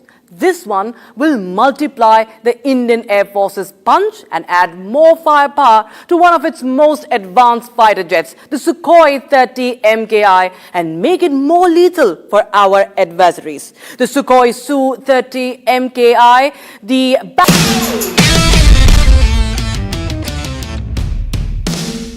Welcome to this special panel titled She Builds Bharat. In fact, I'm joined by Sonali Rastogi, who is the founding partner at Morphogenesis. You all must have seen that big, beautiful diamond building in Surat, and she's the one who designed it. Thank you so much for speaking to Republic TV and be part of this real estate conclave. I want to start with asking about your experience about being in this industry.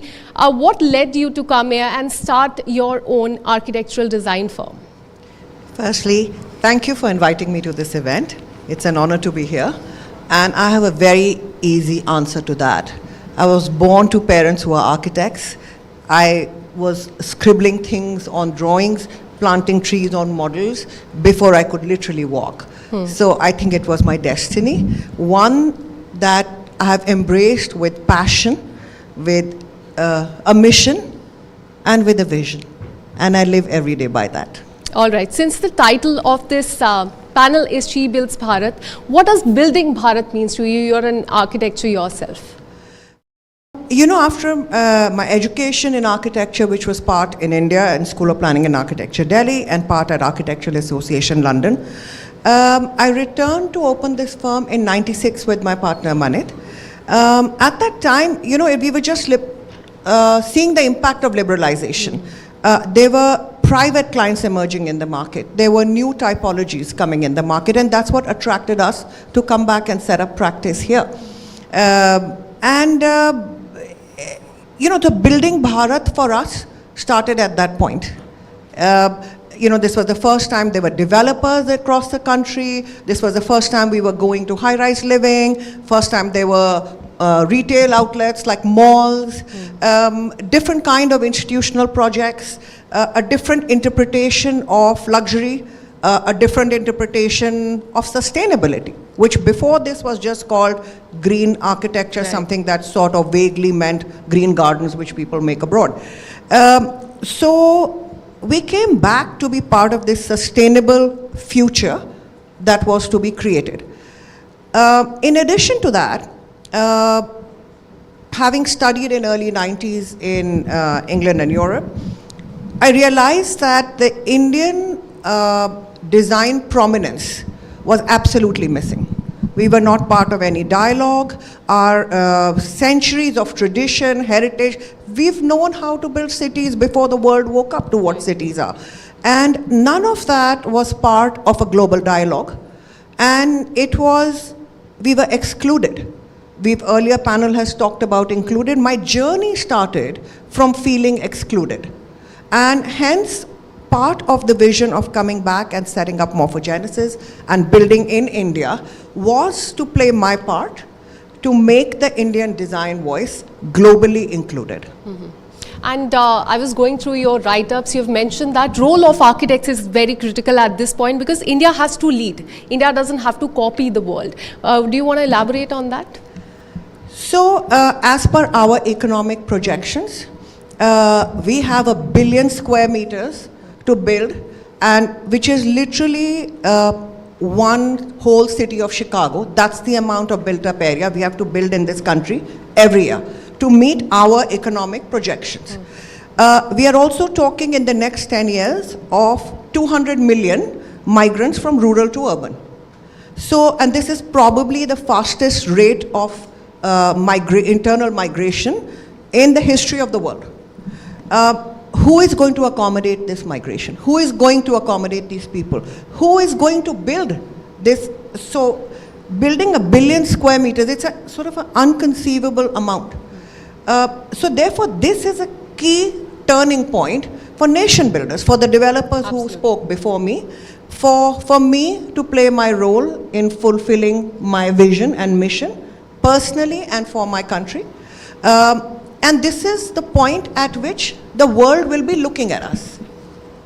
Because a large majority proportion of building that is going to happen on planet Earth is going to happen here and now in Bharat. Absolutely. And you're a woman leader making a mark in this industry, which has long been seen as a male-dominated one. So do you want to talk about, has it been challenging for you? How do you look at this industry through that sort of a lens?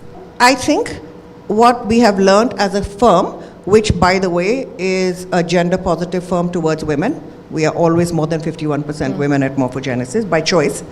What I have learned is nothing matters more than delivering a successful project. Absolutely.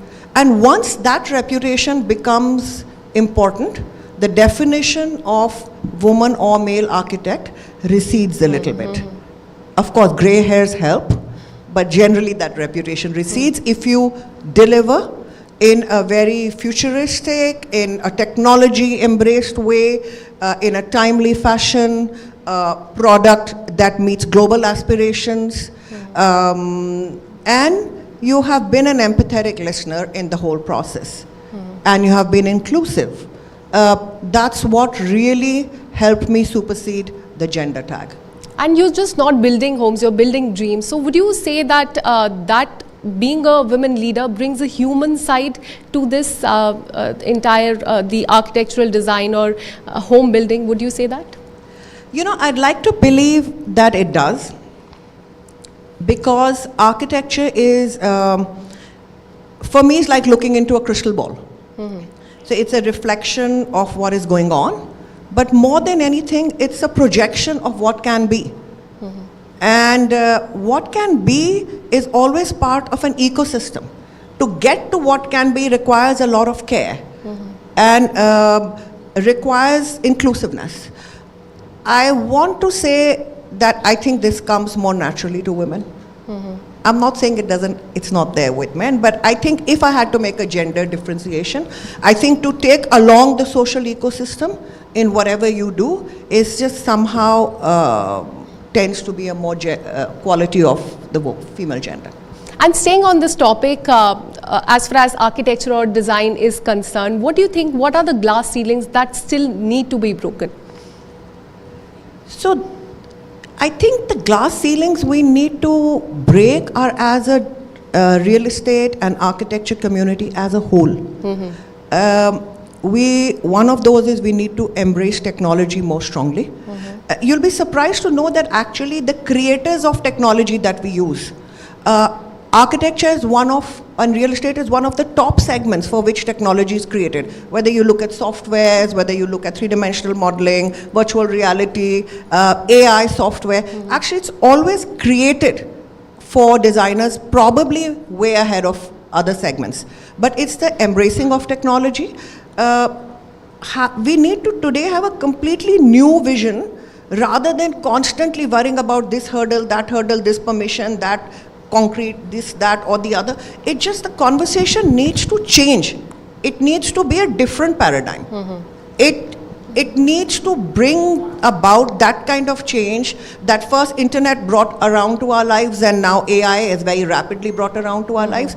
I think unless we make a very large paradigm shift in our thinking, which is circumventing this making plotted lands, then getting bylaws passed, then getting change in land use, then hurdle after hurdle, economic hurdles as we heard earlier. Now this cannot be the way to move forward. It has to be embracing technology, embracing vision, making targets match. Like we have a target to go net zero in this country by 2070. But if we are going to be building billion square meters now, which is not net zero, how does that target match? Or is it just some statement? So sustainability has to be thought through in a very different paradigm. Construction. Now we talk about an absence of labor, which China has, but we have technology. We have all the IITs supporting 3D printed construction, but 3D printed construction is at most a sample flat today in a developer's site. So, of course we can circumvent labor problem. We talk about skill development programs, but are they targeted for tomorrow? we have endless supply of people who are doing rural to urban migration. So why are they not being skilled? Why are we still lamenting about 80% of the labor on site not being skilled? So because we are still thinking the same ways of building blocks. We are not thinking the resource that is available, technology that is available, and what is the definition for the new paradigm. All right, so if you talk about technology, since we are on that topic, I was going through one of your interviews and you spoke about AI and that you're still wary of artificial intelligence and its role as far as architecture is concerned. Do you want to elaborate on the role? Yes. So that was, I think, December 2022 when DALI had first come out. And I was looking at it and I was thinking, oh my God, this is like literally escaping out of my hand, right? But I think I was short-sighted. I think the developments that are happening, literally I think of, oh, I think I should be doing this, which will remove the need of laborious work and give me more creative time, but I can't find a software to do it. Next thing I know, within 2 months, Midjourney is already thinking about how to put it out there like that. And here I'm talking about just, these are not core softwares, these are representational software.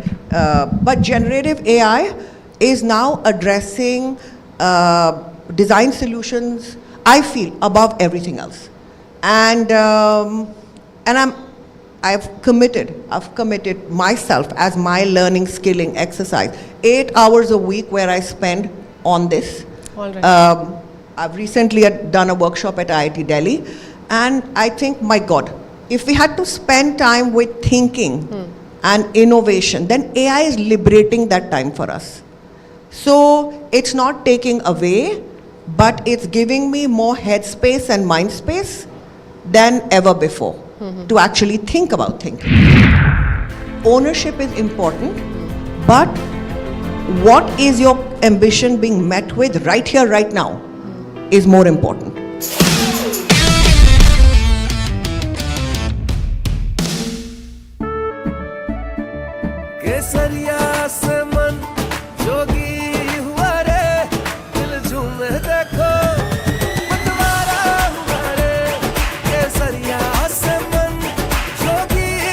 हर पल मनाओ केसरी त्योहार। विमल, बोलो जुबान केसरी। आधे bowl दही में 4 चम्मच MDH चटनी पुदीना मसाला डाला, स्टर करो, पुदीना चटनी तैयार। MDH चटनी पुदीना मसाला। After the massive success of Operation Sindoor, which underlined India's dominance in the skies, another story is quietly unfolding within the Indian Air Force. This one will multiply the Indian Air Force's punch and add more firepower to one of its most advanced fighter jets, the Sukhoi 30 MKI, and make it more lethal for our adversaries. The Sukhoi Su-30 MKI, the backbone of our Air Force, is getting a radical makeover. And it is not just an upgrade, it is a transformation. Yes, we are talking about the Super Sukhoi, the massive 70,000 crore rupee upgrade that will make Sukhoi 30 more dominant than it already is. Let's start with the why. The Su-30 MKI is already India's most numerous and battle-tested fighter. But the F-16s across the border have seen several upgrades, and China is fielding next-gen platforms as well. India needed more than a match, it needed mastery. Enter the Super Sukhoi.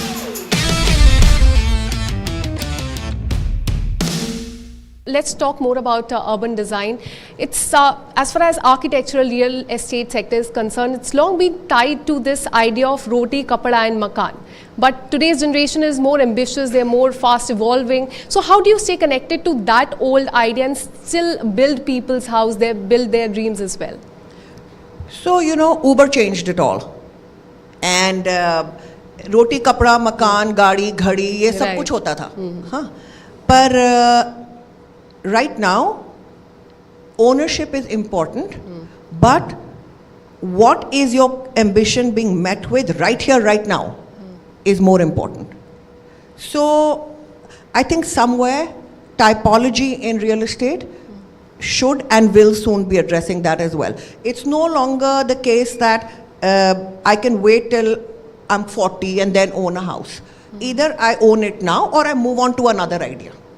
Right? If I can't own it, then I move on to co-living or I move on to something else. But my quality of life that gives me freedom is necessary right here, right now. And that is what we need to design for. Let's talk about your journey. Has there been any one instance that has stayed with you, that has changed the way you think about your industry, architecture, urban design, etc.? So I think I'd like to give an example that I had a learning from Surat Diamond Bourse. So we won a global competition to do that in 2018 end. We have developed the design for about a year. And then when it was to go into construction, COVID hit.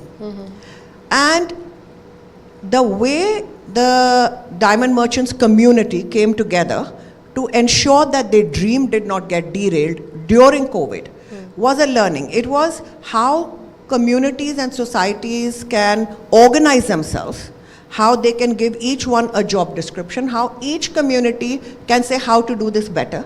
So I had 400 clients because it was a community-driven project. And they divided themselves into different segments. Each came up with, okay, I'm responsible for building facade. Architect will not be told to change their vision, will not be changed to dilute the vision because we want to make global impact. But how will I solve the supply line?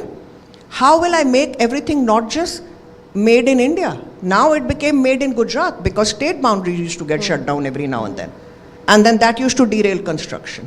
How am I going to look after the community that is going to build this? So I will open the entire community village on the site.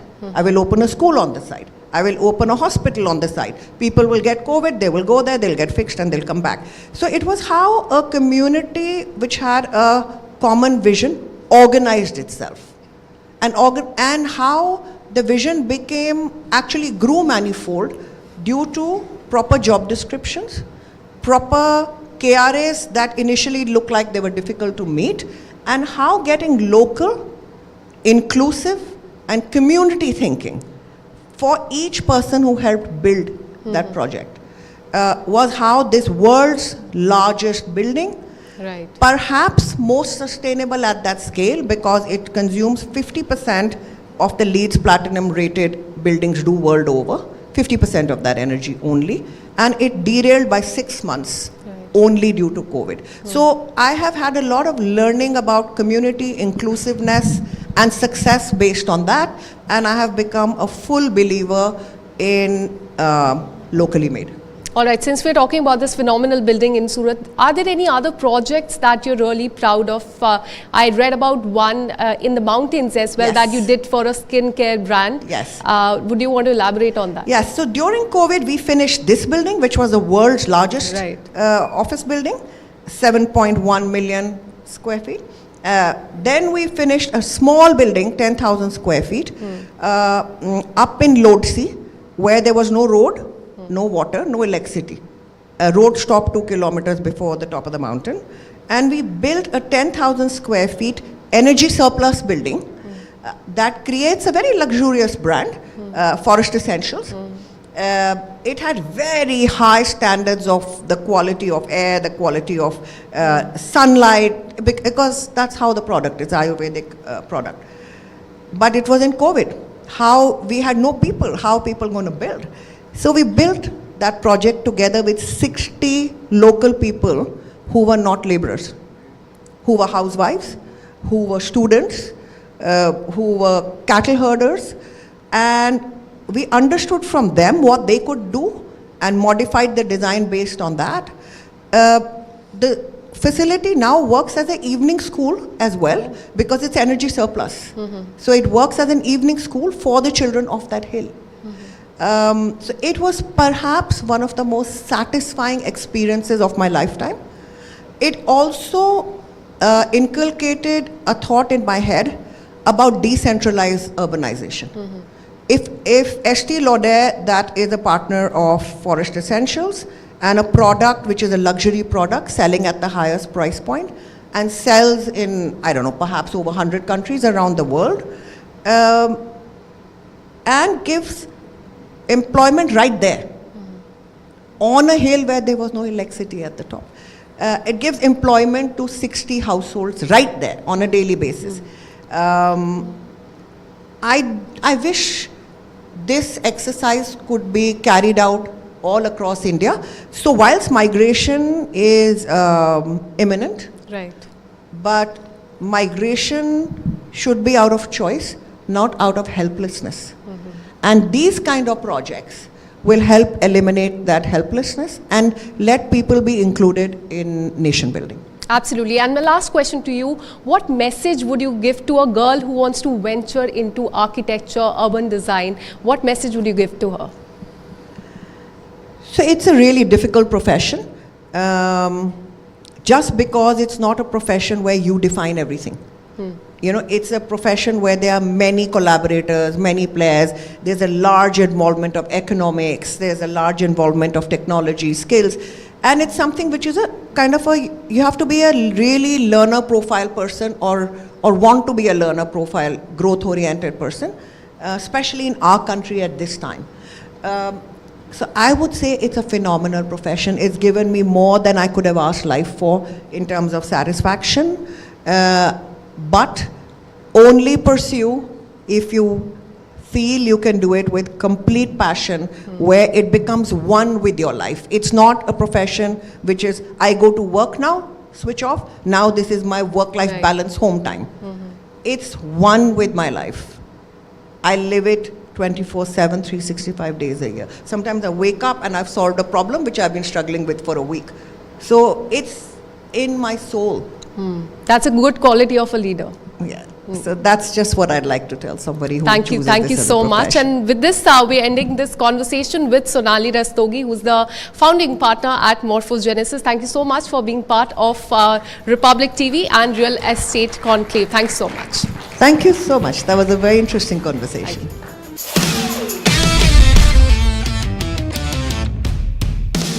ये है secret recipe MDH का जीरा SIP जल जीरा मसाला। SIP SIP जीरा SIP MDH का जल जीरा सिप MDH का जल जीरा SIP. After the massive success of Operation Sindoor, which underlined India's dominance in the skies, another story is quietly unfolding within the Indian Air Force. This one will multiply the Indian Air Force's punch and add more firepower to one of its most advanced fighter jets, the Sukhoi 30 MKI, and make it more lethal for our adversaries. The Sukhoi Su-30 MKI, the backbone of our Air Force, is getting a radical makeover. And it is not just an upgrade, it is a transformation. Yes, we are talking about the Super Sukhoi, the massive 70,000 crore rupee upgrade that will make Sukhoi 30 more dominant than it already is. Let's start with the why. The Su-30 MKI is already India's most numerous and battle-tested fighter. But the F-16s across the border have seen several upgrades, and China is fielding next-gen platforms as well. India needed more than a match, it needed mastery. Enter the Super Sukhoi. And back in India, in Uttar Pradesh, there's high alert as Muharram and Kawad Yatra, both major religious events, are overlapping this year, prompting unprecedented security measures. Authorities in Muzaffarnagar have deployed drones, installed thousands of CCTV cameras, set up multiple control rooms, barriers, mobilized tens and thousands of police officers, paramilitary, ATS, NDRF, SDRF, and bomb disposal squad on this particular day. Surveillance also extends to AI-enabled cameras, social media monitoring and real-time crowd tracking as well. Here is the ground report. Muzaffarnagar में कांवड़ यात्रा और मुहर्रम को लेकर police लगातार alert पर है, मुस्तैद है। हम इस वक्त मौजूद हैं शिव चौक। ये वही शिव चौक है जहां पर जो कांवड़िया आते हैं यहां पर ज़रूर मत्था टेकते हैं, भगवान शिव को प्रणाम करते हैं और फिर हरिद्वार की तरफ रवाना होते हैं। बहुत व्यस्त चौराहा है और बहुत संवेदनशील ये माना जाता है शिव चौक, चूँकि यहाँ दोनों समुदाय की आबादी है। और ये सामने पुलिस चौकी, पुलिस की मुस्तैदी आप देख रहे हैं। यहाँ पर पुलिस तैनात है और हर गाड़ी को देखा जा रहा है। ये बहुत व्यस्त रूट, यहाँ से कांवड़ियों का भी रूट है। कांवड़िया बड़ी संख्या में आते हैं। जो 11 जुलाई को कांवड़ यात्रा शुरू होगी तो इस दौरान बहुत ये व्यस्त रोड हो जाएगी। इस लिहाज से यहाँ पर बंदोबस्ती की गई है। ऊपर कांवड़ कंट्रोल रूम, यहाँ पर आप देख सकते हैं कांवड़ कंट्रोल रूम ऊपर तैयार किया जा रहा है और इससे भी शिव चौक पर निगरानी रखी जाएगी। लगातार यहाँ पर पुलिस मुस्तैद है और यहाँ पर कंट्रोल रूम तैयार किया गया है। अब ऊपर किया हुआ है।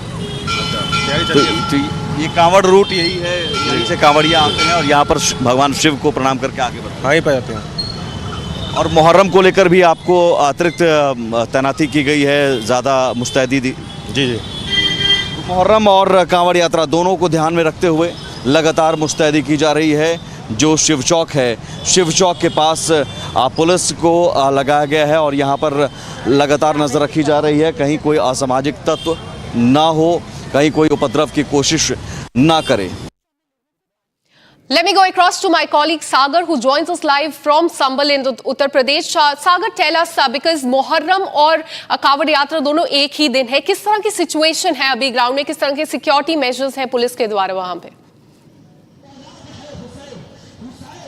देखिए आकांक्षा, बिल्कुल अगर हम बात करें मुहर्रम का जुलूस इस समय निकाला जा रहा है रिपब्लिक भारत, ये संभल की लाइव तस्वीरें दिखा रहा है। साथ में देखिए ये जो है रूट कावड़ का भी है। इस जुलूस के दौरान जो है भारी संख्या में पुलिस बल की जो यहाँ पर तैनाती की गई, लगभग पीएससी की यहाँ पर 3 से 4 कंपनियां भी यहाँ पर तैनात की गई हैं। पुलिस के जवान जो है लगातार इस जुलूस के साथ ही साथ चल रहे हैं। जहां पर भी ट्रैफिक लग रहा है, जहां पर भी हालात जो है सही है, लगातार ये उसको मॉनिटर कर रहे हैं, खुद कंट्रोल में। देखिए लगभग 4 से 5 देखिए यहाँ पर जो है जुलूस यहाँ पर मुहर्रम का इस पूरी रोड पर निकाला जा रहा है। जहां तक कैमरे की नजर जाएगी रिपब्लिक भारत की, आप देख पा रही हैं उस पर। लेकिन साथ में जो आसपास के पुलिस थानों के इंचार्ज हैं, जो चौकी है, वहां पर भी हमने दिखाया सुबह सुबह कैसे ट्रैफिक कंट्रोल रूम से, माफ करिए, सीसीटीवी के जरिए पूरी निगरानी की जा रही है। पुलिस कर्मियों ने इस बात की भी जानकारी दी थी। लेकिन अब देखिए बड़ी बात यह है कि जो गाइडलाइन थी गवर्नमेंट की, जो प्रशासन की जो गाइडलाइन थी, लगातार उसका भी इस ताजिए में पालन किया गया। जूम करके एक बार दिखाइए, लगभग 12 फीट बोला गया था कि ताजिया की जो हाइट है वो होनी चाहिए जुलूस जिस दौरान निकाला जाएगा। लगभग देखिए प्रशासन की गाइडलाइन का यहाँ पर पालन किया गया है और जो भी मुस्लिम धर्म के लोग हैं बड़े शांतिपूर्वक देखिए इस मुहर्रम के जुलूस को यहाँ पर निकाल रहे हैं। प्रशासन ने जो यहाँ पर मानक तय किए थे उसी के आधार पर देखिए सब कुछ यहाँ पर किया जा रहा है। लेकिन देखिए 2 पर्व बड़े एक साथ है, कावड़ यात्रा भी एक तरफ निकाली जा रही है तो इधर मुहर्रम का जुलूस भी है। इसको लेकर संभल जो है पूरी तरह से हाई अलर्ट पर है। बड़ी बात यह है कि संभल में जो जो रूट देखिए जाता है कावड़ यात्रा के लिए, ये सब वही रूट है और इसी से देखिए ताजिया भी होकर जाना है। ऐसे में पुलिस कहीं से भी नहीं चाहती कि लापरवाही यहाँ पर हो, क्योंकि योगी सरकार की भी पूरी नजर है यहाँ पर। अब आप देखिए जहां अगर कुछ देर के लिए अगर यहाँ पर ताजिया को होल्ड अगर यहाँ पर किया जा रहा है तो वहां पर पुलिसकर्मी भी रोक के मॉनिटर कर रहे हैं कि आखिर कहीं से भी हालात यहाँ पर ना बिगड़े। इसको देखिए पूरा ख्याल यहाँ पर रखा जा रहा है। अगर मैं बात करूं इमाम हुसैन की शहादत को याद करते हुए ये मुहर्रम का जुलूस यहाँ पर ये लोग निकाल रहे हैं, इस बात को भी यहाँ पर ध्यान में रख रहे हैं कि जो प्रशासन की गाइडलाइन है उसका भी यहाँ पर पालन हो। देखिए ये पहला मैं आपको जुलूस दिखा रहा हूँ, पीछे अगर मैं दिखाऊं तो ऐसे ही लगभग 4 से 5 देखिए ताजिया यहाँ पर निकाला जा रहा है। एक बार पूछ भी लेते हैं, प्रशासन की गाइडलाइन का पूरा पालन आप? जी पूरा पालन कर रहे हैं। क्या क्या गाइडलाइन रही है ताजिया को? आपने 12 फीट की ऊंचाई बताई है, वही 12 फीट की ऊंचाई हम ला रहे हैं। जी जी। और जो कहा गया था कि नाबालिग बच्चों का नहीं है, कोई बच्चा नहीं है। देखा आपने जिस तरह से हमने बातचीत की, प्रशासन की गाइडलाइन का पूरा यहाँ पर पालन और इनका ये कहना कि जो भी मानक तय की गया उसी के आधार पर ये ताजिया यहाँ पर निकाला जा रहा है।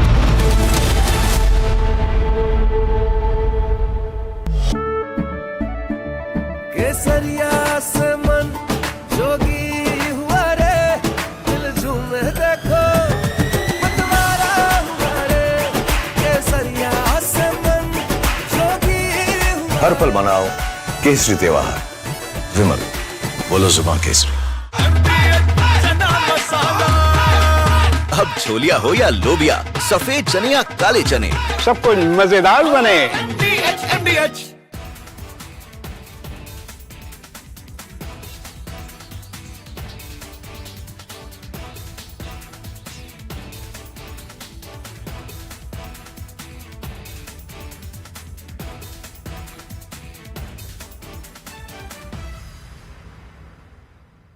After the massive success of Operation Sindoor, which underlined India's dominance.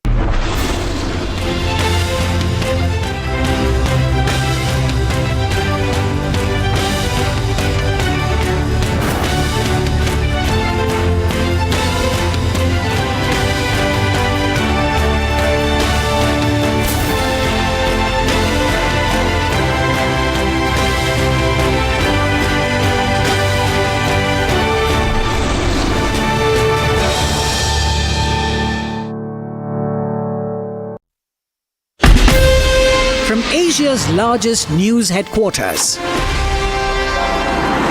Setting the agenda for Bharat.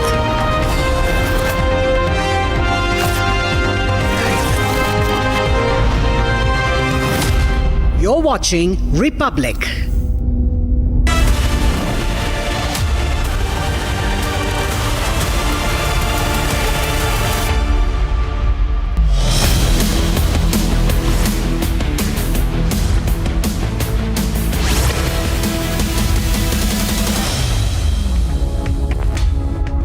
Good evening, hello and welcome. You're watching Republic TV with me, Akanksha Khajuria. F-35 fighter jet remains stranded in the country in the last 3 weeks. But now the engineering team is in India. It will be repaired and will be taken back to the United Kingdom. We'll get you more details on this. But first up, as always, the headlines.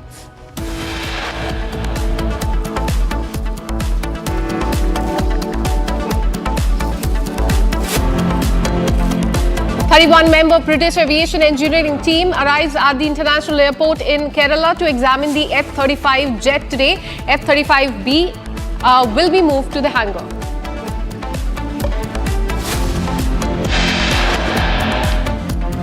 One dead, 4 injured after blast at a firecracker factory in Tamil Nadu.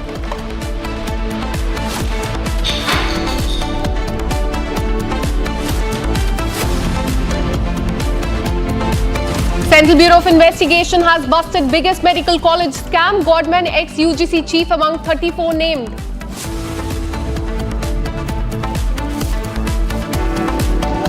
PM Modi arrives in Brazil for the BRICS summit. Diaspora engagement and key bilaterals on agenda.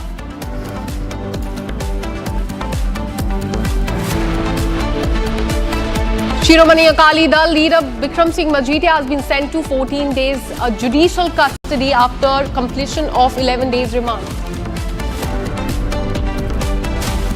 I join millions around the world in wishing His Holiness the 14th Dalai Lama a most happy and joyful 98th birthday.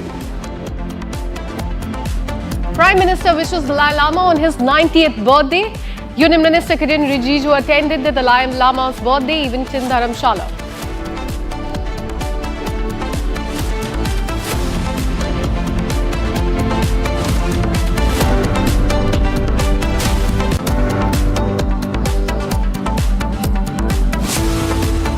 Well, starting the bulletin with the updates on F-35 fighter jet, a team of technical experts on board the British Royal Air Force Airbus A400M Atlas arrived at the international airport in Kerala to assess the British Royal Navy F-35B fighter jet that made an emergency landing at the airport on June 14th last month. The F-35B jet has been moved to the hangar as of now, and after remaining grounded for over 2 weeks due to technical faults, the aircraft will now be dismantled and transported back to the United Kingdom aboard a C-17 Globemaster transport aircraft. So what you can see on the screen is the F-35 fighter jet that remains stranded there in the last 3 weeks. In fact, it made an emergency landing on June 14th. And now what we're learning is that it has been moved to the hangar. There is a team of engineers from the United Kingdom that has arrived at the Trivandrum International Airport that will be conducting the inspection, the repair process as well. And then this will be taken to the United Kingdom. But it has been stranded from the last at least 3 weeks. In fact, today, British High Commission spokesperson mentioned that a UK engineering team has deployed to the international airport to assess and repair the UK F-35B aircraft, which landed following an emergency diversion. The UK remains grateful to the continued support and collaboration of the Indian authorities and the airport teams. Let me go across to my colleague Ashwini, who joins us live on the broadcast with more details. Ashwini, tell us about the engineering teams that are on the ground and also about the repair process that will be undertaken. Akanksha, Ashwin this side, what I want to quickly move this to the frame right now. We are getting live visuals of the A400 right now moving from the airport where it was parked. You can see these visuals, our exclusive visuals that we are bringing in by visuals brought in by our video journalist Money. Yes, you can see that right now on the screen, you can see that there is this movement of the A400. So as earlier we had pointed out that the A400 is likely to move out at around 4 p.m. But now we see that this movement is slowly started. It is right now being moved. You can see a slight movement of the A400. Now the A400's movement is, we are trying to find out what is it, but it's very interesting update that we are bringing in on our screens right now.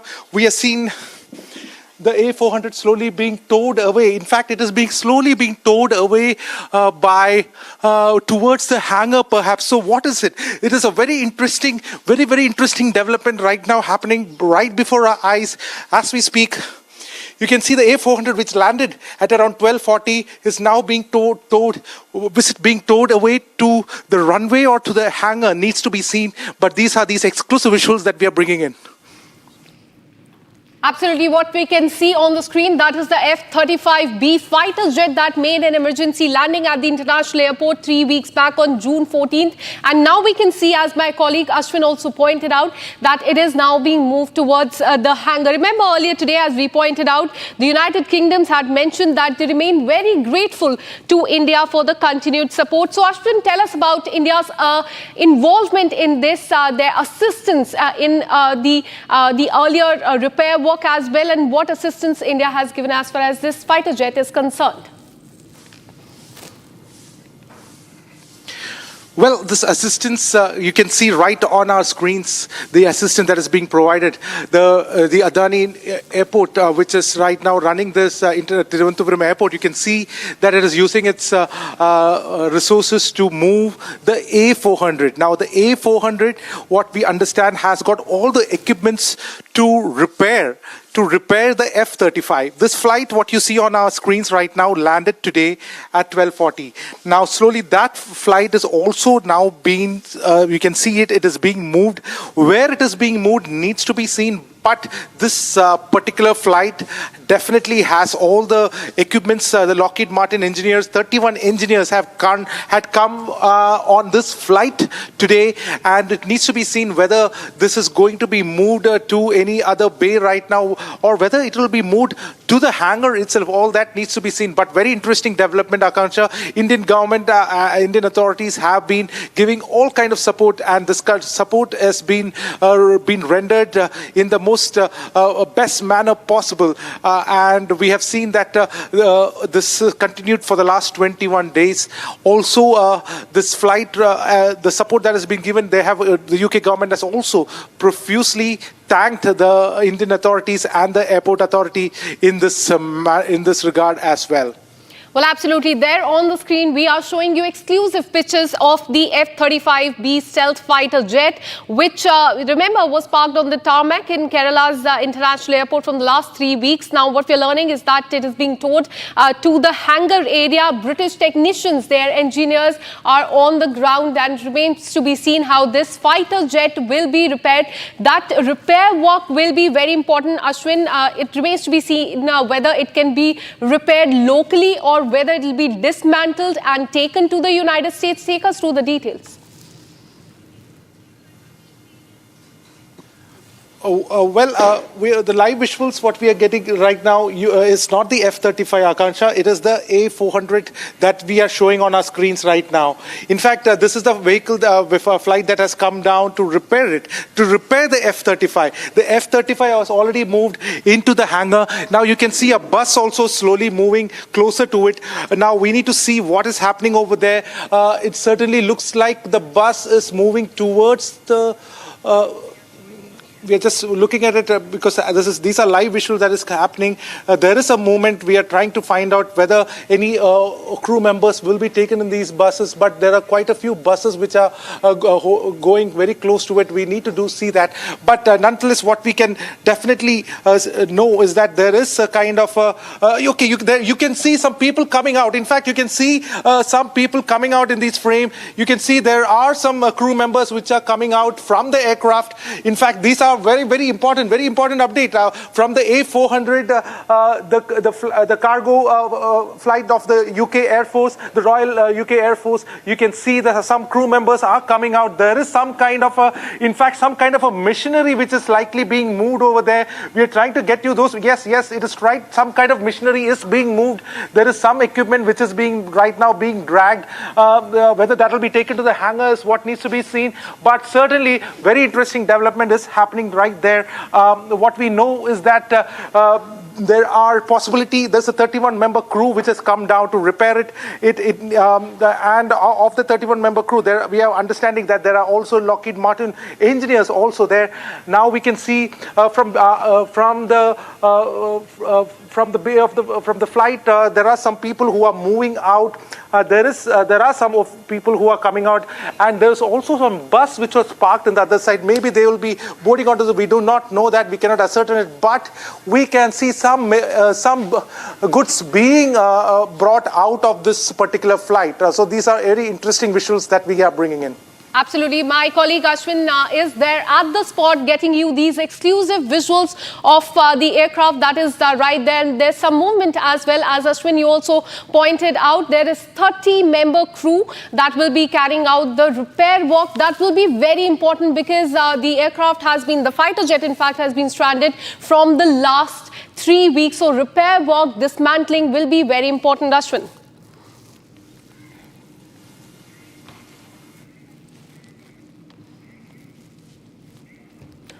All right, we'll continue to track that story very closely. There on the screen, you can see exclusive visuals from the Trivandrum International Airport and the ground report that my colleague Ashwin has been getting for us.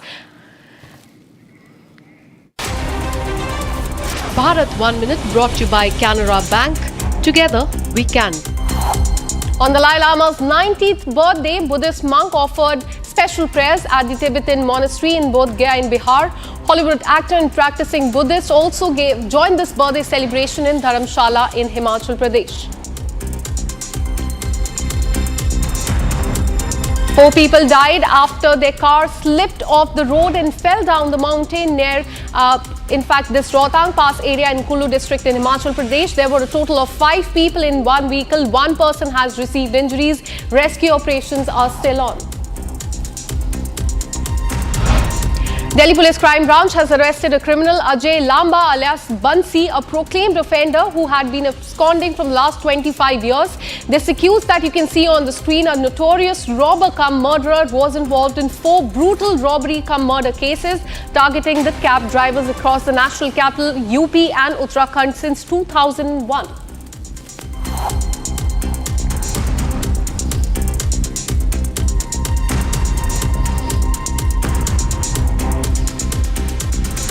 Now shifting our focus, the Central Bureau of Investigation has uncovered one of the biggest medical education scams in the country. The case spans multiple states and involves the top officials, middlemen, private colleges, representatives, prominent educationists and even a self-styled godman.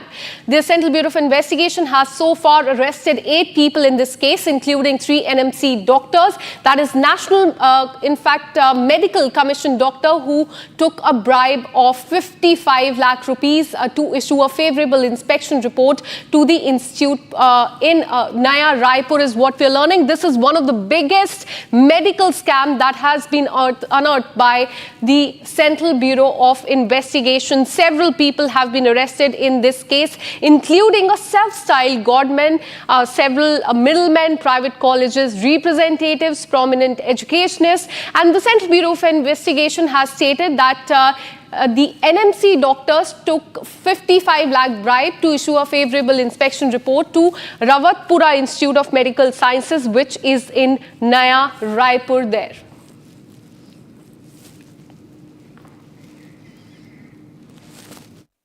55 lakh रुपए bribe ली गई है, ऐसा आरोप लगाया है CBI ने। और जब्ती जो की गई है वो करीब करीब 16 लाख कुछ की गई है और एक जन से 38 लाख की गई है। लेकिन जो जब्ती भी जो बताई जा रही है वो जिस व्यक्ति को व्यक्ति जिस नाम का बताया जा रहा है कि भ्रम है, वो उसके व्यक्तिगत जो संपत्ति और प्रॉपर्टी के पेपर्स के रिलेटेड जो उसने बेचा खरीदा, उसके जो पैसे थे वो उसके घर से जब्त किया गया है। जो बेंच मतलब है दिल्ली की, उन्होंने एक शिकायत की है किसी मयूर रावल के नाम पर, जो उदयपुर की किसी संस्थान का डायरेक्टर है या वहाँ का रजिस्ट्रार है। और ये बताया गया है इस पूरे उसमें कि खाली सिर्फ रावतपुरा सरकार का नहीं है। आरोप ये लगाया गया है कि जो निरीक्षण समिति गुप्त रहती है, पूरी तरह से किसी को बताया या डिस्क्लोज नहीं किया जाता है, उस डिस्क्लोज किसी ने किया है। अब किसने किया है उसकी जांच की जा रही है। और ये बताया गया है कि जो रावतपुरा सरकार यूनिवर्सिटी में जो लोगों को जांच करना था मेडिकल कॉलेज में, रावतपुरा मेडिकल कॉलेज में, वो डॉक्टर्स की जो 4 लोगों की टीम थी, वो 4 लोगों ने रिश्वत ली है कि उनके जो मानक स्तर सही था या नहीं था, उनके फेवर में रिपोर्ट बनाने के लिए ये केस बनाया है, आरोप ये लगाया है सीबीआई ने। और सीबीआई आज 6 लोगों को पेश किए हैं यहाँ कोर्ट पे, जिसमें कुछ लोगों के संबंध में उनके पास कोई विशिष्ट जानकारियां उपलब्ध नहीं है। और हमने उसी का ऑब्जेक्शन लगाया है कि बिना 41 की नोटिस दिए, बिना किसी 35 की नोटिस दिए आपने कैसे गिरफ्तार किया। पहले आप जांच करें, आप सिर्फ संदेह के आधार पर आप गिरफ्तार नहीं कर सकते। Now shifting our focus to the state of Karnataka, 10 Dalit professors at Bangalore University have submitted their resignation to the Vice Chancellor, alleging discrimination in the appointment of the post and deliberate bypassing of the reservation policies. In a formal letter, the professors cited persistent neglect of their concern despite repeated appeals, claiming that the university administration has manipulated the system to exclude eligible candidates from the marginalized community. A big claim that has come in from as many as 10 Dalit professors who have tendered their resignation to the Vice Chancellor. Now this will go to the Chief Minister is what we are learning from our reporters on the ground. They have claimed that there's been discrimination in the appointment of the post and the deliberate bypassing of the reservation policy. A big claim against the Bangalore University. Let me go across to my colleague Abhishek, who joins us from Karnataka. Abhishek, do tell us about this, because this is a very big claim that is coming from the Dalit professors. They have claimed that there's been discrimination against them as far as the Bangalore University is concerned. Give us more details. Well, Akanksha, we have seen the letter and we've also shown the letter to our viewers, which very clearly states that these 10 professors who are disposing of their duties in various other departments of Bengaluru University had also been provided with additional jobs which they have been carrying out from last couple of years, after which it was mentioned that they would be getting the ELs as per their designation and the disposal of their duties. However, after repeated requests and various other letters written to the Vice Chancellor has not yet given a heed to their request, is what the letter claims as of now. And also, they have threatened or informed the Vice Chancellor that they will be getting off or resigning from their additional post, because this is what the Gazette has mentioned. According to the Karnataka government, is what the 10 Dalit professors claim as of now. It is not because of the reason that they have been superseded or overtaken that these resignations are taking place, but due to the respect that they have been not provided by the VC or the Bengaluru University is one of the major reasons as to why these 10 resignations are about to take place in a day or two. We are waiting for an update from the Vice Chancellor of Bengaluru University, and also we will have to see how these 10 Dalit professors will take this any further, because the university's Chancellor will be the Governor of the state, and also the powers are vested. Some of the powers are vested with the Chief Minister of Karnataka. So we will have to see how this case proceeds, what will be the reaction of the Bengaluru University's Vice Chancellor, and what will the next move of these 10 Dalit professors be as of now. Absolutely, Akanksha. Abhishek. Keep tracking those details. We'll keep coming back to you for more on this. Now shifting our focus, the Dalai Lama celebrated his 90th birthday in the Himachal Pradesh Dharamshala today alongside thousands of Tibetan Buddhist and Union Minister, Hollywood celebrities as well. Take a look at this report for more details. The world is celebrating the 90th birthday of Tibetan spiritual leader, the 14th Dalai Lama. And a celebration event was organized in Himachal Pradesh's Dharamshala. From top politicians to Hollywood celebrities in attendance, the celebratory event was witnessed by the entire world. Hollywood actor and practicing Buddhist Richard Gere also received blessings from the 14th Dalai Lama. A joyous, joyous day to celebrate this extraordinary life of His Holiness the Dalai Lama.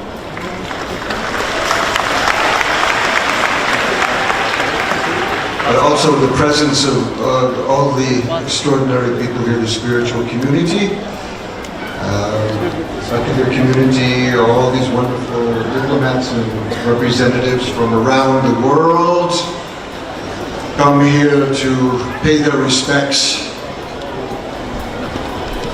to one of the most extraordinary people who have ever walked on this planet. Addressing the event, Union Minister of Minority Affairs Kiran Rijiju lauded the Tibetan spiritual leader and called him a living bridge between ancient wisdom and modern world.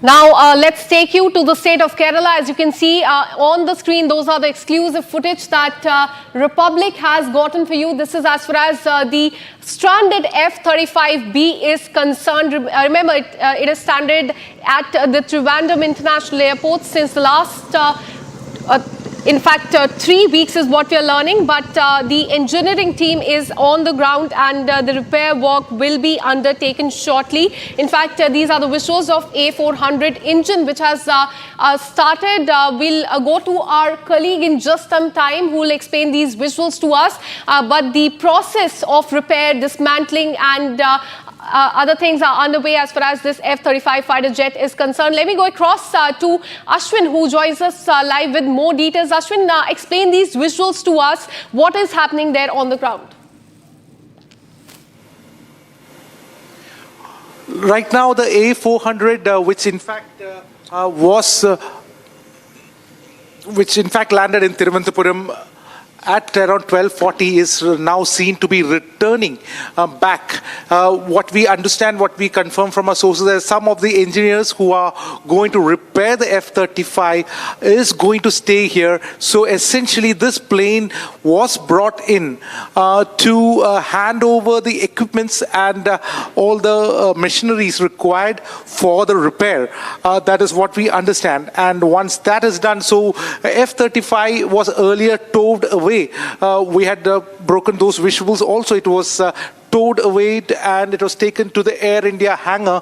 And after that has been done, once the engineers of the UK have safeguarded it, the flight which brought these equipments and these crew members are right now returning back. And these are the visuals that we are bringing in of this flight. It is likely to take off from here in some time. It is right now going to the other end of the runway, and soon we will be seeing this A400 taking off from the Thiruvananthapuram airport. Absolutely, Ashwin. In fact, we can see there on the screen, these are the first and exclusive visuals that you can see on our channel. A400 is returning back. That arrived earlier today after bringing at least 31-member engineering team to carry out the repair works. Now the A400, the plane there is leaving from the international airport there in Kerala. This was carrying, in fact, the machinery and the equipment that were required to fix, repair, dismantled the F-35 fighter jet. Now, all eyes will be on the repairing work. Ashwin, tell us more about that.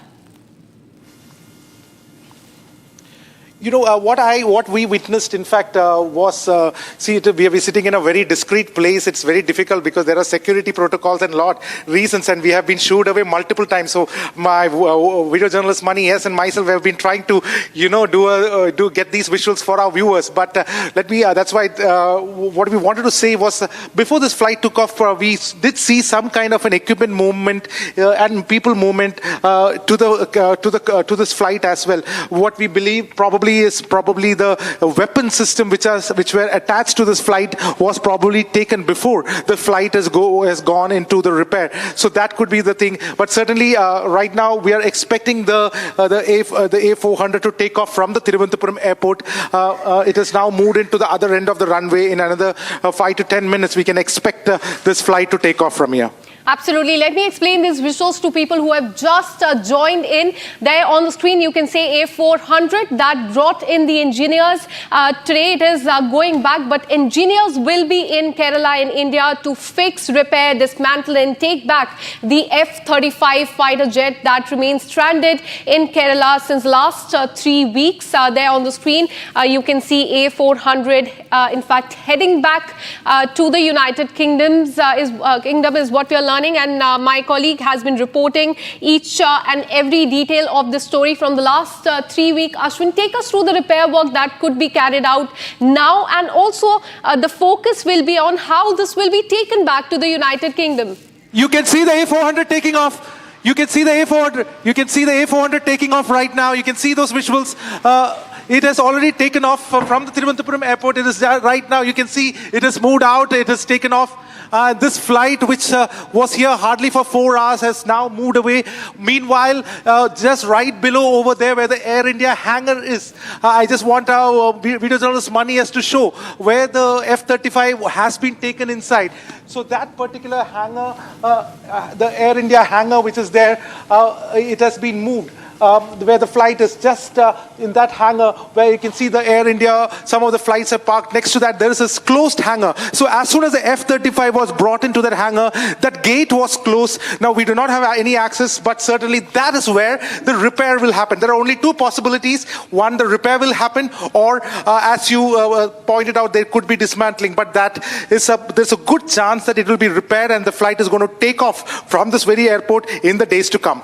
Well, absolutely, Ashwin. Those are the visuals from the Trivandrum International Airport, a Royal Air Force Airbus A400M Atlas aircraft that landed with the engineers earlier today, that has lifted off towards the United Kingdom. All the engineers are on the ground right now, and the repair work of the F-35 fighter jet will be carried out and will be taken back to the United Kingdom. Thank you so much, Ashwin, for all the details. We'll keep coming back to you for more on this.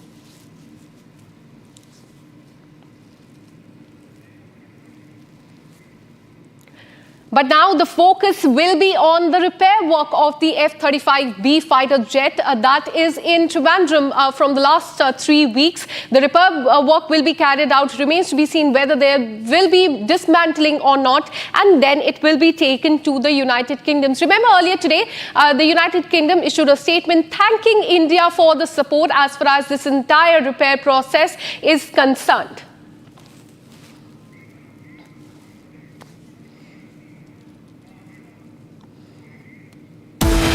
And with this, we're taking a very short break. Coming up on the other side, we'll tell you about how the Central Bureau of Investigation busted biggest medical college scam involving a godman, ex-UGC chief, 34 other named in this case. And on the other side in Punjab, SAD leader Vikram Singh Majithia has been sent to 14 days judicial custody after his 11 days of police remand. This and much more on the other side. Stay with us.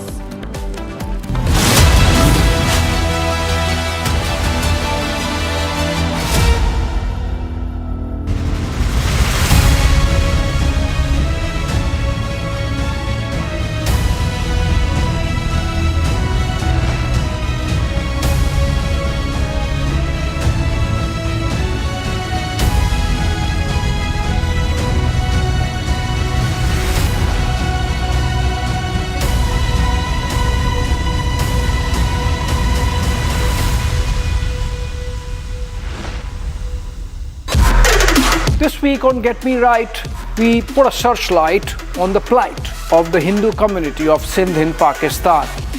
Their daily struggles just to be able to survive amid abductions, conversions and targeting of their women.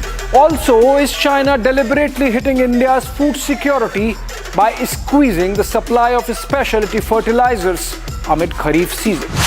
And if yes, do we have a way out? Is an experiment with genetically modified crops worth a shot to increase India's agricultural output? Join me this weekend only on Republic TV.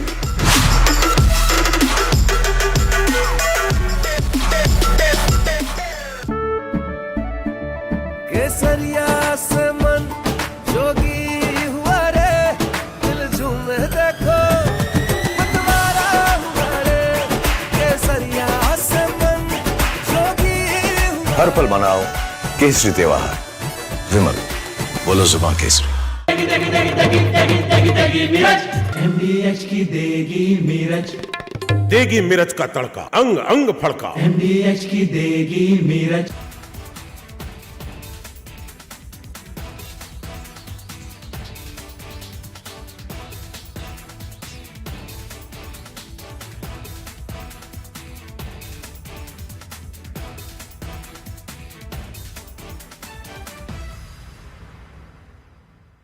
After the massive success of Operation Sindoor, which underlined India's dominance in the skies, another story is quietly unfolding within the Indian Air Force.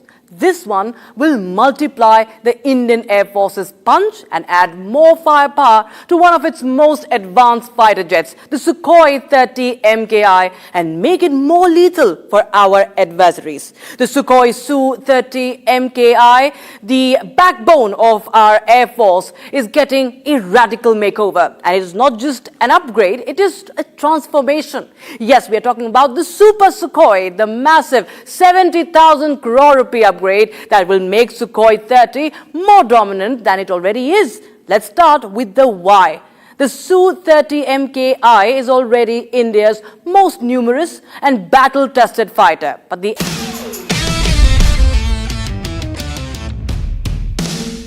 Dr. Israni, we are honored to have you here today.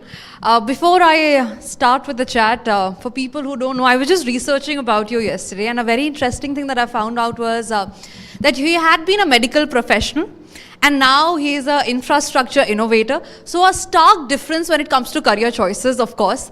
I want to know the journey on how did you and why did you decide from switching from a medical perspective to then a future innovator, keeping in mind that you're interested in real estate. What was the story behind that?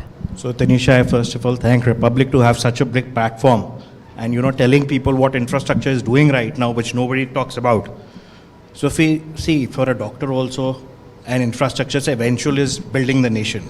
So my goal when I got into medicine was to help people. So we have not diverted from our original goal. We still run foundations, we are still taking care, and infrastructure, because if the country grows, overall health and economic living grows. So that's practically parallel together, yeah.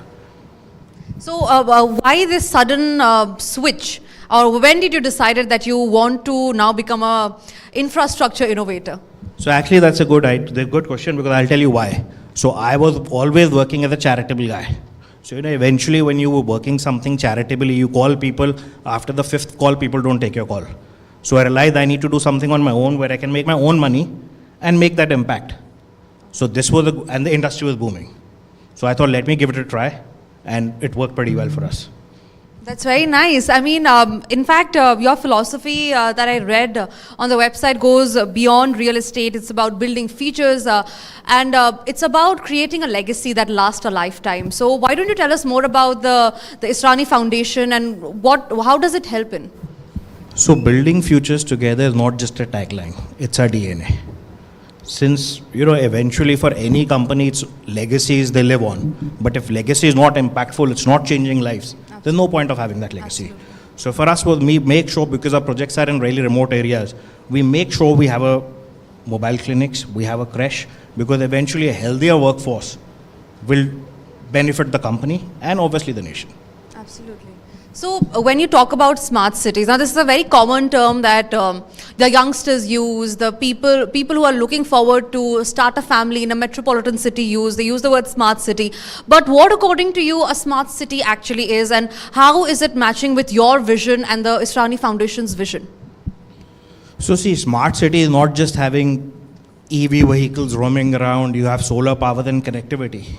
But exactly a purpose of a smart city is bridging the gap. Getting economic benefits to the city, and so that the youth which is there in like tier 2, tier 3, so if you see mostly smart cities are in that zone. So it gets them job, which gets them placement, and it improves the life. So that's the basic purpose. Smart does not necessarily means having everything technologically driven.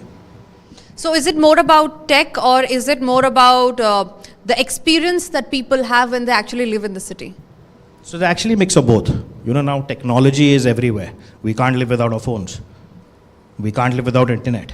So it improves the quality of life, because when you have a smart city, you know your water management system is taken care of, your roadways are clean, your traffic, everything is managed. So, it improves the quality of life. So it's a mix of both. Absolutely. So how do you think, but technology does play a huge role when it comes to real estate. And what according to you has technology given into the real estate sector, especially when we talk about the Israni Foundation? Because like you said, it's amalgamation, it's a mix of both that results in a good real estate venture. What according to you is the role of the tech when it comes to the Israni Foundation? As you said, it's an amalgamation of both. So more than foundation when it comes to business, see, everything is right now AI augmented, AI technology. So eventually, see, India is growing at an urban rapid space of growth. So what technology does, it reduces your timelines, which is really critical. It improves the quality of the project you're delivering. So that makes a lot of difference. So now see, everyone has been talking about AI is this, AI that. AI has basically been there for ages. So AI is now divided into two things. One is machine learning and one is generative AI. So that's the main AI, which it actually you can create as a company. What we are also doing, we are creating our own LLMs. So eventually it will take time, but it will definitely benefit the future projects and everything. It will reduce timelines, it will make our projects greener, and we'll be able to deliver faster. And of course, the company will make money out of it. Yeah, that's the agenda mainly. But when we talk about cities and turning them into smart cities, how do you think we can not just focus on data driving, but more on how it is to be people centric? Because the experience is what it counts. At the end of the day, when people go to that sector, they want to experience luxury, but also at an affordable price. They want to experience a legacy. How do you think we can manage that?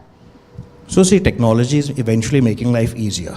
Once you have an easy life, today if the traffic is well managed, I know I can reach home 20 minutes rather than 30 minutes. That extra 10 minutes would change my life. I'll rather spend it with my family, or it will be me time. That would change. And with technology coming, cities getting smarter, builders and developers, they get more chance to develop those cities.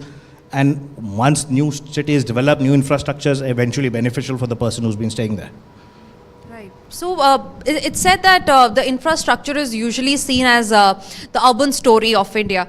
But what according to you, and how according to you can the infrastructure, especially when we talk about the real estate sector, can truly empower Bharat? Because what we're talking about here is nation first always. How do you think the infrastructure and the real estate sector is contributing to that? So as we all know, infrastructure sector is the largest contributor of GDP. Yeah. We are also one of the largest employers. So once we are developing, right, I thank the PM, Prime Minister Narendra Modi ji, his vision that we've been able to develop so much and at so rapid space. And thanks to him, one thing I would tell everyone when I meet all these youngsters, seeing our Prime Minister ji work 24/7, 365 days a year, it has made us more weekend working than weekend loving generation. That has impacted a lot. So do you like working on the weekends then?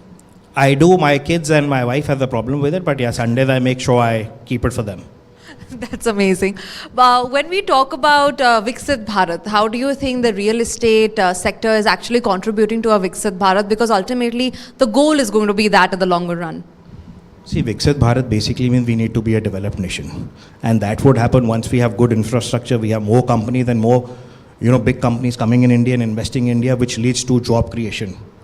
And once a developed nation is there, people have good jobs, good salaries. So it obviously develops the nation. It is very important and it will happen. They say it's Vision 2047.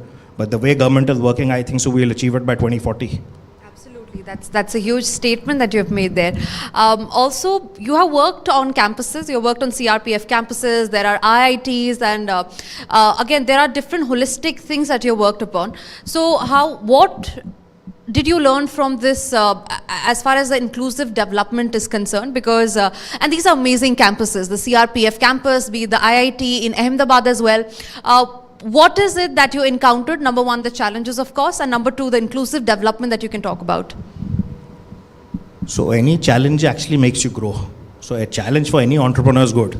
But working, the environment with these campuses is so positive, it's so green, that you don't feel it as like a challenge. But there's a lot of learning. See, when you're doing any project with IIT, there's so many engineers and they're really smartest of the lot of the country. Once you sit there with them and discuss, you actually know about what's future technology, and you can implement it, which they actually allow. Whether you would be doing it for the other players, they might be a bit hesitant, but not them. So, when the thought process that goes behind building the CRPF campuses, building the IITs, I'm sure it's a proud moment, of course, other than being an entrepreneur, because you're building futures, you're building lives. What is that one thought that goes behind your mind when you're actually working yourself on those projects? So when I see that these are buildings which are going to last lifetime, and they are the master structures. So when you build an IIT campus, it's not just you're building a campus, so many people are going to come there. And one of the brightest minds of the nation, they are doing a lot for the nation. They're making their own startups, which are quite successful. So it gives a proud moment. And when it comes to CRPF campuses or any defense services campus, it gives us immense pride, because eventually they are the people who are standing on the borders inside the cities which are protecting us. For them, I don't think so. We say we are happy working. There was a debate, 45 hours, 75 hours, 70 hours working. And these people, they are willing to work even 100 hours without any problem or sweat. So it gives an immense pleasure when I'm doing something for the government sector, especially for the defense sector. So that's really nice to know about it. And when you talk about sustainability, it is no longer an option now. It's the need of the hour, we say. I want to know the kind of projects that you have worked upon in which sustainability along with technology have played together a huge role. See, now, good thing about government now, everything you need to be GREA rating. So it has to be green buildings. They are really focused, like for us, whenever we start a project, we make sure that our labor camps, our site infrastructure is solar driven. Sustainability, we start day one. Second is, soil invest, most of the people like topsoil we save. These are the basic practices now which have been implemented by the government. So sustainability, eventually it's green, it has to be there. Like for us, what especially we are developing an X-ray fluorescence technology. So when we dispose the debris, it is connected with an AI imagery server, which helps us to know which is actually recyclable, which is not, so that the waste doesn't get just disposed of. And how long do you think it's going to take? It's a long journey. It's a long journey. It might take 2-3 years, because creating an LLM, it takes time. We want to make it as fast as we can. We want to sell the product, capitalize on it, and of course, it's go green right now. So was this idea of go green always there in your mind since the initiation of the project, or did it recently develop keeping in mind the need of the hour that is going to be? So being in Delhi, I think so the biggest challenge we guys face is pollution. Absolutely. So we always think about green, and the moment we stepped into the construction firm, our company, it has to be sustainable. Eventually, okay, when you try to build in sustainability, your profits might go down. But long run, it is a practice. You can't give away for it. Because when you build, we talk about building the nation. But most important, along with building the nation comes with building generations. If we don't take care of our future generation now, it is never. Absolutely. So, like you said, Viksit Bharat, we were calculating it to be 2047, but according to your vision, it's going to be nearly about 2040? Not my vision. The way government is working, I'm sure it's going to be 2040. Absolutely. And I think that'll be a good thing, in fact, 2040. So what do you think are the cities that are going to come up and the cities that are needed for a Viksit Bharat? So now see, with government models coming up, there are small cities they are tying up. They are building transport hubs. They're actually building cities around transport. They're building cities around data. So even small cities, like most of the people, I don't know if they know, there are villages in UP like Pipli Gaon, where government, I thank the government, Yogi Adityanath ji, Modi ji, for making schools for the people of laborers. Their schools, so they're promoting education. And eventually when these people come in, the cities become smarter, they'll eventually have a place to work and they don't need to migrate to bigger cities. All right. So when we talk about your future projects, Dr. Israni, I want to know what is your vision when we talk about the future. We of course know the kind of projects that are currently underway. When we talk about the future vision of your group, what are the real estate sectors, what are the buildings, what is the infrastructure that you are looking forward to? So for future, we want to make us cities which are resilient. Because basically, whenever you're doing a project, any city, there are climatic problems we have. There are some cities, there's too much pollution, there's drought, there's flood. So if we can make the cities which can actually take care of those problems, looking at topographical surveys and all, it will be a game changer. If you can also talk to us about some of your projects that are upcoming and that we certainly will have to look forward to. So right now we are doing the new IIT campus in Ahmedabad. We are doing Atal schools in UP. These are the current projects, and future it's really bright. If you want today the time is you can actually practically bid for a new project every day, provided you have the capacity. The government is going on such a fast pace. Absolutely. What role do you think should the private players play as far as it is meant to keep India future ready, it's meant to keep India resilient? What do you think are the role of the private players here? So private play an important role. You know, government and private, they're actually partners. The private players can't entirely depend on the government in the same way. You know, the government has now a lot of PPP models where they actually encourage people coming in private partnership, because for a private firm, you know, having their own R&D is much easier because there's a little less red tapeism. You can eventually invest in it and later sell it. For government, it becomes difficult because it has to, you know, put it on the portals, the technology they have to share. They can't keep it to themselves. Dr. Israni, what I want to know from you is one project that's very close to your heart that you've worked on and that you will always talk about, be it in sessions like these or maybe in sessions in future. So honestly, all my projects are very close to my heart. Reason they're like your babies. Now you can't choose which child is better. You might, you know, there might be days you might like one child more. So it's me, when I visit a particular city, I like that project more.